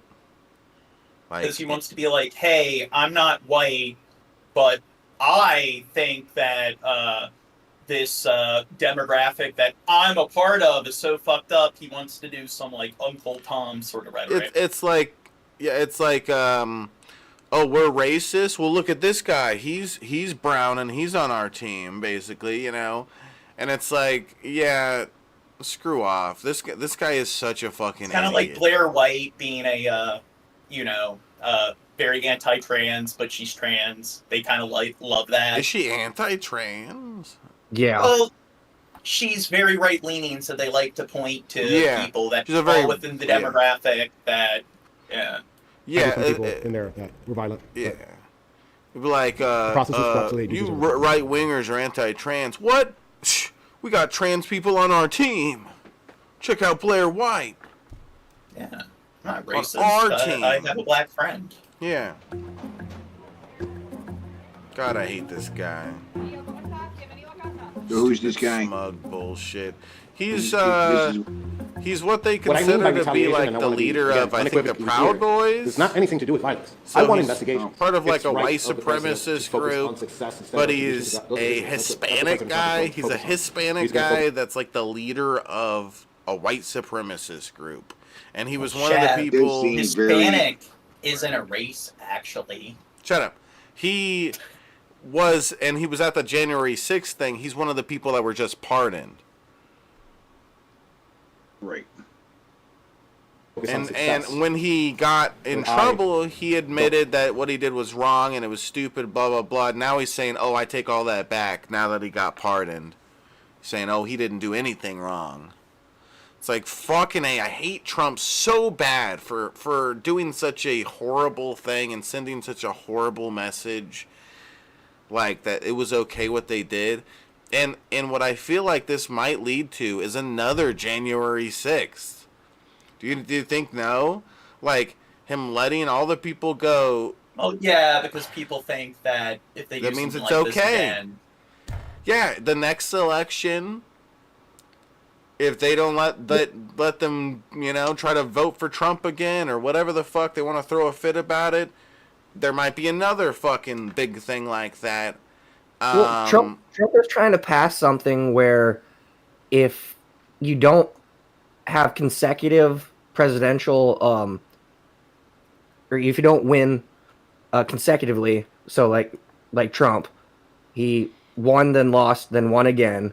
He's trying to pass something where you can actually run for a third term. Yeah, and if he doesn't get that passed, these people are going to be like, yeah, we got to throw a fit again and attack more cops and break more windows. Yeah. It's okay. We'll probably get pardoned because we're heroes if we do this. If we assume based on, like, no fucking evidence that the election got taken away or it's rigged or whatever the fuck, we could just do whatever we want. Throw a fit, burn down things, attack cops, whatever. It's all in the name of here's Trump. the thing. It's just play by those same rules. Like, so many of them got pretty lenient sentences. I mean, a lot of them only got a few years in prison, and I mean, a handful of them got some fairly long sentences. Like, I know a few of them got like 10 years, and then like the longest one was something like 18 years. But the ones that got really long sentences, I think it was 20-something years, and I think it might have been him. I think he was the one with the highest one. There were people, a few of them actually did seriously like assault. Like, you had that one guy that was slamming the door against the officer. So you had some that did more than just like. Yeah, this guy helped like plan it out and conduct conduct a lot of it and stuff, from what I understand. But the ones that got the longer sentences, pretty much all of them were repeat offenders. So they've gotten in trouble with the law multiple times prior to that, and they also engaged in notable acts of violence along with the riot. Most of the people that were involved that just kind of like trespassed on the building and just engaged in a bunch of destruction of property, they only got a few years. And it's like, if you did something similar, like in any setting, you'd probably get like pretty much the same amount of time. So it kind of shows that we don't have this sort of, or at least for the time being, we don't have this sort of fascist government where, hey, you raid the Capitol and you engage in some kind of affront towards the U.S. government. We're really going to slap you down on the wrist and slap you down hard. We're going to make an example out of you. The fact that they treated a lot of these people that attacked this government building, they treated it where it wasn't much different than if they raided any other kind of complex. They got 2, 3, 4 years. It kind of shows that, again, we're not this overly authoritarian sort of government. So a lot of these people should have I think that it themselves. Would have been a good thing though for it to be harsher and made an example out of. I think that's what should have happened. No, I actually do think that it should be no different than like, if you attack a government building, I don't think it should be any different than attacking a private building. I think it should be. But why? It's like, should the government be like above Especially the people? especially with the intentions that were that had to do with the building and trying to control what they're doing inside.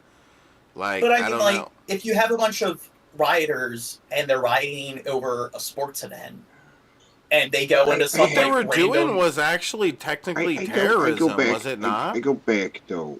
I guess, but then that gets in the realm of semantics. Well, I think but a lot of them terrorism were, is supposed to be like violent acts to try to make political change or whatever.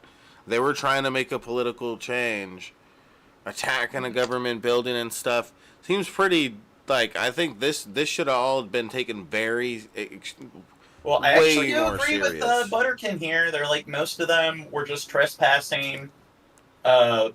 They also mentioned how, it wasn't really that well organized. And the thing is, I also do think there's a difference between... It was a mob. It was a mob. Yeah, it's a mob. So there's Depends on between, intention. It's a case by case. Well, I'm saying there's a difference between Intention one matters. person, I guess, with a gun going into the building, and their intent is to take down, like, Congress, or, like, 5 people get together and it's like, we're going to go in and burn down this building. When there's hundreds of people engaging in, like, this mob sort of activity, I think it's different as opposed to engaging in a more well-organized, like, pre-planned sort of crime. Marcus said they were invited in. It was all set up. No. The mob was forcing their way in. There was only so much security, and they had to let them in, and they led them in a certain direction with certain plans and everything. It was all like they can only do so much. One security guard versus fucking 100 people. They can only really do so much, and so that was part, like, if you look into it, it was part of their plans and everything, where they controlled the route that they were taking on purpose. Them But being the thing is, allowed in the building is several steps after Trump got them all riled up. He instigated a crowd, right? He got months of a buildup in preparation to this with all the false election claims. Are you also in the chat a truther about the truther false election? Do you actually believe that Trump won that election by Trump every election?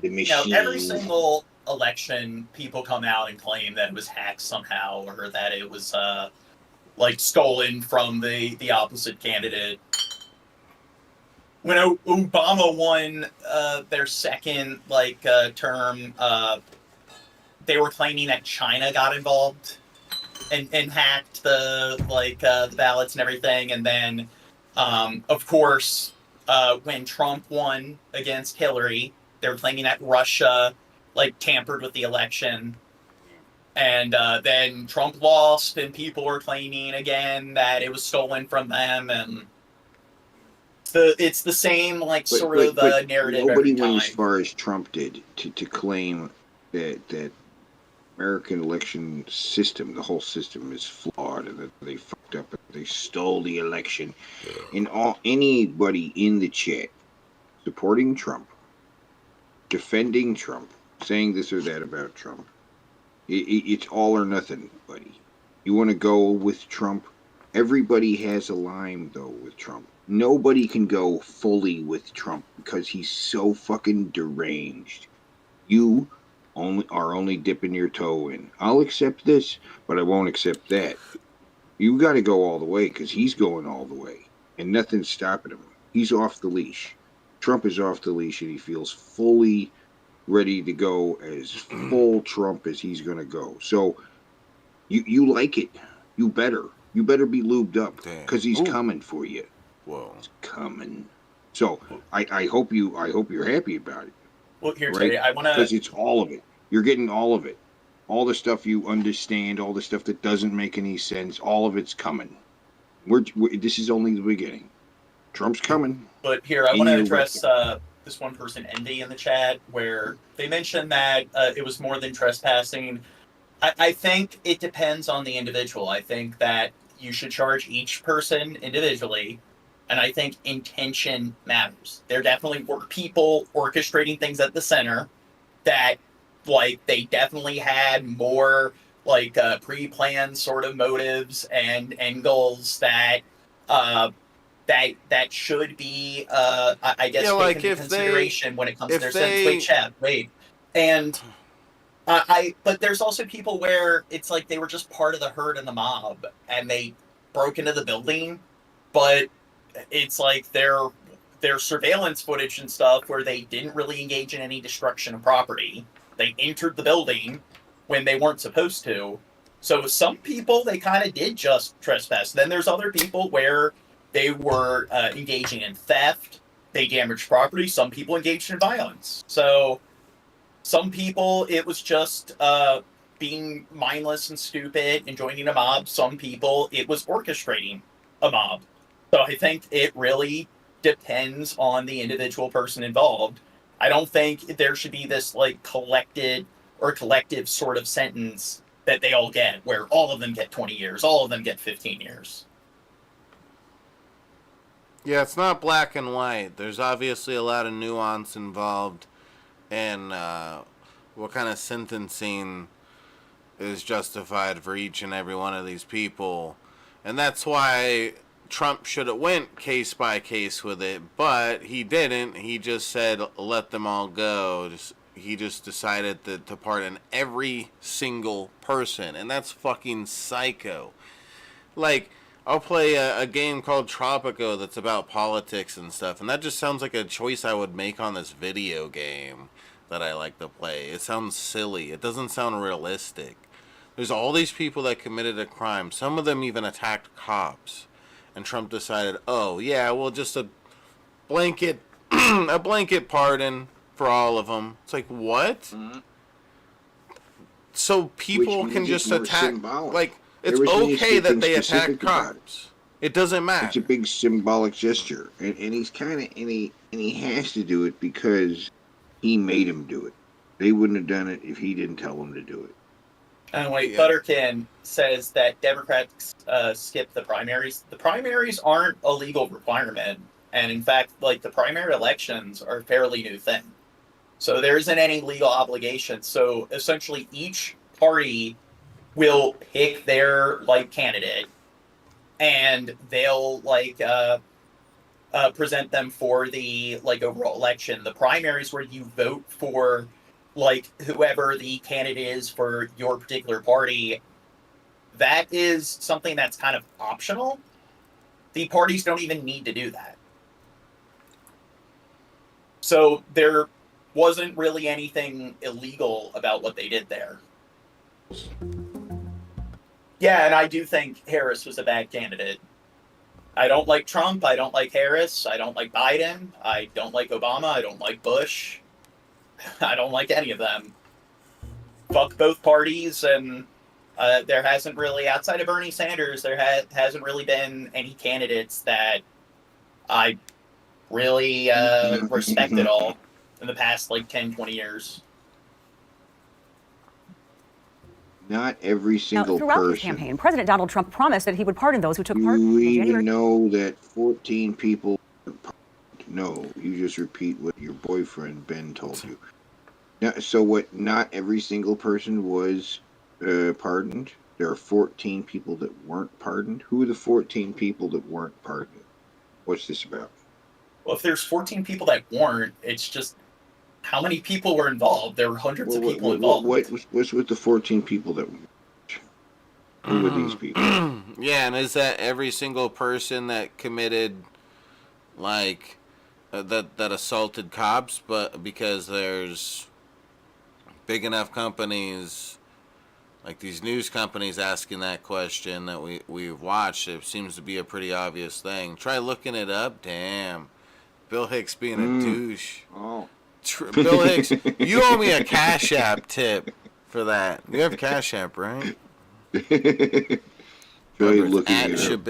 people claiming that like it was a setup or whatever. It's just, how do you prove that? How do you determine that? Because again, it's like with a lot of these sort of conspiracy theories, it's an appeal to possibility. You can make like an infinite amount of assumptions about different like higher powers, tampering with some kind of system or some kind of like events, and it's like, how do you determine which one is the most plausible? I mean, when you're the average Joe, it's like you can't really, you don't have access to the resources that the government has access to. So it's just, what isn't a setup? You can claim that anything's a setup by the government. The California fires were a setup. Like, the government did it. Calm down. I'm using it as an example. I'm not being serious. Oh, calm down, Gene. Okay, but the point is, it's like, how do you prove or disprove that? It's an appeal to possibility. It's an untestifiable hypothesis. So it's just, are you some sort of like agronomist or whatever, where you can like look at the soil and see whether or not like it actually was like subjected to some kind of like forest fire or whatever? It's like most people don't have the expertise to really, and the resources to really measure or assess these things. So in the end, to determine out of all the possibilities which one is the most plausible, you need to apply analysis and assessment. And when it comes to claiming that it was a setup, well, what isn't a setup by the government? Nah, it wasn't the government. It was aliens. Yeah, it was the reptilians. It was set up by the Chinese government, the Russian government. It was set up by the, like, I don't know, the Illuminati. January 6, 2021 riots. He fulfilled that promise his first day in office, pardoning more than 1,500 people. Our Ellie La Liberté sat down with one of the 11 pardoned here in Wisconsin. And so do you regret being there that day? I regret not just leaving after Trump had made his address to the nation. Michael Fitzgerald is from Janesville. Hold on. Pause it and back it up to like just a front, the view of him from the front that it began with. Gene, I know this is really hard for you. No, I'm reading the chat. Okay, back to him. With one of the 11 pardoned here in Wisconsin. And so do you What a surprise that, like, this is one of the guys that did it. It happens to be some, like, hick-looking motherfucker that looks like he has the IQ of, like, a dead squirrel. Wow, Chad, look at you judging people by their appearance. What a surprise. Look at Chad's appearance, Jamie. What a surprise. He looks like he fucking fucks his cousin and shit. And he happens to be one of the people that were there for January 6th. Gosh. It's almost like I'm seeing some sort of pattern here. Like, dumbass, January 6th. Dumbass, January 6th. So, Big Tito says, like, evidence doesn't come to light until, like, 50 years later. Even have lore about how the mafia helped JFK get elected for the Chicago election. Yeah, so that's the thing. It's like the JFK assassination. It's like the overwhelming majority of people, you know, we don't have time machines. It's like you can read about it and stuff, but it's like there's 1,000,001 different things it could have been. Was it the mafia? Was it like Cuba, the Colombia, the cartels, the government, the opposing party? It's like, how is there really any substantial evidence to support one group over any other group?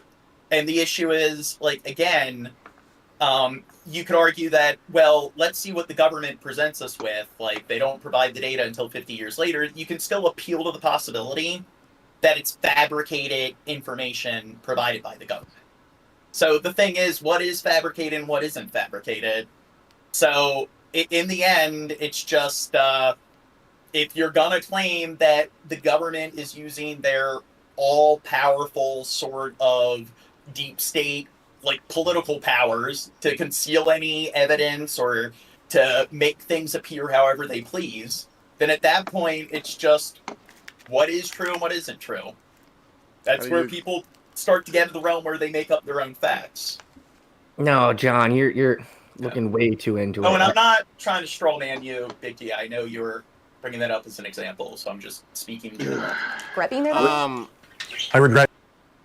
We're at 1,884 subscribers. If you're new to the channel, please consider hitting that subscribe button, guys.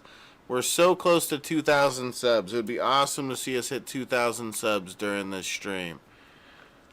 Oh, JS says that's what you look like, though. Oh, he's talking about me. I said this guy. It's Yeah. like, yeah, I'm I sorry. mean, I you know look a it's lot like funny. that dude, Shab. Yeah, what? I know it's funny because he's wearing a forward hat and I am and stuff. But like, okay, I'm 33 years old. This guy, how old do you think he is? He's probably in his 30s. I don't know, 22. and it's like, I don't know. I'm not trying to just make fun of him alone. I'm trying to say, like, if we keep on looking at January 6ers, are you going to see maybe this pattern of them being this kind of hick-looking person or this kind of person that looks like they're probably, like, the most interesting thing about their year is that they shot a fucking deer or whatever? You like, I don't know. I just feel like, and they have this seems like the kind of guy you like. This, I'm sure we don't even have to listen to him talk. If we sat him down and started having a conversation about politics, Gene, you think it would go well with this guy? Yeah, you look at how well informed the average person is. Yeah, and this guy, he seems like one of the smart ones. What's up, Teddy? A lot of these Trump guys, even this guy right here, probably has quite a bit of money. These guys who follow in conservative circles, they actually have quite a bit of cash on hand. Yeah. A lot of them own businesses, and a lot of those guys, those January 6 guys, they own businesses. It's like crazy. They actually have quite a bit of money. They dedicated a lot of money to Trump. These are the guys who buy the NFTs for $100 a pop. A lot of the people that are behind Trump are small business owners, and they it's because they think they can relate to Trump. When it's like, no, you can't. You probably like built this company up that, or sorry, not company, but they built their little business up and stuff from probably barely anything. And Trump is the kind of guy that built up a bunch of different businesses that failed and got shit tons of money to do it for free from his daddy. Why do you think a lot of these people are business owners?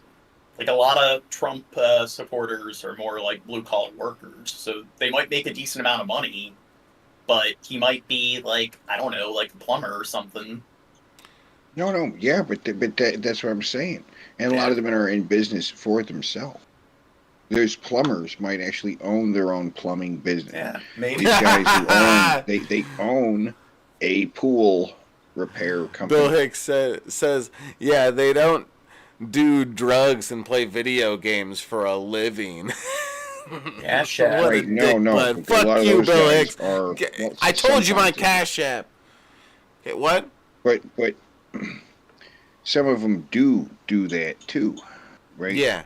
A lot of them I do doubt different that the drugs. majority And if the guy or has a anywhere business, near that a lot are business owners, I- but I don't doubt that a good grip of them might be small business owners. But it's similar.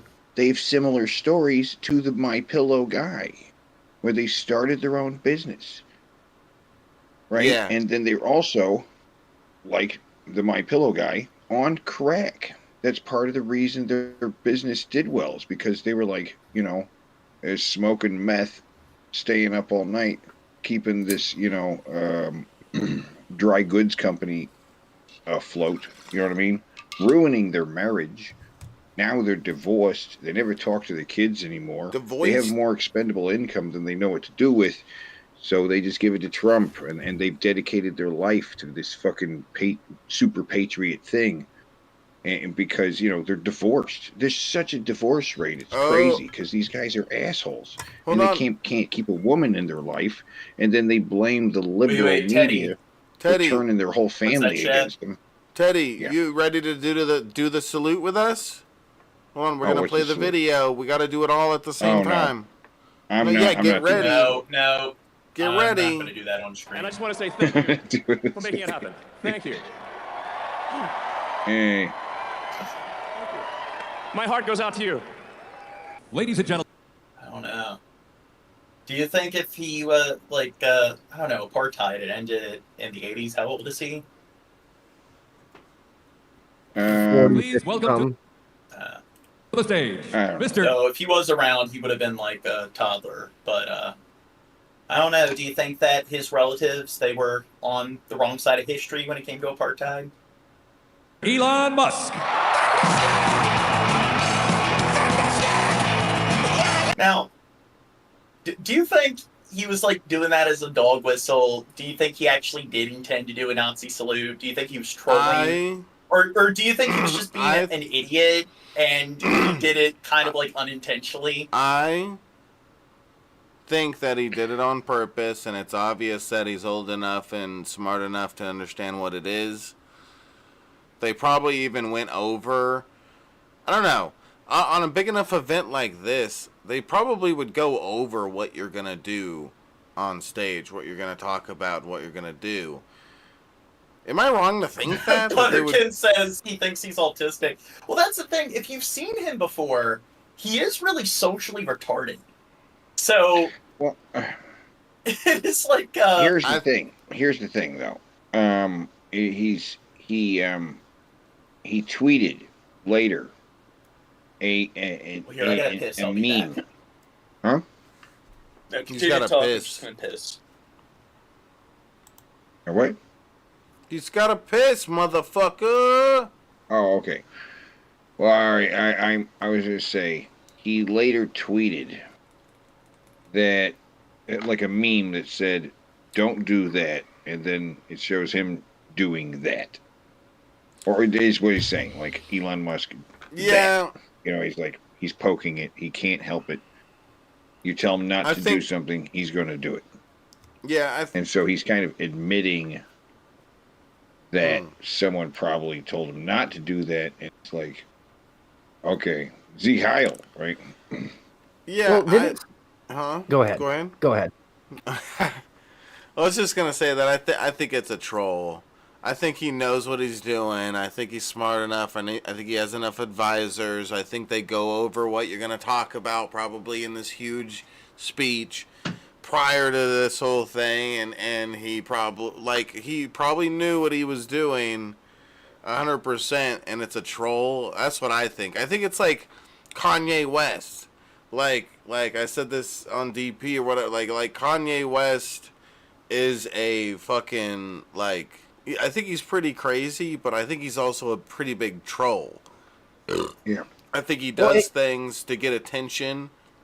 It's like they say, even bad publicity is still publicity, right? And I feel like that's what Elon Musk did. He got publicity, even though it's bad, because it just gets more attention on his name, and probably at the place he's in, it ends up with just more money in his pocket.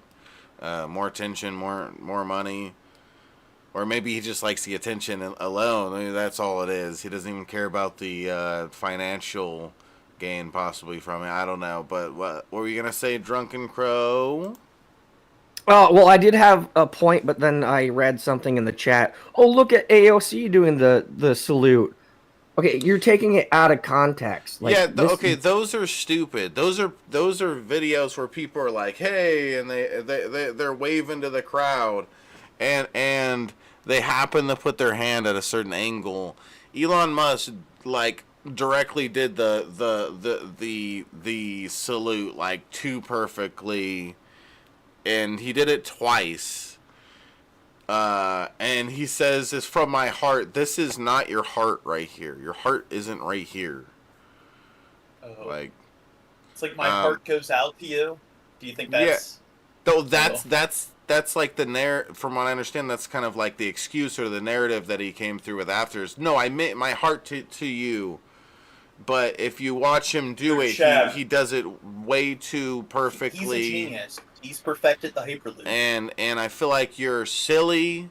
Like, anybody who's on the side of oh, that wasn't a a Nazi salute.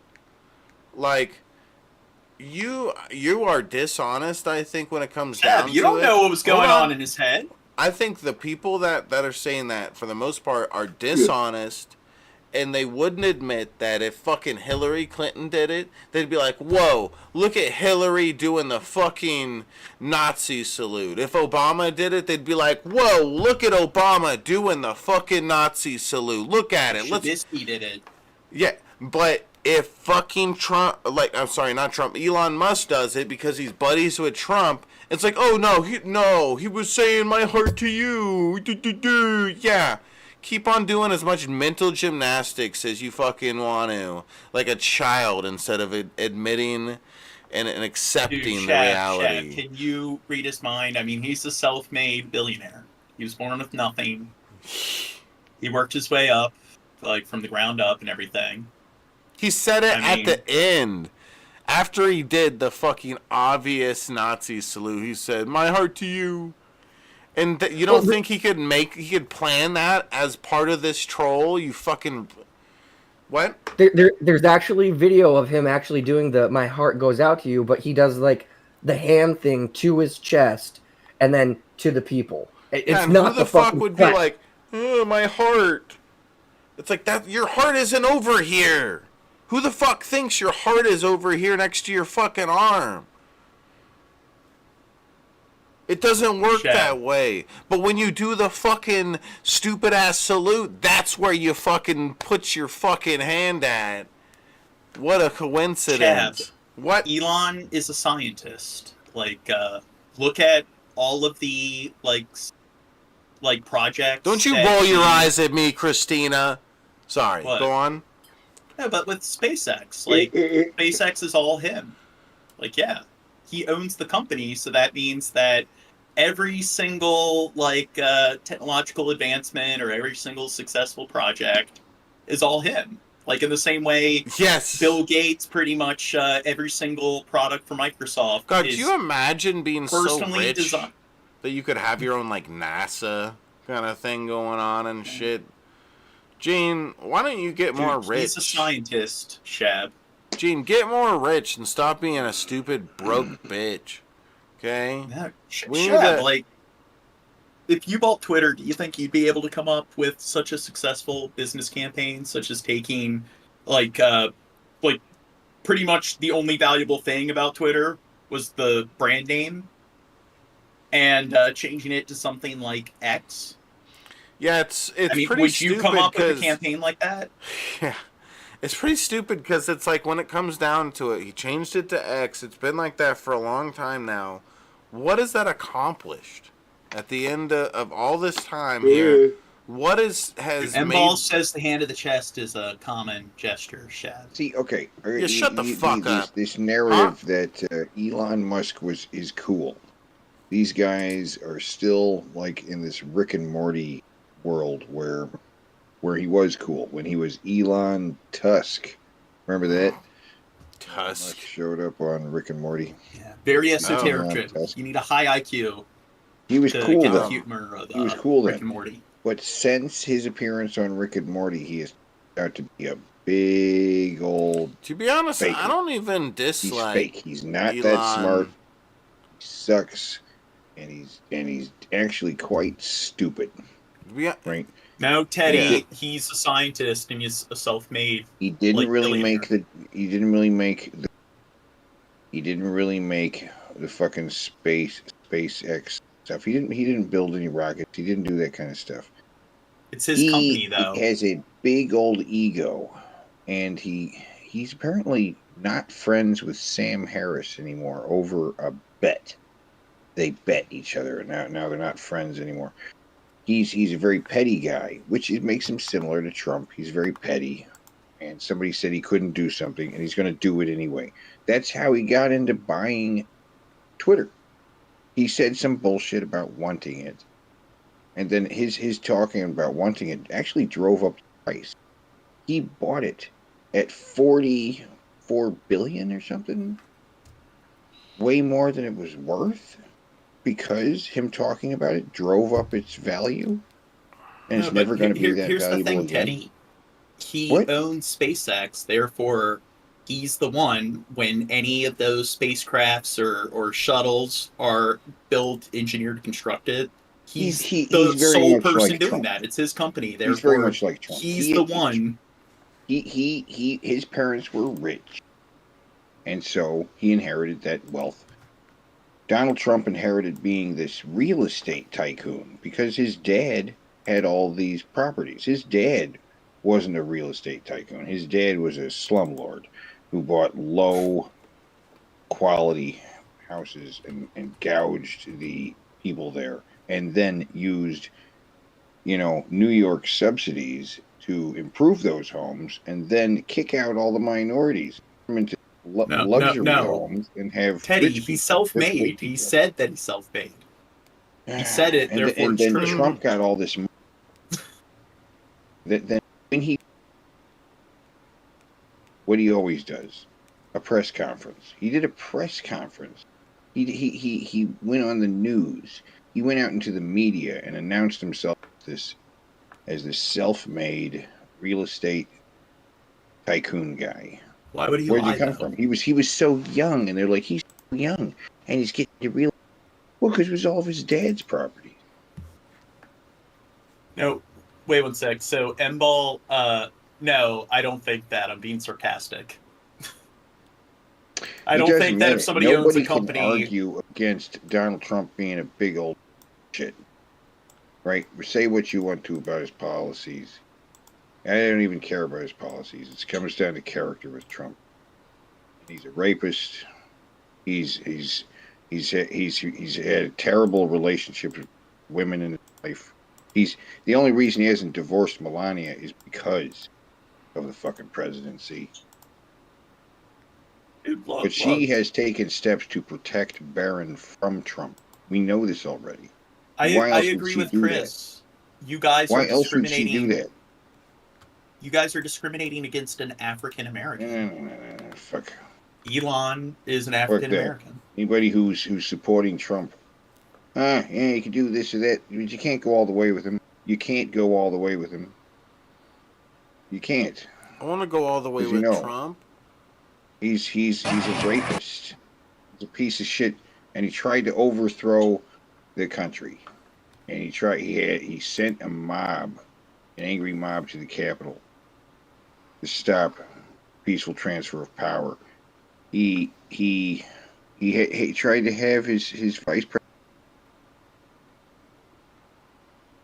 You don't know that, Teddy.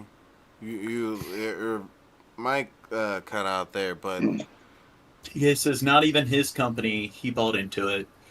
Yeah, and I mean, yeah, the logic people use of like, yeah, look at all these advancements of SpaceX and so forth. It's like he's the CEO. It's like pretty much every company, there's going to be some rich billionaire that buys out the company.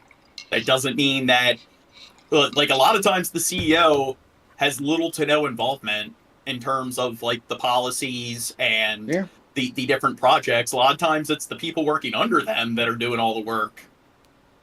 They're just sort of like the face of the company, and they're just the person that like they like something like the world's 60 richest people have more money than the poorest 3.4 billion combined. So a lot of times the CEOs are just sound like Bernie. Yeah, they're just the uber wealthy that are the ones like funding the corporation. It doesn't mean that the things that make the corporation successful are associated with any policies that they themselves were behind. You know, we could have had Bernie. What's that? We could have had Bernie. We could have had Bernie, and yeah, I'm not a. Could have had I don't Jill love Stein. the Democratic Party. I dislike Trump. I used to say that the right is so far wrong that the left is the only direction left. Yeah. And that was before Trump came along. And now Trump has come along and perverted even what was essential to older school conservatives. Right? Trump has perverted the whole GOP. It's not the GOP anymore. The Grand Old Party is not the Grand Old Party. It's the party of Trump Trump, Trump, Trump, Trump, Trump. They don't really stand for anything except what he stands for, and that changes by the day. What Trump wants may change tomorrow. He wanted to get rid of TikTok because it was Chinese. Now he doesn't want to get rid of TikTok. It changes. It changes with his mood. Yeah, and if you're like, I like whatever he wants. Yeah. You just like however the wind happens to be blowing out his ass today. Yeah. You're full of shit. I don't believe anybody who says they support Trump. I support Trump. You're just a troll. No, here's the thing. When it comes to like people trying to contribute any sort of like innovations that a company is behind to whoever the CEO is, it's just the way capitalism works is that pretty much one rich person will invest and buy out the company, and then that company will be bought out and consumed by an even richer company. And it's just, it would be like claiming that, hey, Trump's the one that programmed and conceived of Twitter because they own the company. They're the CEO, so therefore Twitter was all them.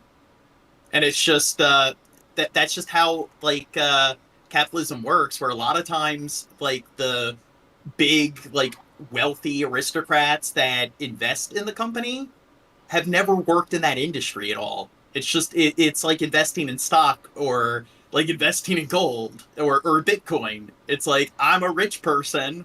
I'm going to buy out this company. Hold on, because I can make even more money. You sound retarded with people saying people are trolls. That sounds like the kind of thing a troll would say. No, I've met Bill in person. Me and Gene. We're friends with him. He just doesn't like you for some reason. I think it's because you're a homosexual. He's a troll. He's trolling for Trump. He's our buddy. He can't really be pro-Trump. I don't buy it. Is he pro-Trump? Yeah, I'm not buying it. Bill? Gene, do you remember him saying he's pro-Trump in the past? You have better memory than me. Yeah, I'm pretty sure he told me before that Trump is his favorite politician of all time, his favorite reality show host, his favorite, like, just public figure. Even before Trump got involved in politics, like, Bill Hicks told me that Trump was his icon growing up. Watched The Apprentice, like, nonstop. Troll. Yeah, really molded his personality. I like Gordon Ramsay. I think Gordon Ramsay should be president. Okay, Elon Musk. Right? Gordon Ramsay for president. Gordon Ramsay for president. Let's watch the video. Let's watch the video, Teddy. Yeah, oh my God, he is so fucking cringy. Yes! This is what victory feels like. Yeah! And this was no ordinary victory. This was a fork in the road of human civilization. Okay, this you know, there are elections that come and go. Some elections are, you know, important, some are not. But this one this one really mattered. You guys slow it down. And I just want to say thank you for making it happen. Thank you. Why is the person? Boom! Why is the person recording this so shaky? Is this the best we can get? Maybe they have Parkinson's or something. No, Elon. Chad, you're so inconsiderate. Maybe they are going through. I need to go and do this job because I could do it better. I should get a job recording Elon Musk doing Nazi salutes. I'm up for the job. I bet it pays well. Elon and the camera guy are on the same drugs. That's what's happening. I like drugs. My heart goes out to you. It is thanks to you. See, my heart goes out to you. Yeah, why? No. Back it up, Jane. To the salute. I don't know. That looks like. Before the salute. I'm serious though. I was sitting here thinking about it. In my first thought, Gordon Ramsay would be a better president than Donald Trump. Slow it down. I will fight you. I will cook a lamb against you. No, you fucking retard. Not 75%. We gotta, or hold on. Okay, maybe until pause it right before he goes to do it. We gotta slow it down all the way and super slow. Yeah. Maybe halfway. I don't know. Okay. And I just want to say Thank you. Here it comes. Here it comes. For making it happen. Thank you. No, thank you, Elon. Oh, here it comes. Here it comes.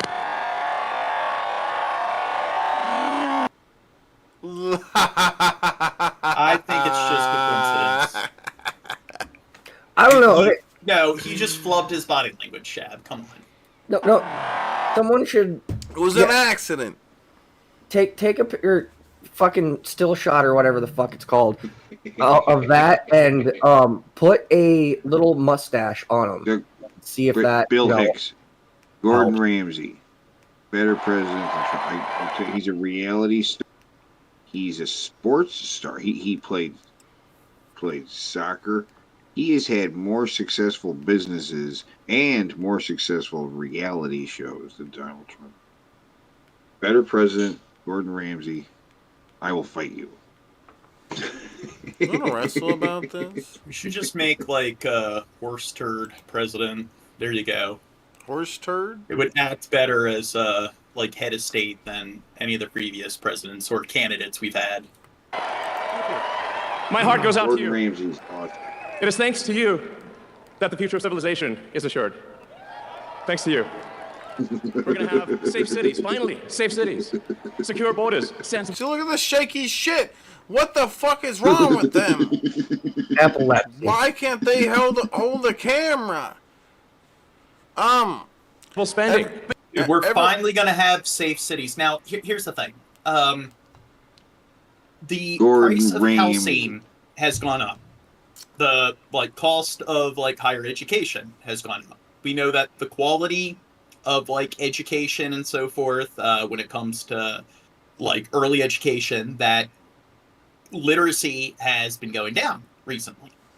However, in some areas things are getting better because violent crimes have been on a decline for quite a while. So this is where, you know what, in certain areas, things are more of a significant problem now compared to then. But in a lot of areas, things were much more of a significant problem in the past than they are now. So this is just where, we're finally going to make cities safe again. It's just, I don't think they were any safer in the 80s. Or in the 60s. I want to see all the conservatives start doing. It's not the Nazi salute. It's not the Roman salute. It's the Musk salute. I want to see all the conservatives. That's what I was thinking. The Musk salute. That's what I was thinking. We should just rename it the Musk salute, right? And then everybody does it. Everybody's going to Godar's fake news. Chicago is more violent than ever. That's one city. That's what I want to see. I want to see Trump come out there and do it. Okay, but thank you. You are aware. Like this. Wait, Teddy. He does the Musk salute, right? Brother Zoe is now Trump would also say that he's doing. Teddy, I'm trying to doing the Musk salute. Teddy, are you drunk? No. But seriously, no. But Trump wouldn't do it like they do it. He'd do it like Hitler did it. You know how Hitler did it, where he went he just put his hand Teddy, up. I'm trying to talk to the chat. You know what I mean? Hitler just put up his hand. It was like, I see it. You know what I mean? That's how Trump would do the Musk salute. Just put his hand up. Teddy. Here, one sec. So, the Brother Zoe says, poor misinformed fools. So, how are we misinformed? Can you show data or present data that shows that overall, throughout the country, that crime in cities has been going up? You're just sitting there pointing to one city. It's do you know how statistics and percentages work? That's not how things work, where, because we can find in this one zip code in the country that it's worse now in this particular area than it was then. That means overall through the entire country, things are getting worse. Yeah. So that's a really, really stupid argument that you're making there. Yeah, and it's basically like the anecdotal argument, right, Gina? Would I be wrong? Oh, God. Brother Zoe's like, how would you guys know about crime living in your mom's basement? That's how you know you're a very sophisticated person, when you use the kind of rhetoric you expect from, like, a 12-year-old kid. I was going to say... Because when we think of very literate, like, well-informed, well-read, very well-educated people, that's what I think of, is you're gay, you're a beta, you live in your mom's basement, I bet you're this off the internet. Yeah. If you go to more affluent areas and where crime pretty much is non-existent, and you talk to people who, are lawyers, doctors, engineers, that's how they engage in rhetoric, is you suck, you're gay. I bet I could beat you up in a fight. You live in your mom's basement. Yeah. Basic stuff. That's what my doctor told me. And we're going to take Doge to Mars. I mean, can you imagine how awesome it will be to have American astronauts plant the flag on another planet for the first time? Bam! Bam! Yeah! Yeah. How much do you think, so the science that goes into building those vessels that are able to travel to Mars, that are able to travel that distance, the logistics that goes into providing them with the supplies so they can actually make the, actually complete the trip. How much do you think that's his doing? Where he was involved creating the technical documents, the blueprints, writing the outlines, like when it came to the math and the equations. How much of the engineering do you think, and the science, do you think he played a direct part in? Yeah, none of that stuff he's going to have a direct hand in. He's going to fund it, but that's probably as much help that he fucking brings to the table. No. How inspiring would that be? There's always problems in life. There's this problem, solve that problem. But there need to be things. All right, on to the next video, Gene. There need to be things that make you. I'm very excited for the IFD. Tonight, growing criticism over a virtual appearance by.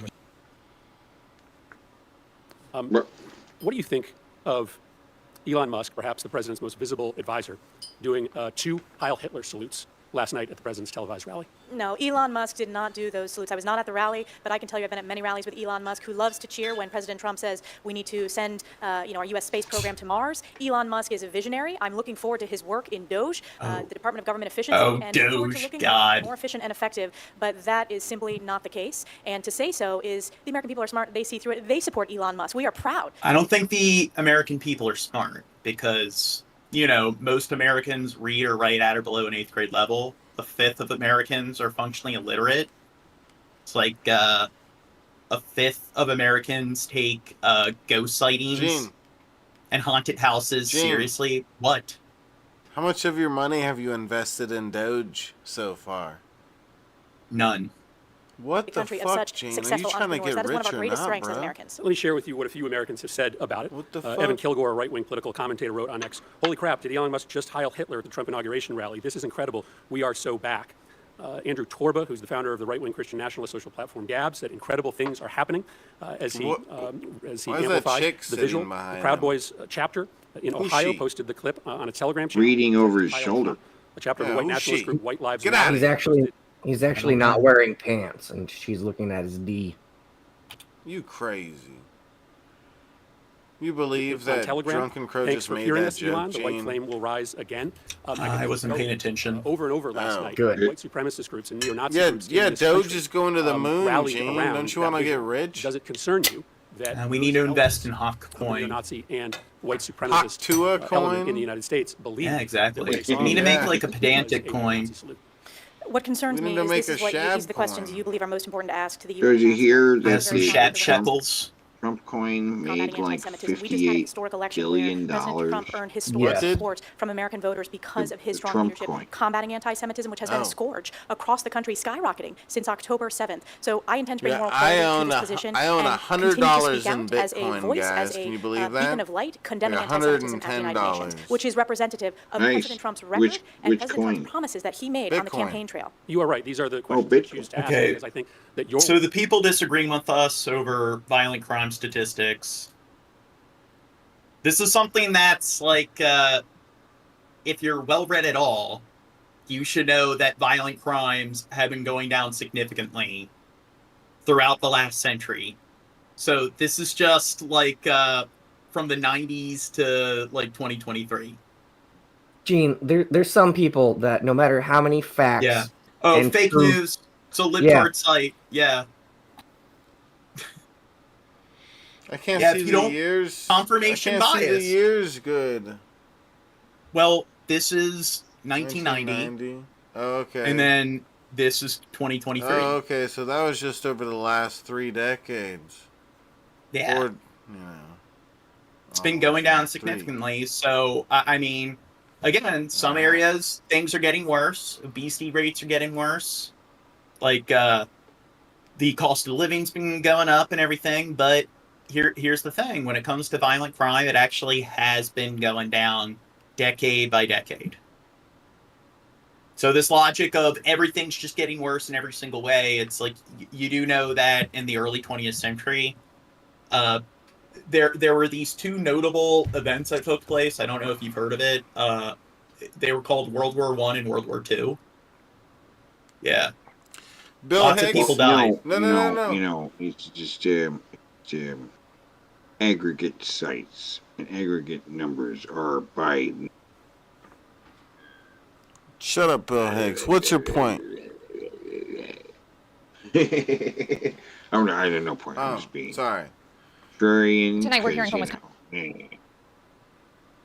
Oh, I Wisconsin's newest U.S. representative. I thought that they were holding hands for a second. That was just. That would be neat. That would make this a way better news report. They're just holding hands and they kiss every now and then. It's like, okay, all right, I could get with this. Also, they care about the weather. Butterkin, I agree that there's nothing wrong with trying to make crime even lower, but it is declining. So the logic of like, hey, we're going to make cities safe again, where there's this point where they were safe prior, and there's something going on, which is like all the immigrants eating cats is causing the cities to... Yeah, they're be eating the dogs, they're eating the cats. So, Jessica said, so you're bragging about owning 1/1000th of a Bitcoin there, Shep? I know you may be like on the artism, you know, spectrum. Wow, look at you being... But hold up, shut up. That is so fucking stupid to think I was literally bragging there. I wasn't like, ha guys, check out my Ferrari, check out my $100 in Bitcoin. Didn't you feel like I was being so smug, Teddy, when I said that? I told you about the $110. You're just saying you're joking to cover up from saying something stupid, Chad. It's so fucking stupid. I sure hope Jessica doesn't really think that. It's like it's just $100. I was joking. It was a joke. It's the most in Bitcoin I've ever owned, but it's barely anything, obviously, and that's why it was funny to bring up and brag about, jokingly. I know it's really hard for you to understand things. You're very socially disconnected and whatnot like that. She really got under your skin, But it could go up in value because as in following along with jokes is too hard. You must really hate watching stand-up comedy, Jessica, huh? You just get lost every fucking joke. Dude, what are they going on about? I don't get it. I can't read social cues and shit. That's too complicated. Wait, is that... I think that's our Jessica. She's like one of our patrons, Chad. Well, she's mean to me. You're jumping down her... How do you know she wasn't joking? Well, you know. Do you apologize, Jessica? And I'll apologize if you apologize. Bragging is relative. Some people will consider having. Look at this displaced aggression, Shab. Look at you not picking up on other people's jokes. Well, maybe she was joking. If she was, she'd just be like, "I'm joking." I'll be like, "Oh." Shab, you're so fucking autistic, not picking up on But these it seemed jokes. like she was being a meanie poop to me. Shab, you're so easily triggered.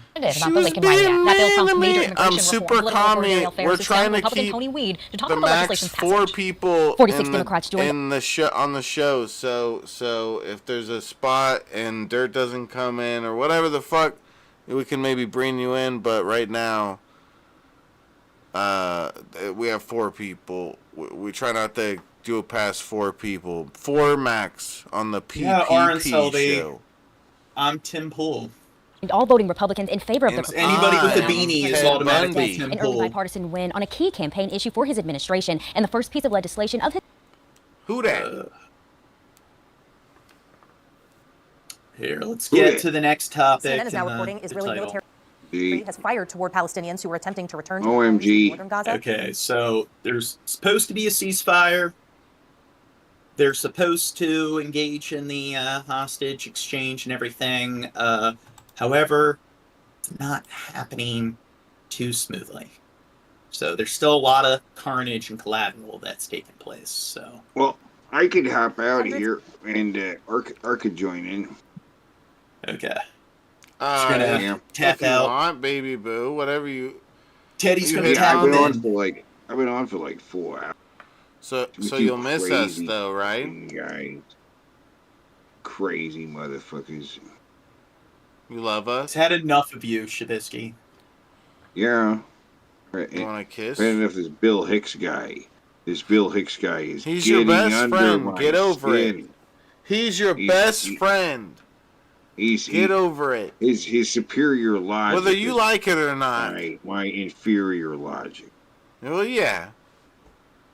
But nobody's as smart as me, okay? You're fucking retarded. Apparently there's sent on that. Who is Teddy? Who is Teddy Teddy Rumpskin. anyway? He's a I'm celebrity. Yeah. He of displaced. Yeah. But yeah, I'm gonna go to bed. Jeez. Oh, you get out of here, you fucking fluffy fuck. I will. I will. Motherfucking fluffy fuck. Fucking furry. Furry Good fucker. night. Get out of here Good night. before I'm not a furry. fucking... I'm a hand animal. Like teddy bear crossplay. Hand animal. Good night and good riddance. Later, Hasta la big vista. balls. At that point, the Israeli military had warned people earlier. This other guy. So we have exchanged a teddy bear for some kind of AI. An AI that just slept for 13 fucking hours, 14 hours. Wait, who's this old lady? Old lady? I have been told to sound like an old lesbian. Yeah. Yeah, an old lesbian that smokes a lot of cigarettes. Well, Holy I haven't shit. slept for like 3 days. So. You eat a lot of pussy and smoke a lot of cigarettes. Oh, yeah. It's the pussy that makes your voice gravelly. I've been trying to cut down. On pussy or cigarettes? Because, like, I think it's the cigarettes mostly doing it for you. Okay, Shab, we're on the last topic of the video. Did I ask you? Make some progress here. Did I ask you? I'm the one that calls the shots here. No. Crow is the one that calls the shots. Right, Crow? Okay. Oh, I thought you said Carl. I'm like, who the fuck? No, Crow. We So- can call you Carl. A bomb lab in West Bank. So, Sheb. Yeah, baby? The West Bank. Explain Yeah? what exactly that region is I don't know what relative you're talking to about, ho. the rest of Israel and Palestine. Yeah. I don't remember, babe. I mean, like, if you say something, maybe I'll remember. So Palestine currently is comprised of Gaza and the West Bank. So most of the conflict has taken place within Gaza, and the West Bank is usually pretty tame and submissive. And one of the things Israel's been doing for quite a while is building illegal settlements in the West Bank, even though the people within the West Bank are definitely, again, much more like tame, much more like submissive and stuff. So now it's like they seem to be doing some bombing and stuff within the West Bank. So, Why do people keep bombing each other, Gene? Oh, Like, that's clearly really mean, isn't it? Clearly, That's clearly like I've bullying. missed most of the show. Have you covered? Looks like we got a Nazi in the chat. What's that? No. I said clearly Oh, I've wait, missed no, most yeah. of the show. Has there been more talk from Trump about moving the Palestinians out of this area into different countries? Because I've been seeing that in the news a lot. Where's he proposing moving them? Egypt and Jordan. Those are the two countries that, So that's why we didn't cut funding to Egypt. I don't know. Egypt has, I don't know, they've been complying quite a bit with Israel. So ever since the Yom Kippur War, where they were given back control, or Israel ceded the Sinai Peninsula back to them, their relationship has gradually been improving with Israel. So Egypt has a lot of problems, but compared to much of the Middle East and even Africa, I mean, they are one of the more developed countries in that region.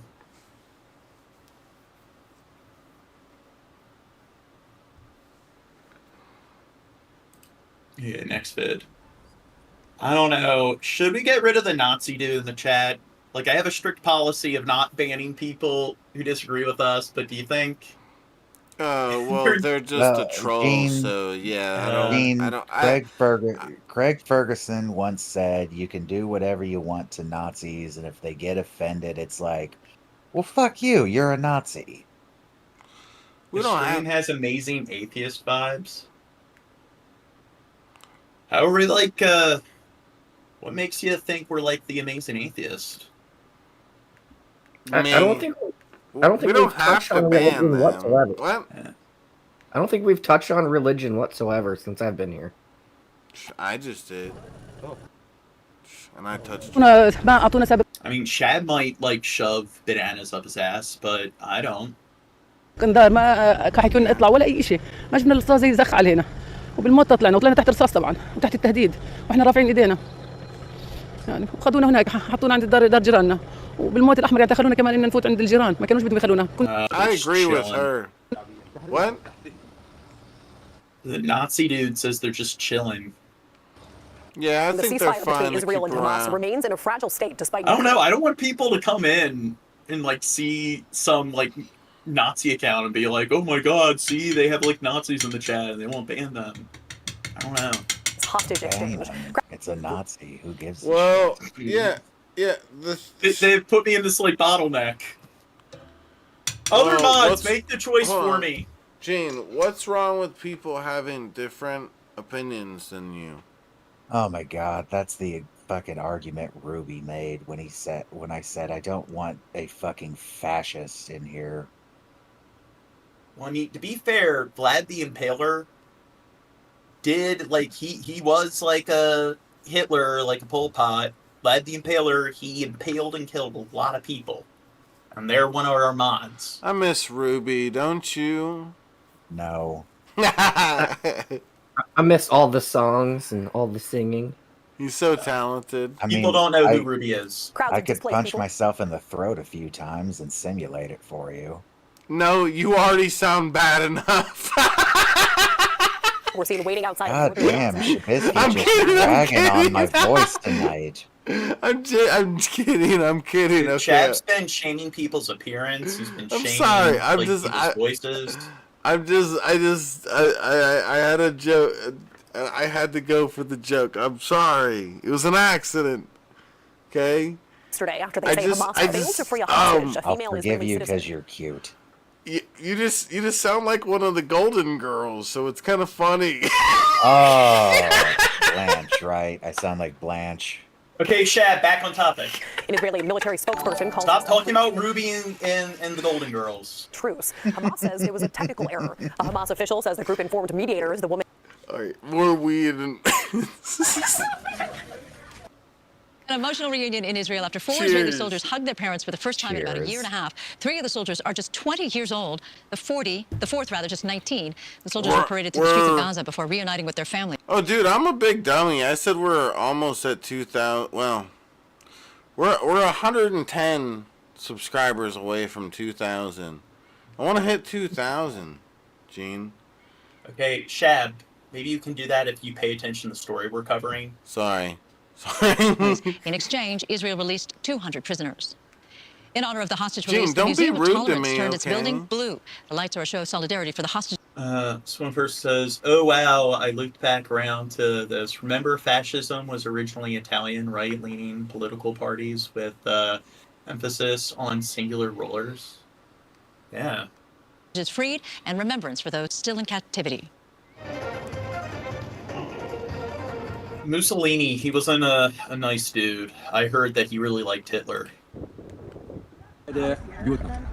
ورجعنا الحمد لله على بلادنا ونحن بفضل الشهداء رجعنا على بلادنا. I'm trying a new thing. So usually what I do is I organize the videos in terms of latest upload to more recent upload. I organize these in terms of how the length. So shortest first, progressing into the longer length coverage. Let's see how that works. That's fucking stupid. You're an idiot for doing it. That's gonna confuse everything, Gene. Stupid. PK says, I was red. Thank you. Okay. Oh, yeah. They like that you read their thing. Oh, okay. They like that you read their message. Okay. You look cool with your shirt on, Gene. I don't know if you guys... So, Shep. So, little over a year. So, now, ceasefire seems to be, like, around the corner, hopefully. I could easily see things just deteriorating and going backwards. But how, like, difficult do you think it's going to be for them to rebuild? And, start building their country's infrastructure and economy back up again. Has it been that long that this has been going on? A year? Yeah, it's been a little. Yeah. God. Could you imagine living for a year in that? I don't know how much of I don't even know like how much of like all the when it comes to all the buildings, how much is destroyed. Well, they've destroyed all the hospitals. I mean, you look at Gaza now; it's pretty much a giant parking lot, and I'd like to know Israel has been like obstructing like Gazan citizens from actually entering northern Gaza. And they've been building a road across like central Gaza, and it's pretty clear that they're probably going to seize more of Palestine and probably start building a settlement in northern Gaza. And now they're going to be crammed into an even smaller surface area, so it's going to be even more densely populated. And now pretty much most of their infrastructure has been destroyed. So now millions of people are displaced. Gaza has the largest population of amputee children on the planet now. So there's going to be a lot of people who are, permanently disfigured and disabled, significantly disabled because of like injuries faced in this war. So plus trauma.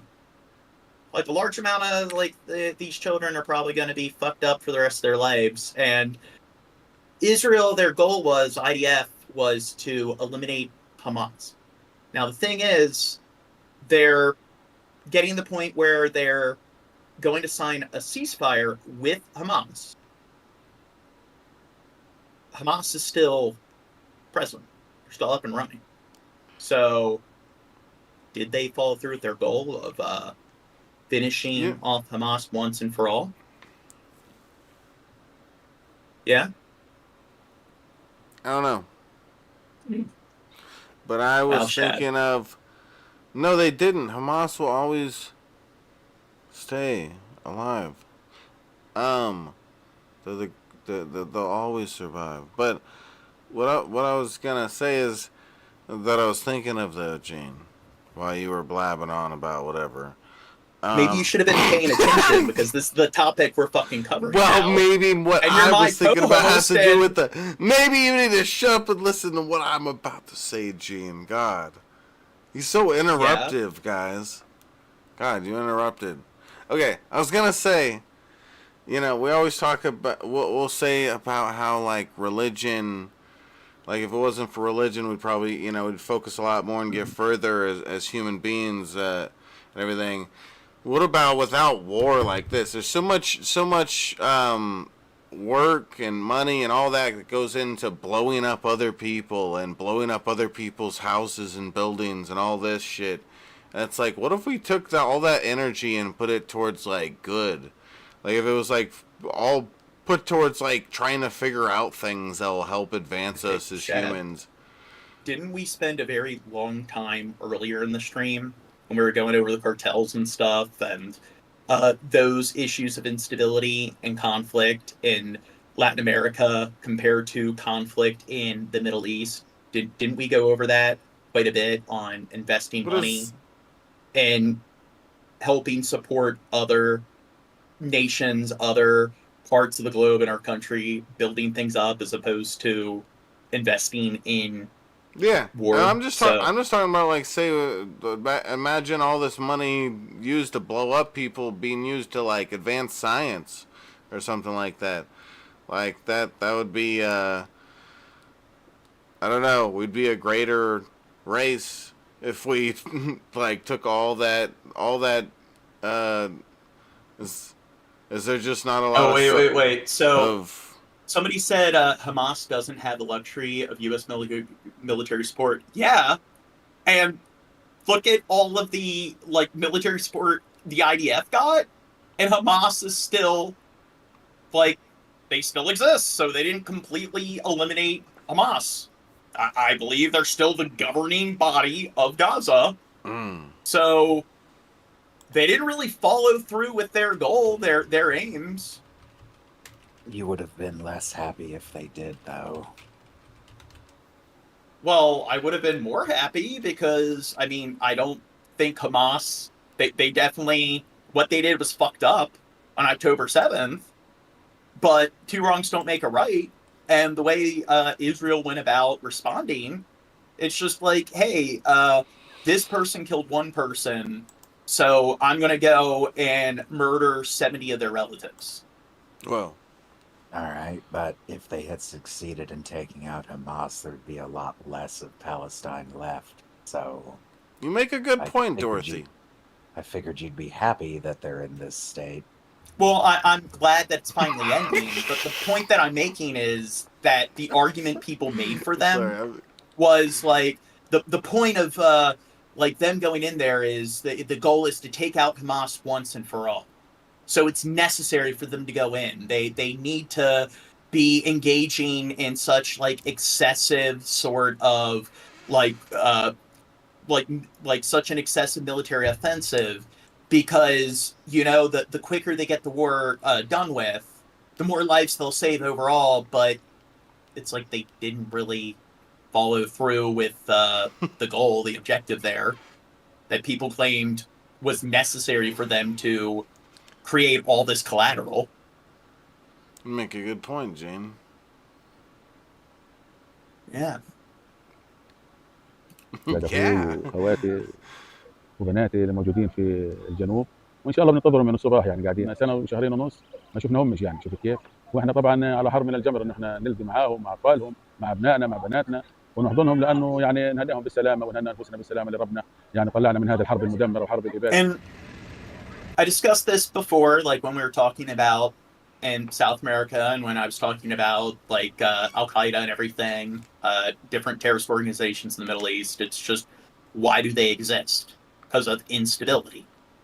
So when you have like a particular part of the globe where there is no like notable structure, development, and so forth, and you have places that lack any sort of central governing body, places where there's a lack of any sort of like job market, so pretty much the entire region has to rely on some kind of black market. You see this a lot in like slums and so forth, and like destabilized regions, there's going to be a power vacuum, and usually it's the biggest criminal organization around that fills that power vacuum, whether it's like a gang state, cartel state, a terrorist state, a militia state, whatever you want to call it.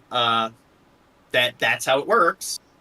And it's again, how do you stop more people from joining these particular criminal organizations, whatever you call them, militias, gangs, terrorists like cells?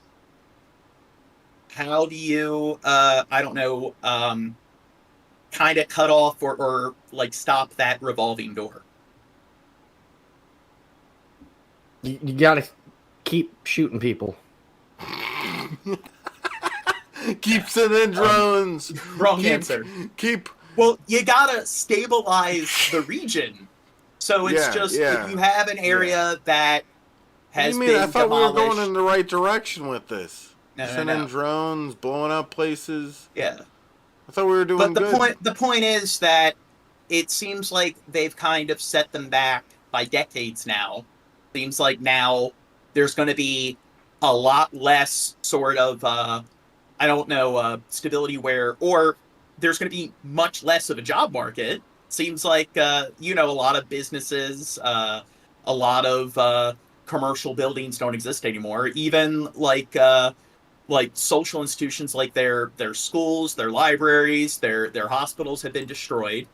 So it seems like now they're going to have a very difficult time generating an economy, and you need to be producing money. The economy needs to be actually generating like some kind of income in order to invest in rebuilding. And how do you think they're going to do when it comes to reestablishing their economy and being able to, invest the money in their economy, the taxpayer money, into rebuilding? Well, I guarantee you they're going to lose land. So that's going to fucking be a big hit. And most of their main infrastructure has been blown to shit. So hospitals, schools, anything that they could make money from is gone. So there's that. Plus, this is all just going to happen again in about 10 or 20 years. So, yeah. So it's like, how do they prevent a future instance of something like this happening? Well, it happened because a terrorist organization controlled this region. Why did that terrorist organization control this region? Because there was a power vacuum. The area had a great level of instability. They pretty much cut off Gaza from the rest of the globe. They're like, clearly it's similar to like Taiwan, where Taiwan's clearly a country in every way, but the United States has vetoing power, and they keep vetoing Gaza or Palestine from getting recognized as a country by the UN. You're definitely not going to see a change to that with Trump. Yeah, and it is just, you know what? I don't think they're going to fix the issue. They didn't address the core of the problem.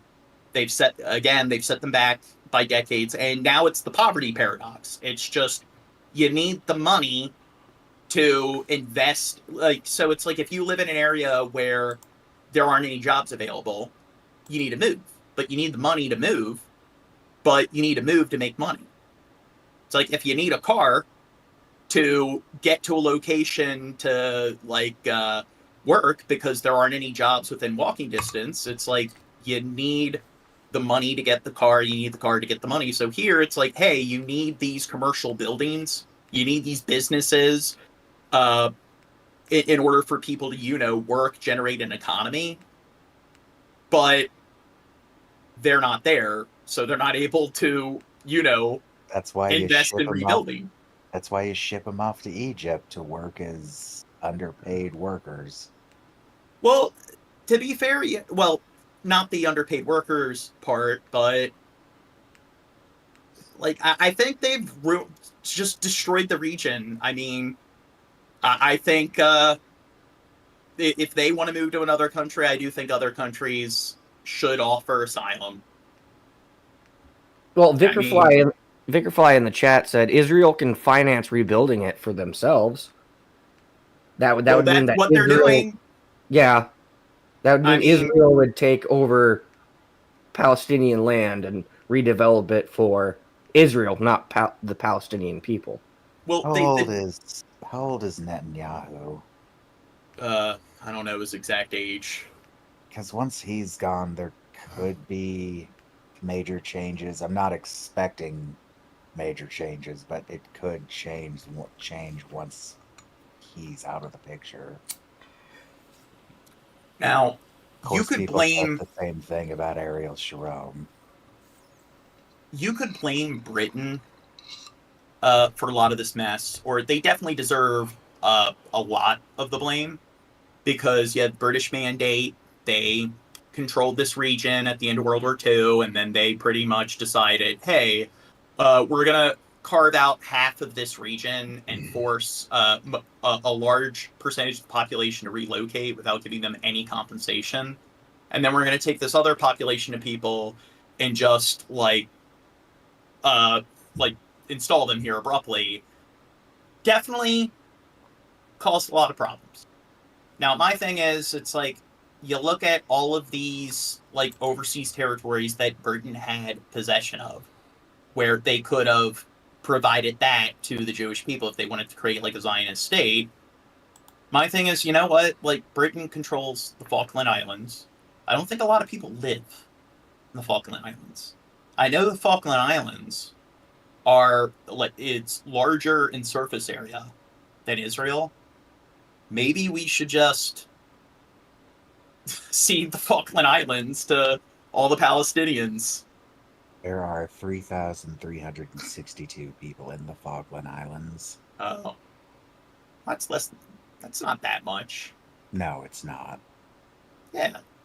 So you know what? Force them to relocate.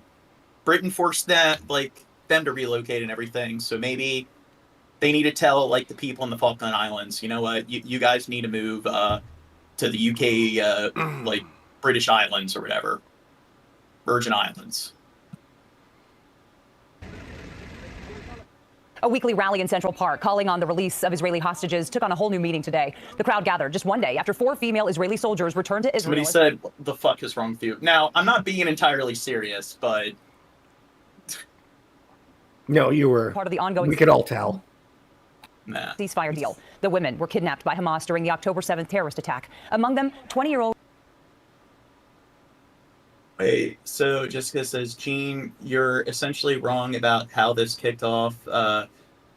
U.S. intelligence, Five Eyes told Israel that an attack was imminent and Israel failed to act.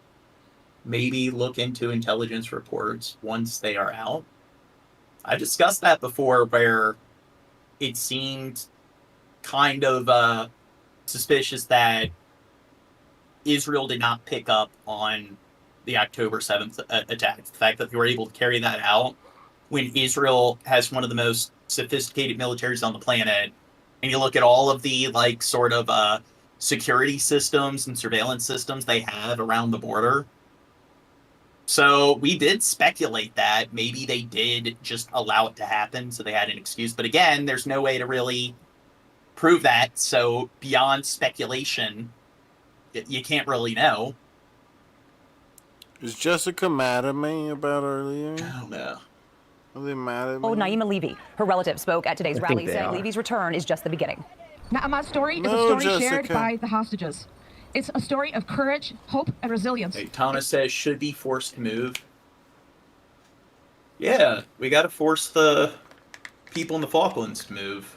In the face of unfathomable horror, we cannot stop until every single remaining hostage is returned home. Hey, well, here's the thing. The Israelites, the Jewish people, they were in that particular part of the globe first 2,000 years ago. So it was okay to force millions of people to relocate because of their ancestors displacing the Jewish people 2,000 years ago. So therefore, because British displaced them less than a century ago, the people living in the Falklands, because of what their ancestors did, yeah, they should be punished. Don't you agree, Shad? Yeah. Israel released 200 Palestinian prisoners as part of this second exchange. لما قطعت على السيارة هاي فتح شنطتي وصاروا ينفلوا فيها وهي شغلت يعني لما حصار لما اطلاق نار لما ممنوع الواحد يتحرك من بيته لما ممنوع شو الشيء الحسن بالموضوع وضع صعب ما فيش ولا شيء نهائيا فيش مدوار فيش ادويه فيش اكل فيش شيء عندهم نهائيا فيش الناس بلشت تروح خاطر بحالها وتروح كان. Oh, look, they got their killdozers. It's a mighty fine killdozer. Yeah. Mighty fine. Killdozer platoons.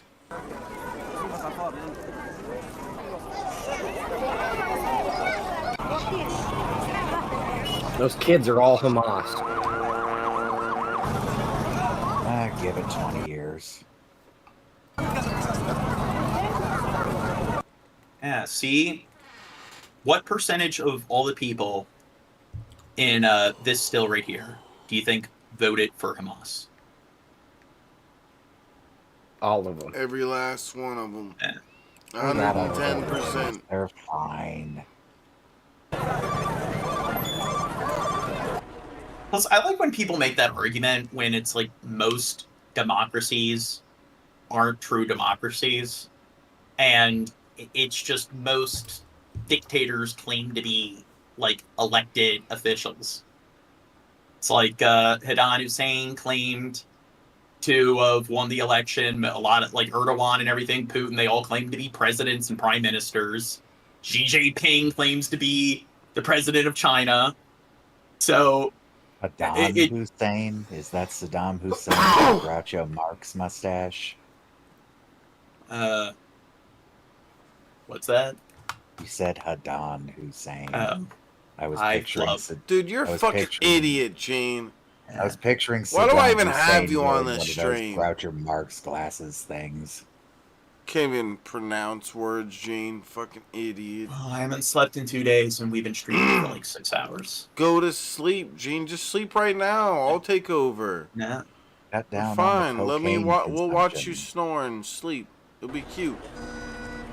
But don't you think, again, it's cognitive dissonance where people want to sit there and act like, yeah, it's their fault for electing them into office. It's just, so do they think, like, Assad in Syria, was he elected?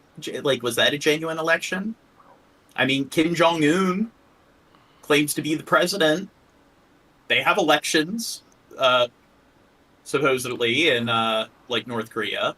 I don't think his position is called president. I think it's some, like, overly wordy title. I think his grandfather is still considered. Actually, I don't remember. The two Kims that came before Un both said, or both maintained their titles even after death, so they had to come up with a new title for the current one. Supreme leader.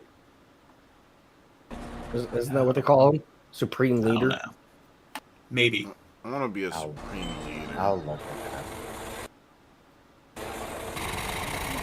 But the point is, do you think he voted for Hamas?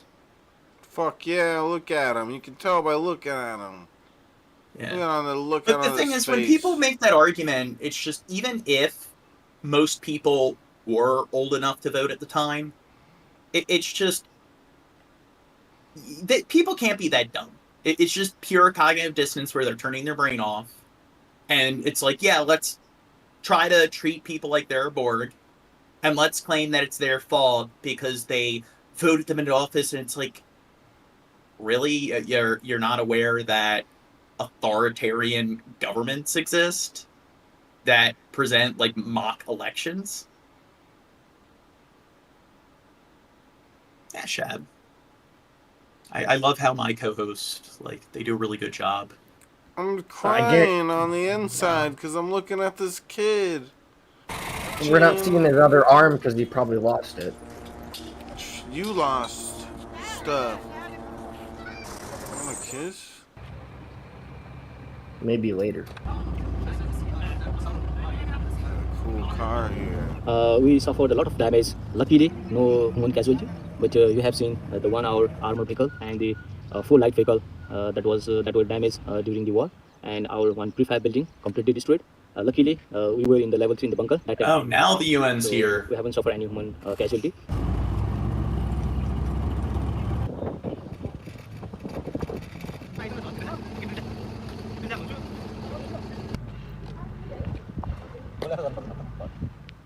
This bus behind me here was full of Palestinian prisoners that are being released as part of the ceasefire. And as it has inched little by little, slowly through the crowd, people have gotten off the bus, the prisoners have gotten off and embraced their loved ones. Some of them have been hoisted on people's shoulders. As you can see, there are Hamas and Palestinian flags, and there's just a feeling of exuberance and jubilation in this crowd. People have been waiting here for hours, into the early hours of the morning, for their loved ones to come out. الحمد لله أنا فرحانة أكيد بوجودي مع أهلي بس أكيد فرحتنا يعني منقوصة في قلوبنا بالصبر لأن يعني مصاب أهلنا في غزة. The majority of the prisoners tonight are women. They're also.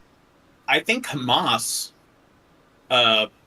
will give certain, especially young boys, I guess boys and adolescents, they'll give them something to do, something to spend their time on or whatever. So if they're looking for, some particular pursuit or some particular trade, some kind of something they can invest their future time and energy in, it seems like there aren't going to be a lot of social institutions up and running, or there aren't going to be a lot of private, corporations up and running. So it seems like it might be very limited what their options are in terms of what kind of jobs they can pursue. So it's almost like how you have slums where there aren't any sort of businesses, there's no sort of capitalism whatsoever. So people young kids just join the gangs because that's all they can do. Or how in Afghanistan, you demolish certain areas through test airstrikes and so forth. So there's pretty much no industry. So what's a young boy gonna do? Well, Al-Qaeda, what exactly did you want? Did you want them to stop this conflict, or did you want them to keep this conflict going? Because the whole time it was happening, it seemed like you wanted it to end. And now that it's ended, you seem disappointed that they didn't kill everyone.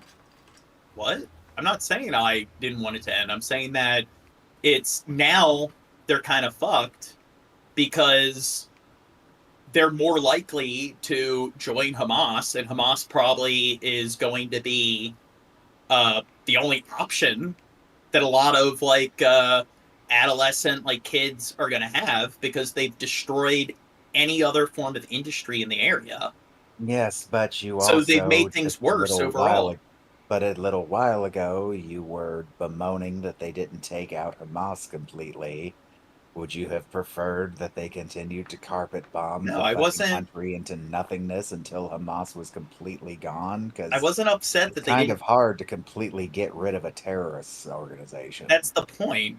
I'm making the argument that their goal overall was a stupid and hopeless goal. It was an unachievable goal. And it's like what you said, it's very hard to get rid of a terrorist organization. That's something that even if you do get rid of them, they're just going to splinter off into multiple different groups. We've seen it happen again and again and again. And that's the point. So, like, they went in to try to take out Hamas.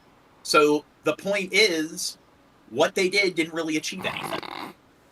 They killed all these people and created all this destruction. They probably made things a lot worse. So I'm not upset that they didn't get rid of Hamas. I'm just pointing out the giant blunder and the fact that it's like with the United States going over, like, trying to fight against all these terrorist organizations, and they seem to never be able to completely wipe out these different groups. Seems like people aren't learning from their past mistakes. If they had done nothing, there would have been more attacks like October 7th. So this was just a fucked situation no matter what path they chose. Well, you don't think there's likely to be another attack? I mean... Oh, there's definitely going to be another attack. This shit's going to be on a cycle until we're all dead. And the thing is, it's like, there were, when they attacked on October 7th, it's just look at the amount of Hamas personnel that were able to get past the, like, Gazan border, which is a pretty small border. So, like, that's another thing where, how did they not see that coming? There's definitely something wrong with their surveillance, the fact that something like that slid past their security when, again, you look at their military and the kind of tech that they have. They have some of the most sophisticated military and security technology on the planet. So, and it's similar to, like, not... What's that, Chad? Well, someone in the chat asked if this is live. This is in fact live, guys. Yep. This is a live stream. It was recorded a week ago. Gene just anticipated a Nazi showing up in the chat. He's mildly psychic. And he doesn't we're have much almost psychic powers. Just we're the almost ability to predict Nazis.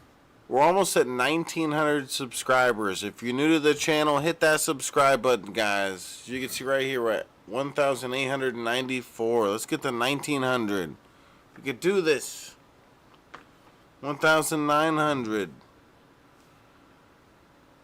And then the other thing is, when it came to fighting Hamas, was it necessary for them to create the level of collateral that they did?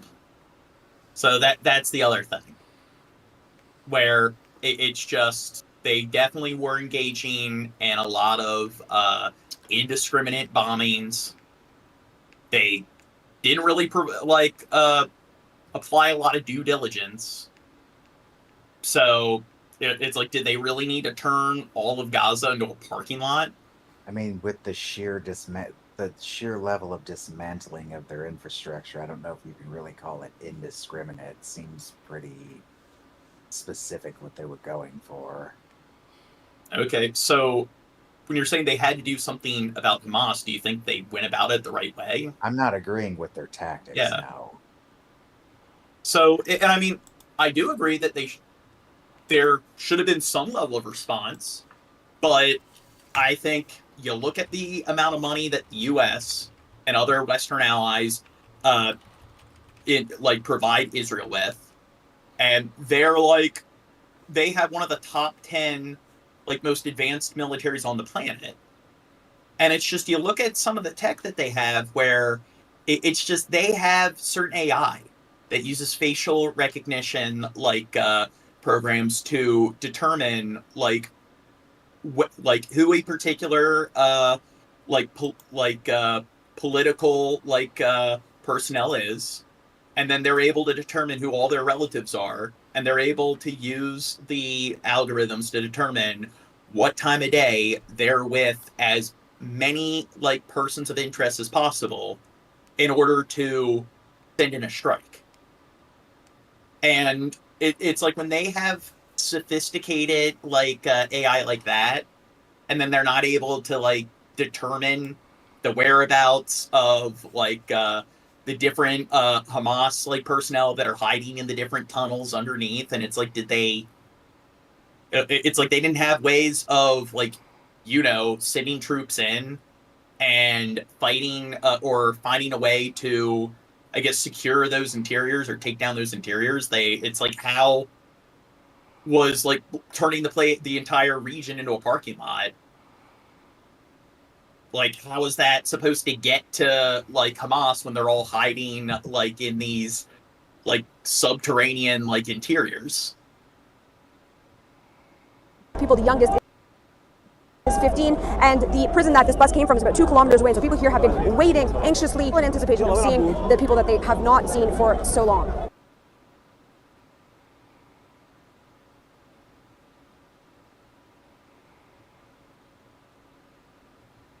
As one person, so Michael says, you are pretty sure because you are wrong.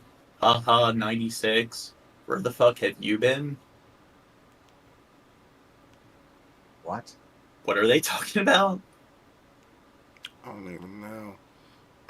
Why is there no sound on this? Nope.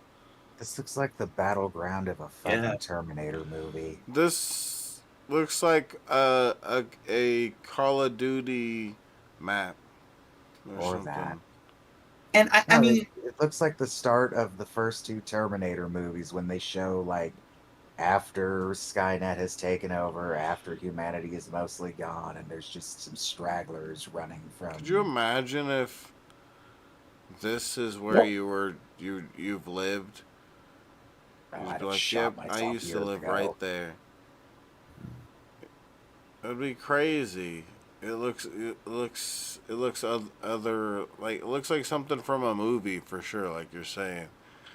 It's like also the 96 thing comment or whatever. Yeah. Someone said that they thought that the occupation of Gaza ended in 96. No, it did not end in 96. Yeah, then they corrected themselves. Apparently it ended in 05. Well, what do you mean by occupation? Because they've had them walled off from the rest of the globe. I don't know. Don't ask me. I didn't make that comment, so. But the thing is, it's like they have certain demolition drones where they have like software that can scan the building, determine what the weakest sort of structure points in the building are. And then the drones are able to automatically fly in, plant explosives in those particular like vulnerable points in the building, and then the building will collapse into its footprint. So it's like if they know that there's like a bunch of Hamas militants in one specific building, it's like they're using their people as shields, and there's people in different buildings and structures within a particular, like, I don't know, 1 mile radius. It's just they can't go about, like, they can't use technology like that. They have to just shell the place with artillery and airstrikes, and then level, like, dozens of buildings within a very large radius. It's, I don't know. I don't get it.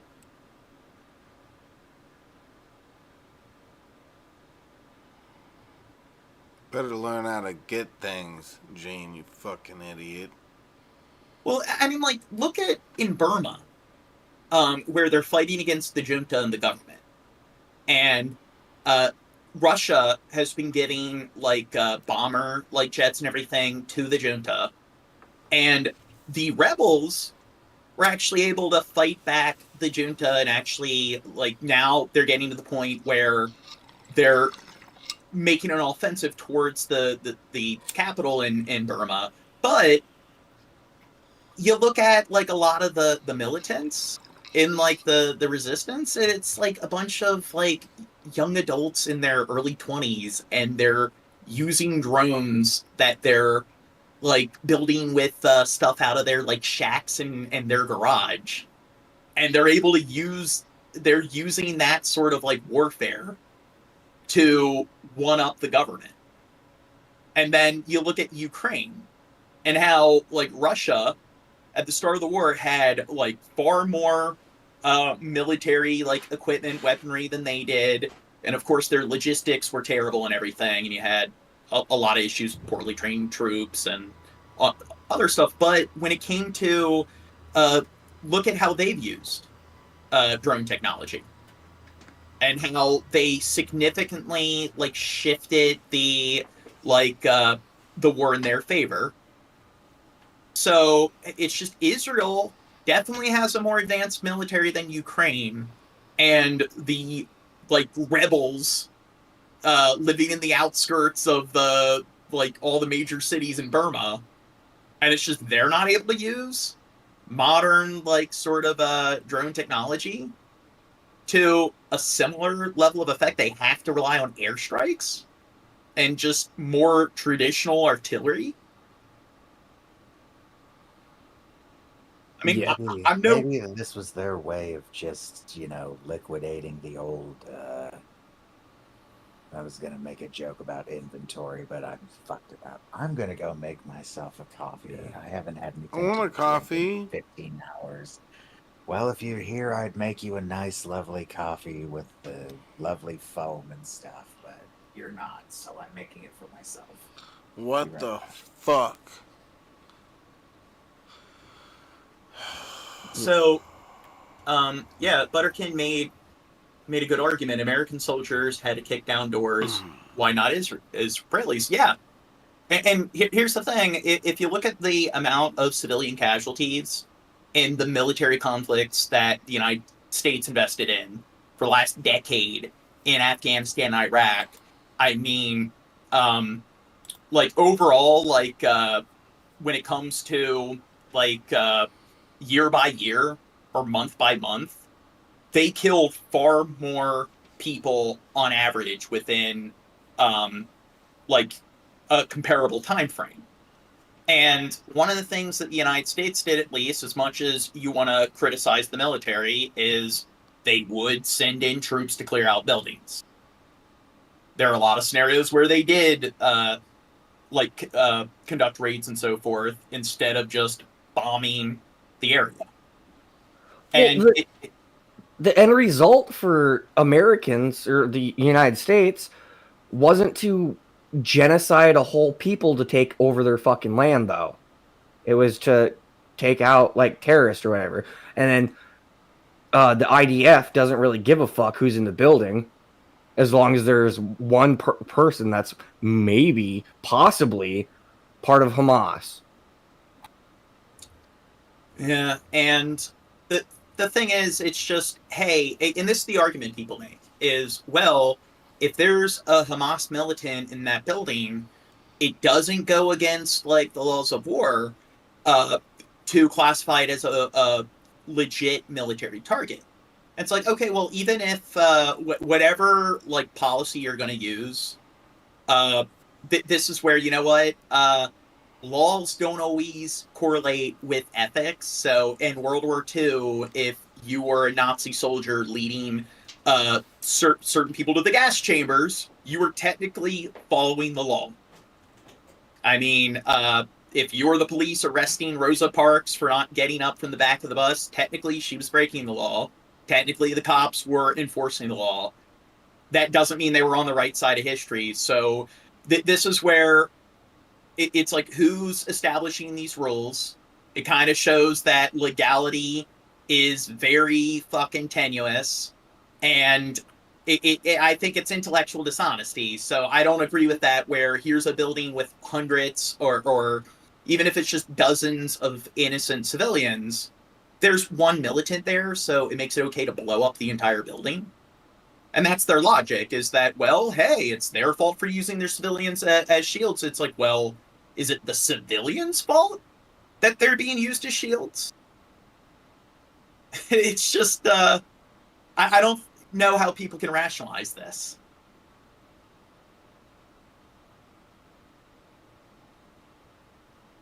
And it's just, you know that there's like 2 or 3 militants in a building, it's like, okay, if they send in like some squad of like infantry to try to like terminate them.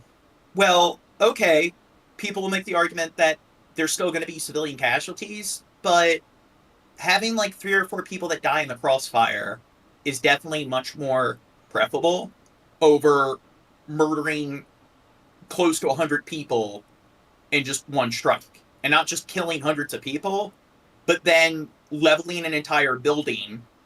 And a lot of times the building is something like a hospital. That building being gone now means that a lot of other people are going to die in the long run. And if they find a tunnel or whatever, it's just, again, you look at all the drone technology with things like LiDAR and everything. It's like, have you seen those drones where they have like tear gas canisters? Why don't they send those in and just like probe the interiors? Get as far in as they can, and then it's like if they destroy one of the drones that's just acting as some kind of like reconnaissance like vessel, if it gets destroyed, it's like, well, they know that once it got to that point, that's where militants are. And it makes no sense that they had to just level everything from the sky. Wait, before you play it, was that a water park? What? Was that a water park? So it looked like yeah, go right about, sure. Is that a water park with the slides? I don't think so. Well, it looks like a pool, but it's empty, and those look like slides. I don't think they're slides. I think it's some kind of tubing.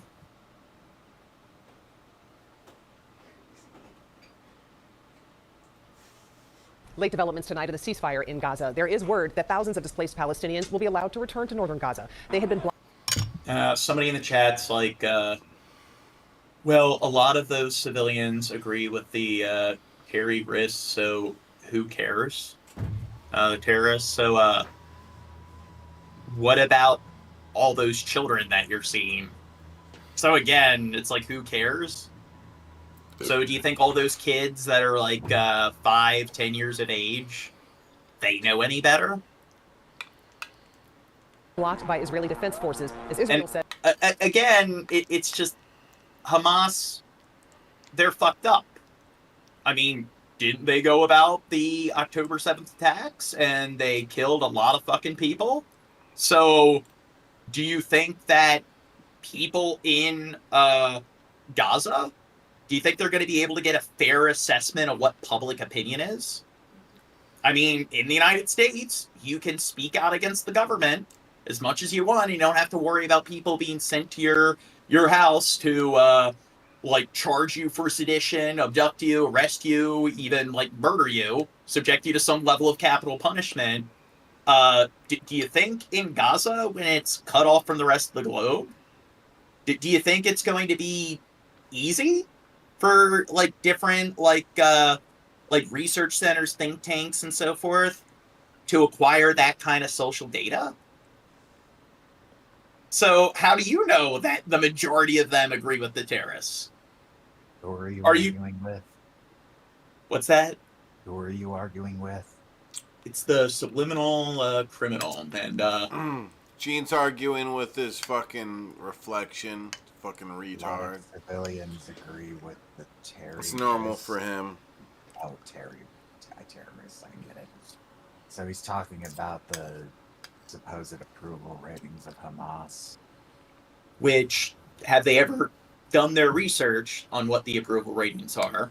Or are they just, you hear other people say that, so you just catalog in the back of your head is true because you're coming to conclusions based on hearsay? I've heard drastically different numbers ranging from 30 to not like 80%, and in all those cases, I'm not really sure you can trust anyone saying, "Oh yes, I approve because I don't want them to cut off my fucking head," or any of the other really particularly awful ways Islamic extremists are known to kill people. Sometimes they get really, really creative. Yeah, and it's just if we want to around their necks and lining them all up and hitting the detonator. Yeah, that's creative.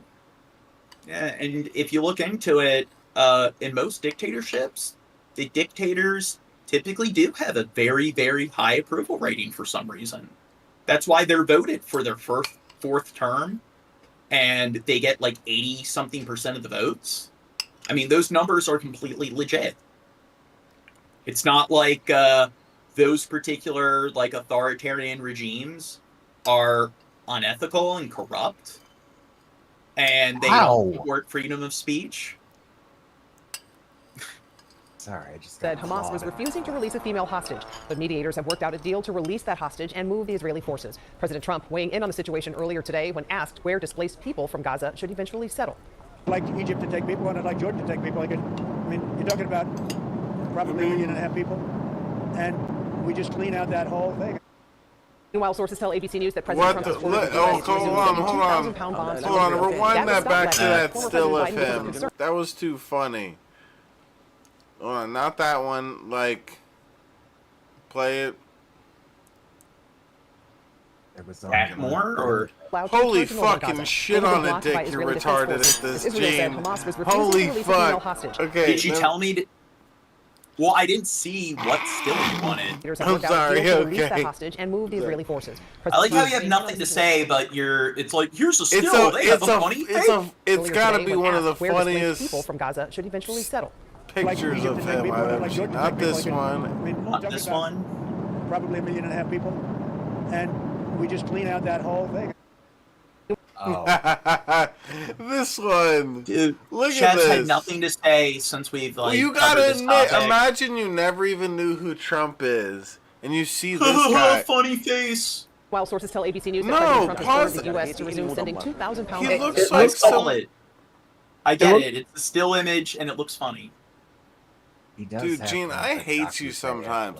It looks like some sort of weird half black face dude or something. It looks like a melted wax figure of him. It's weird looking as fuck. After 15 months in captivity, 4 more Israeli hostages have been released from Gaza. Female soldiers Karina Ariviv, Daniela Gilboa, and Nam Levy, all 20 years old, as well as a 19-year-old Illyria It's like one of the They were reporting on a Oompa Loompas grew up Hamas projecting and dyed their hair blonde.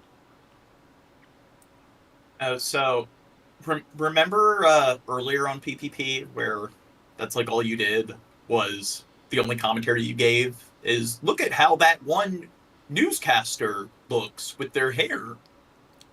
When we move on to the next video, let's still talk about that one newscaster and their hair.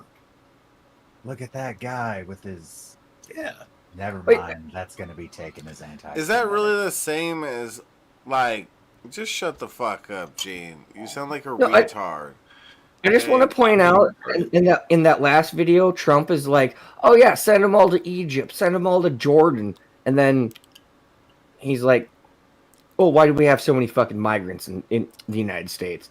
Well, send them all to the U.S. Like, no, you're. Wait, I do have a joke. Look at the sunglasses guy and his "I want to fuck that one" face. Image of an authority in Gaza City. The 4 young women, they were taken to a hospital in central Israel. Their medical condition determined to be stable. As part of that prisoner exchange deal, Israel released 200 Palestinian prisoners, including 121 who'd been sentenced to life.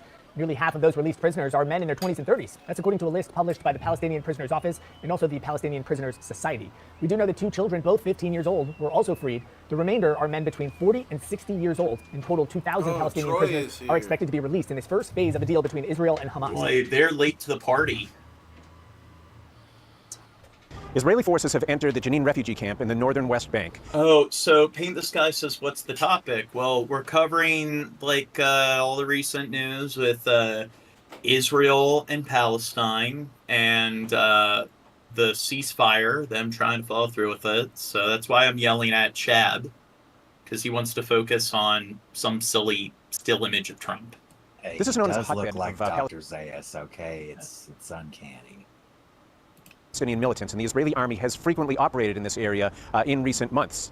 The army is not saying how long it's going to stay, but Palestinian health officials already have reported 9 deaths. Israel says this is another operation aimed against Palestinian militants, but there may be other considerations at play. This comes as a ceasefire in the Gaza Strip has taken hold. This ceasefire has come under criticism by Israeli hardliners. These hardliners are pushing the government and pushing the army to take tougher action against militants in the occupied West Bank as well. So we may see continued operations like this in the coming period. In the meantime, on the ground, Palestinians are reporting an increase in Israeli checkpoints and other security measures preventing and limiting movement across the territory. How much tougher can they possibly be? In the next phase of the ceasefire deal between Israel and Hamas, Hamas has released 4. Who, Hamas? No, they said the Israelis are pushing for the Israelis to be harder on the West Bank, but how much harder can they be? They could use all the... Well, that's Gaza that they're showing, so the West Bank still fairly intact. So most, very, very small percentage of all the fighting takes place in the West Bank. 4 Israeli hostages. However, they are building a ton of illegal settlements and gated communities in the West Bank. So they pretty much turned all the Palestinian settlements or neighborhoods in the West Bank into a bunch of enclaves, where they have to go through a bunch of security checkpoints to get from one enclave to the next enclave, going through all of the seized territory, which if people are going to claim that, well, according to the UN, it's a viable military target because there's one Hamas person in that building. It's well, if the UN is the end all be all when it comes to ethics, they are technically breaking established international law established by the UN, establishing those settlements within the West Bank. Now, in exchange for 200 Palestinians. Those Israeli hostages are 4 female Israeli soldiers. They arrived at a military base in southern Israel to be reunited with their family. They're known as the Watchtower Girls, unarmed soldiers taken from an observation post. And in exchange for their release, Israel... Shab got up and cried. Yeah, it is... We've been going for over 6 hours, and I'm really starting to crash. So when Shab gets back, I'm probably going to call it a night or a morning. Released 200 Palestinian prisoners, majority of them serving life sentences. More than Get 100 maybe... work in 3 hours. I gotta go fucking 9 hours without sleep. Were released into the West Bank, dozens more into Gaza. 3 days without sleep. Now, the families of those Israeli soldiers celebrated their release, including the family of Daniela Gilboa. They are proud Jewish girls who never lost hope, and I'm sure that Daniela never lost hope, and we are just waiting for the moment that we will hug her and kiss her. Now, the Israeli Defense Forces say that medical officials will travel with their return. Yeah, I agree. Subliminal war crimes is kind of an oxymoron. Turned hostages, and they will go through a medical assessment. Vickerfly says, Gene, why don't you sleep? I don't know. I have a difficult time taming my thoughts. It's when I lay down in bed, it's just there's all these projects I want to work on so many. I continue to think pretty deeply about all these various issues, and I have a difficult time turning my brain off. That's what weed is for. John doesn't have someone to open up his back and turn the power button off. I don't know. I don't like sleep. It's all that time you waste sleeping, you could spend all that time doing other things. Okay, I'm just gonna warn you right now. That's the exact same mentality Vince McMahon had, and look what happened to him. I know it's not healthy to skip sleep.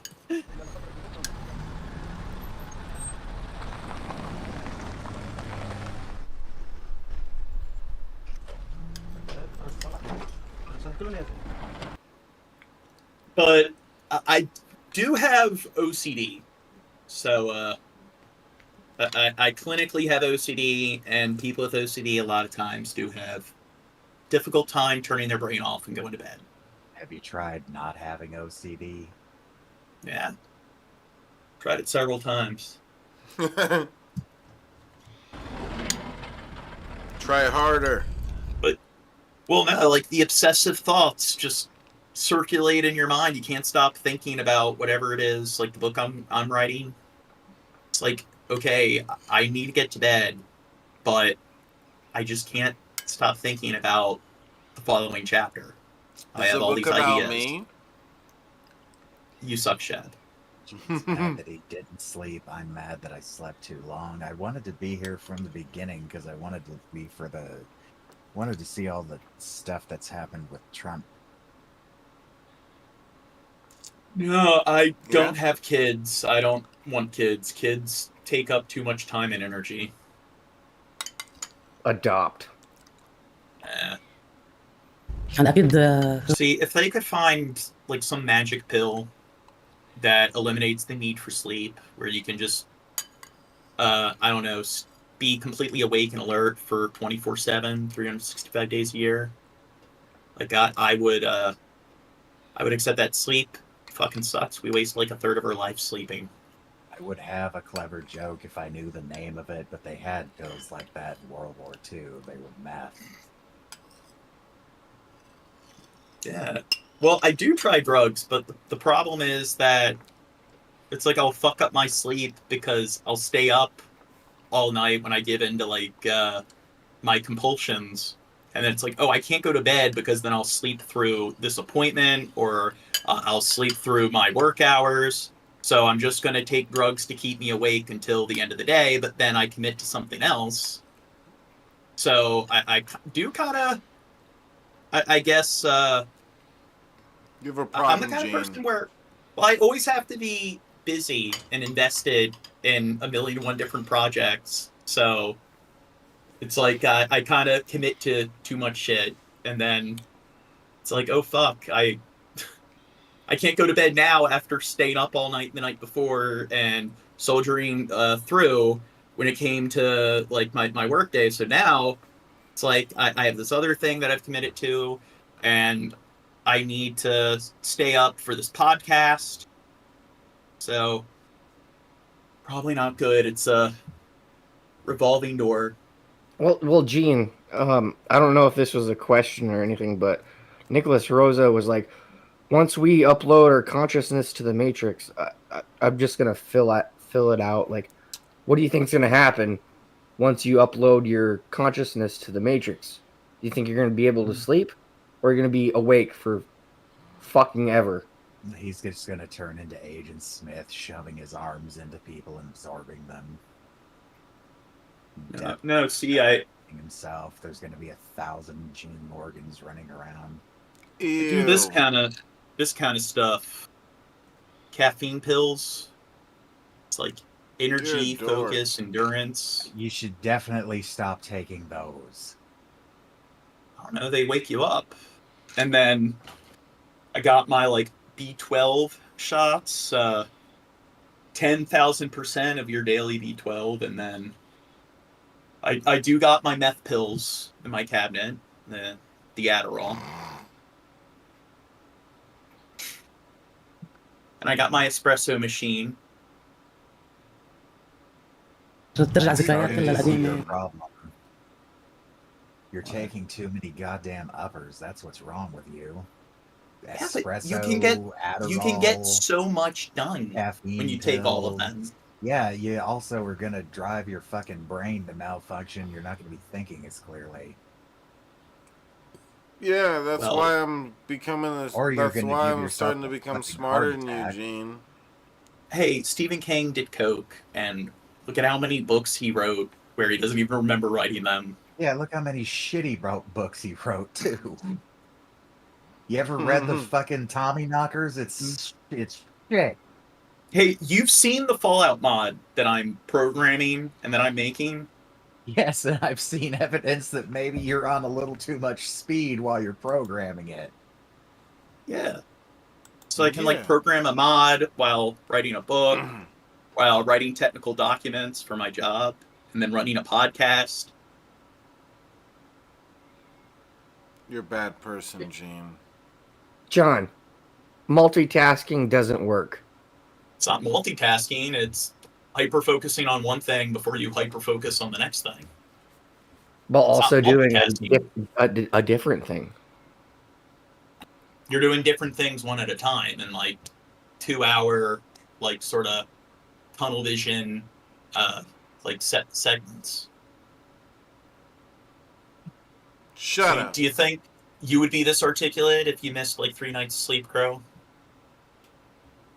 I'd be seeing fucking like ghosts or some shit after three It nights takes of no about sleep. 3 days to start hallucinating from not sleeping.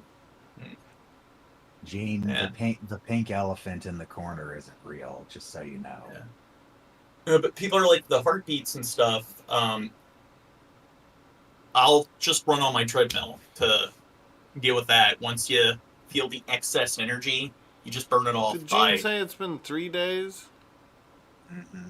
Yeah. You said 2 days before. Well, it was 2 days before we did like the 6-hour stream. Did it change in the last fucking 15 minutes, Gene? From 2 days to 3 days? So, are you autistic where you don't understand how a lot of times people will say like 2 days ago, even though it's not exactly 48 hours? Now it's 3 days ago? It was 2 days and a certain amount of hours, and then 6 hours. I won this debate. I won this debate, except Chad's autistic. He's shautistic. Yeah, it was 12 days, 20 days ago, 50, whatever, it's all the same. It's like Jared, the number of times his place has been Dude, swatted. Gene is so mad. Twice, Look at him. 6 times, 12 He's times. so angry. He could punch a hole in his butt. Don't do it, Gene. Gene, by the way, Gene Doesn't is... Chad provide the most like S tier sort of dialogue? You can It's punch the like a hole It's the in his best. butt. Do you guys notice? Dude, Shut up, you're a exceptional big improv. fan of mine. You are wearing a shirt with Shabisky's Yeah, face on. exactly. Yeah, but there's a bunch of Crow's faces on it, and then there's my face in the middle. Yes, Yeah, but but mine's pretty provided big. provided the image isn't mirrored, Shabisky is right over your heart. Yeah, that's true. Yeah, Just like Elon Nicholas Musk. Rosa, Chad's being pedantic. Who the fuck said that? Nicholas. Rosa. Dude, there was a time where I wanted Chad to like join the 7 Days to Die server, and like Crow like signed up. Everyone was like installing the game, or they created their account, and I'm like, "Hey, Chad, everyone here, like they're joining the server." He's like, "What do you mean, everyone? I'm not joining the server. Rio's not." And he wasn't even joking; he was being serious. Oh, shut In a up. completely serious tone. And it's just, are you fucking kidding me?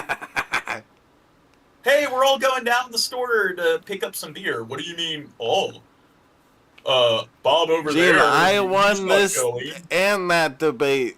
Get over it.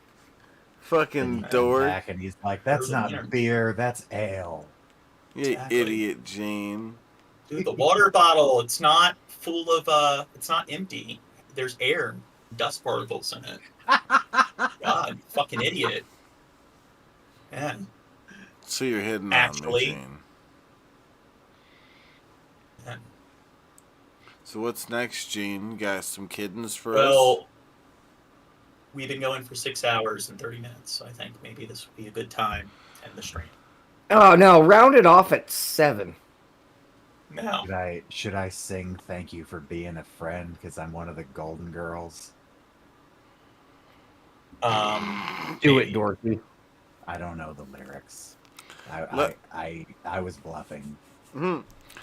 Hit that subscribe button if you're new to the channel. It'd be really cool to see us hit 1,900 subscribers. Subscribe for more Shabisky and Gene Morgan arguments.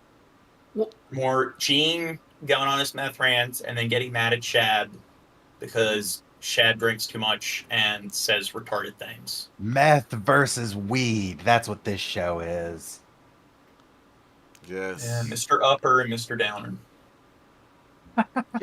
Wait, what? You're not supposed to mix the two because then your you're- heart really stops. You're like horrible anti-drug PSA comic book villains, like the one the fucking reverse hands guy brought up. I like this. Dorkmaster. Yes, Snowfire, the supervillain powered by mounds and mounds of cocaine. What? What? Oh my god. I was actually happy he brought that up. I was like, oh my god, a chance to talk about Snowflame? Yay! Wait, TK says they subscribed. Thank you for subscribing. They said less hate on Southerners. Were we making fun of Southerners? I don't remember that. Shab was. Chad, were you making fun of Southerners? It was an accident. Okay, well, I'll keep Chad in check.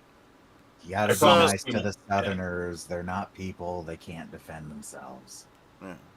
So thank you guys for the support on the stream. Thank you to everybody subscribing. We got 15,863 views.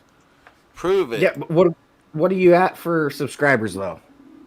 1897. 18. You don't think that 71 likes. You don't think in 15 minutes that you can get to 1900?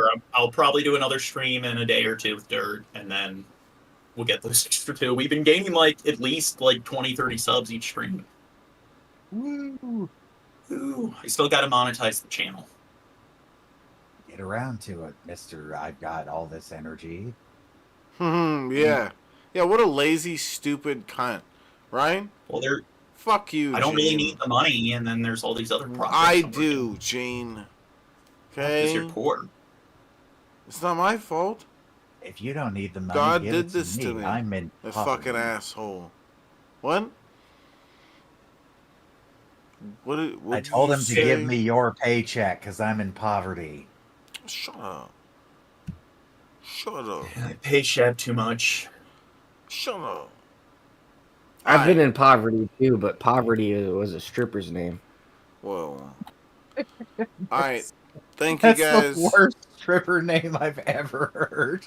Hey, everybody, welcome to the stage, Poverty. Poverty. Best Fred says, what the fuck? Yeah. Alright. Hit the subscribe button and peace out, guys.